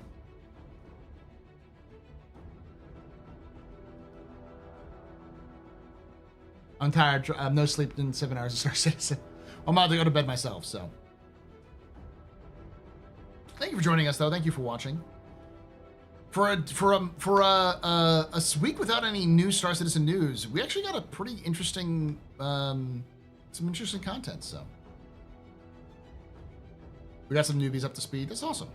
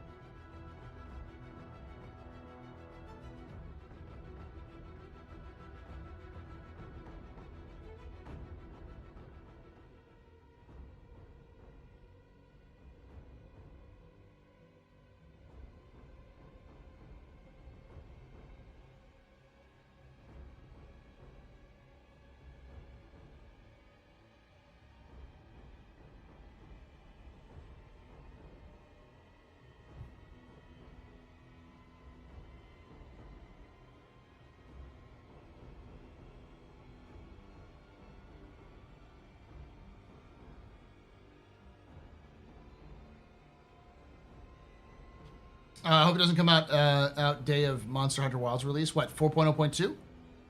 That's not going to come out until March. I think it would probably be the first week of March. They've got another week to test it, and they're down to 1 blocker and 4 criticals. So I wouldn't be surprised if they released it in the first week of March. So they're going to release it for Stella Fortuna.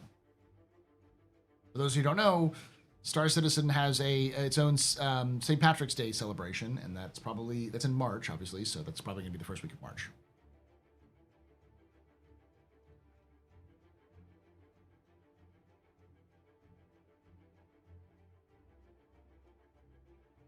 I'm about to go to sleep myself 7 hours later. Yeah. Nah, I'm gonna wrap this up because I'm gonna we'll just wrap it up to get to 3 hours and 55 minutes. Thank you for hanging out with us. Thank you for watching. I'm gonna call Free Fly in March if 4.0.2 is working. I'm sure. I'm gonna call it the night. I'm gonna be back tomorrow hopefully with some Pub and Plays co-op with Loken Plays. We may or may not do Star Citizen. Star Citizen is a pretty bad place right now, so I don't know if I want to do Star Citizen. We might do Helldivers again. We might do Space Marine. I don't know. Monster Hunter Wilds. I don't know when that comes out. But yeah. End of February is looking like it's close to surpassing the end of March 2024 within the mill anyways. Wow. Like total for sales or just for February?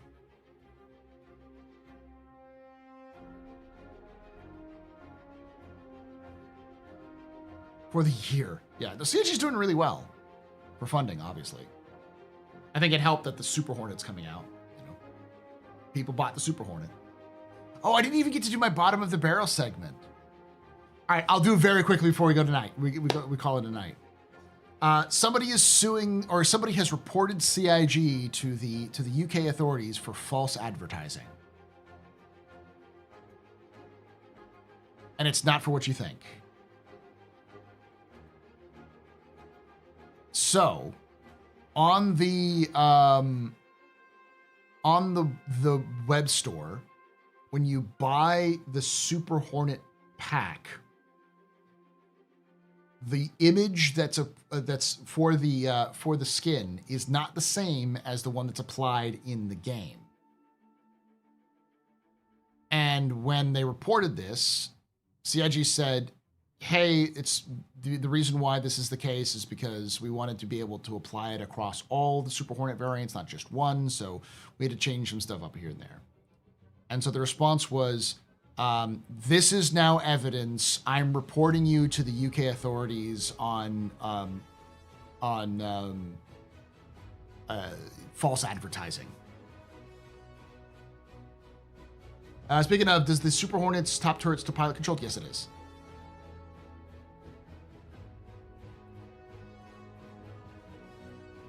How bored is this reporter? He's a Spectrum poster. That's all you need to know. So every ship with an old that has to be redone again? No, it's going to get tossed out.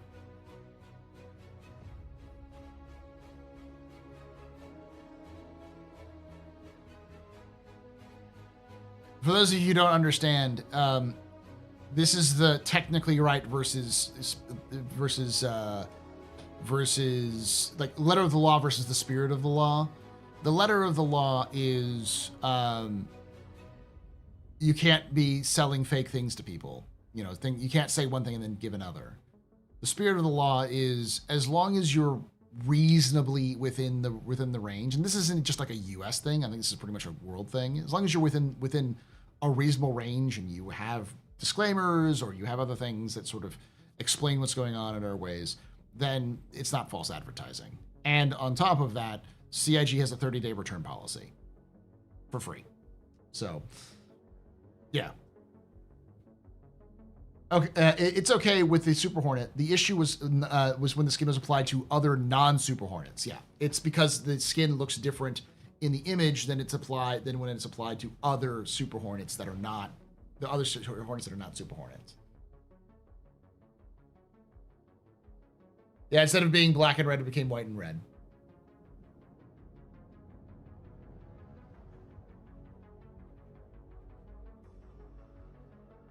I hope someone the person has money to sue a company like CIG for something dumb. They have a legal department, I'm sure they do.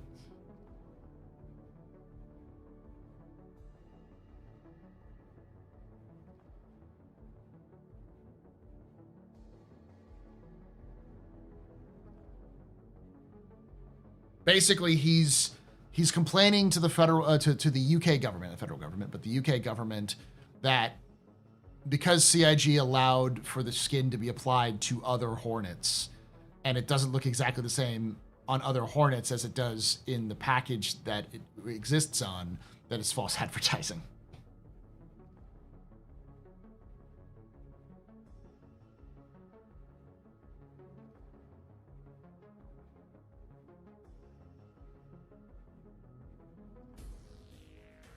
Those are the people who are members of the Refund Citizen crowd. Yeah, it's people who have more time on their hands to shit on Star Citizen, and for some reason, rather than spend their time doing something they love. Which, I mean, people do what they do. As if you listen to people like a lot of members of the CIG like community team. They say they'd rather have those people than have because at least they're passionate about it. They're like they're invested in the game somehow, even if they're negatively invested. But like, I don't get it. Like, I don't like some things. I don't like Call of Duty. I don't think Call of Duty is a very good game. I think Call of Duty lost its luster back when Black Ops 1 was released. That was the last Call of Duty I played that I enjoyed. I don't understand why people like Warzone. I don't understand why people like fucking League of Legends. I don't spend every waking day of my life trying to figure out why Riot sucks. I don't even like give a shit about bad news about Riot. Like, I don't care about League of Legends. I think it's a bad game. I don't like MOBAs. I don't like them at all. I don't care enough for me to just like even bother to look into it.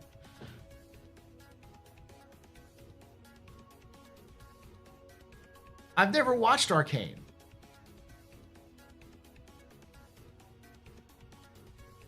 But, you know, like, there's no point. I don't understand that obsession. Maybe it's a human feat thing that I don't understand, being a sentient vest. Being a sentient slime ball.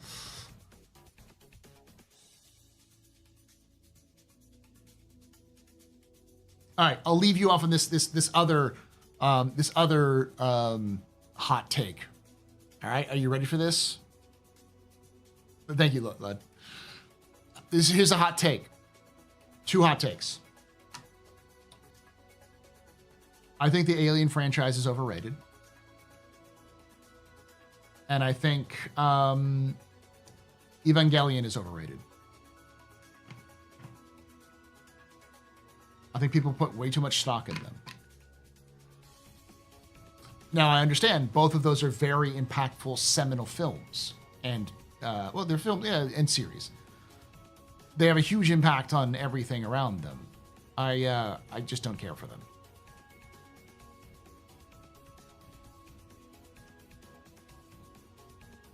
I understand why Alien and Aliens is good. I just don't like them. Yeah. You, sir, take that back. I also think that Eva sniffs its own farts too much. Like, it spends far too much time trying to deconstruct the mecha genre and not enough time examining why that deconstruction makes sense.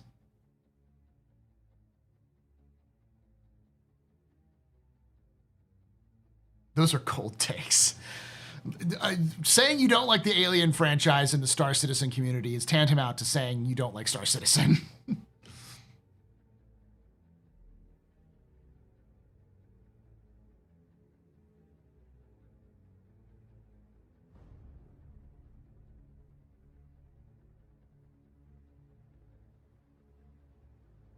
I didn't say I didn't like Ripley. I just don't like the franchise.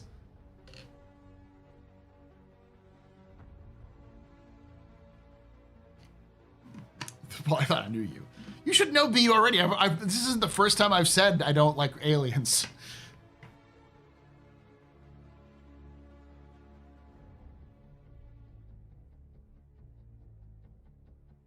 I don't know you. No, no divorce. The Aliens franchise peaked with Aliens, just like Terminator's peaked with Terminator 2. They're the same franchise.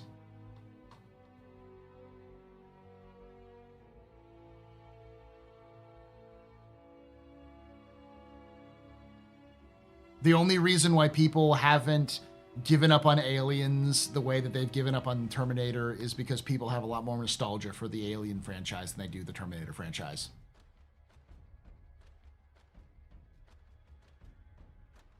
It's like you're not saying The Wrath of Khan. I agree. Don't hate me. Don't hate me because I'm beautiful.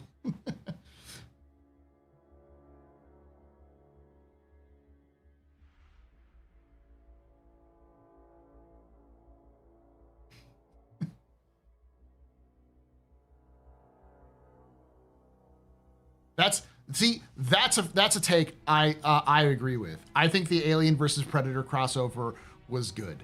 Not because it was good, but because it was schlock, and I love me action schlock.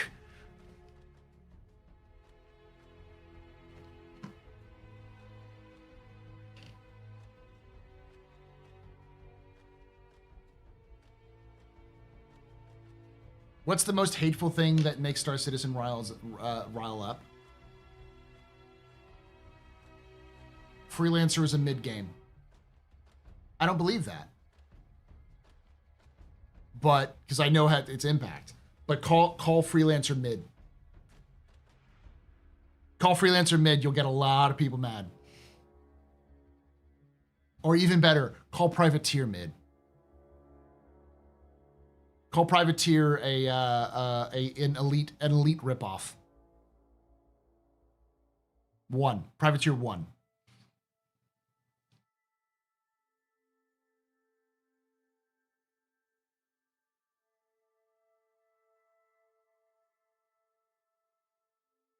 I wasn't going to say Sigourney Weaver is overrated. Sigourney Weaver is a fantastic actor who's got incredible range.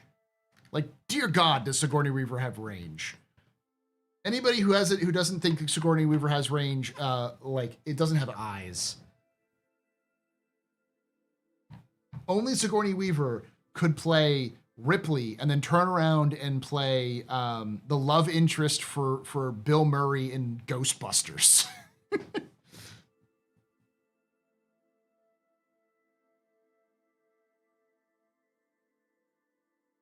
All of the actors who are in the Aliens franchise are fantastic actors. Not franchise, but 1 and 2 are fantastic actors. No ifs, ands, or buts about it. Like, good actors. Understand the impact of those stories. Understand the impact of those stories and why they're good. Don't care for them.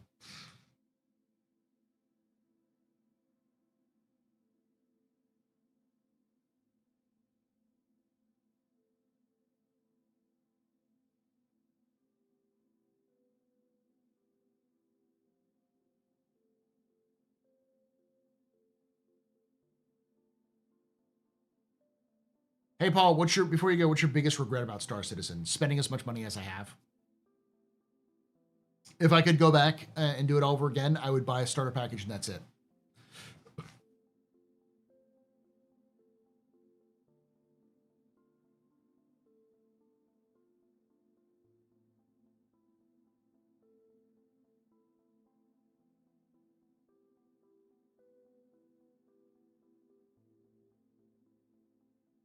I don't regret that I spent money on Star Citizen. I regret that I spent money on ships.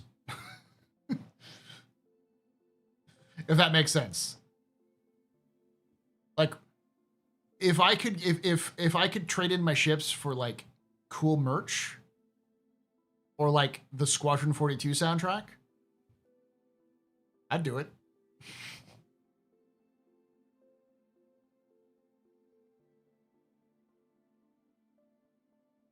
I didn't even know they were the same actress. You didn't know that the love interest in Ghostbusters is the same actress who plays Ripley in Aliens? The smartest people bought an Aurora and dipped. The smartest people who bought an Aurora in 2012 and will show up in 20 whatever when the 1.0 comes out. And we're like, hey. People spend so much time and a bunch of money trying to win SC only to realize that you lost the moment you bought something beyond the starter. Yep. I've had more fun playing Star Citizen Zero to Hero than I have in any other capacity of Star Citizen. I've had the most drama, the most success, the most everything. So I am absolutely going to fall asleep in front of this thing if I don't leave. So after all those hot takes, thank you for watching. Thank you for hanging out. I'll be back tomorrow for some co-op gameplay with Logan Plays. Saturday is a question and answer show for Captain's Table. So we're going to be it'll be an entire episode dedicated to taking your questions about Star Citizen. Any topic you want to talk about, we'll take it, we'll talk about it, and I will see if I can grab some people to come on to that. And Sunday will be either a lore expedition or lore doing Fight for Pyro. I'm going to talk to the officers and see what they would prefer, or talk with the lore team in general, people in lore who if they prefer one or the other, because it'll help us move in the direction, because I don't know how many people actually want to do the other stuff. You can take my spaceship. Thank you, Novix and Astro. We'll do this and head out. You can even take away my space lasers. But you can never, ever take away my space game.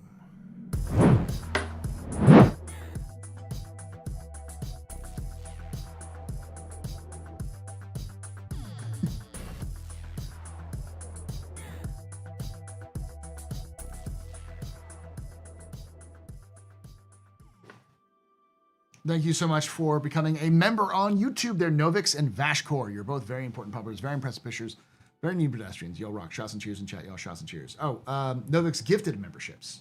Nice. Nice.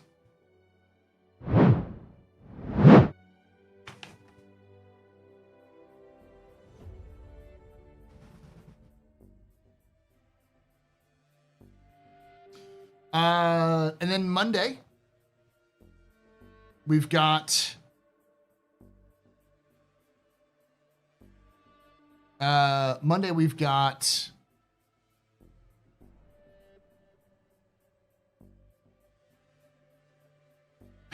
three times, yes. Monday, we've got a lore look at, because on Saturday, my lore video on Save Stanton and Fight for Pyro, the first major event of the Star Citizen story, goes up on Astro Historian. If you are a member on YouTube of the Astro Historian or in a Patreon of the Astro Historian, you already have access to it. You can go watch it right now. Everybody else, you'll see it on Saturday morning. So on Monday, we'll do kind of a discussion about the first story of Star Citizen, what it's going to be like, what might happen, and then, of course, the problems it currently has. So, thank you for watching, and like I always say, hope to see you someday in the black.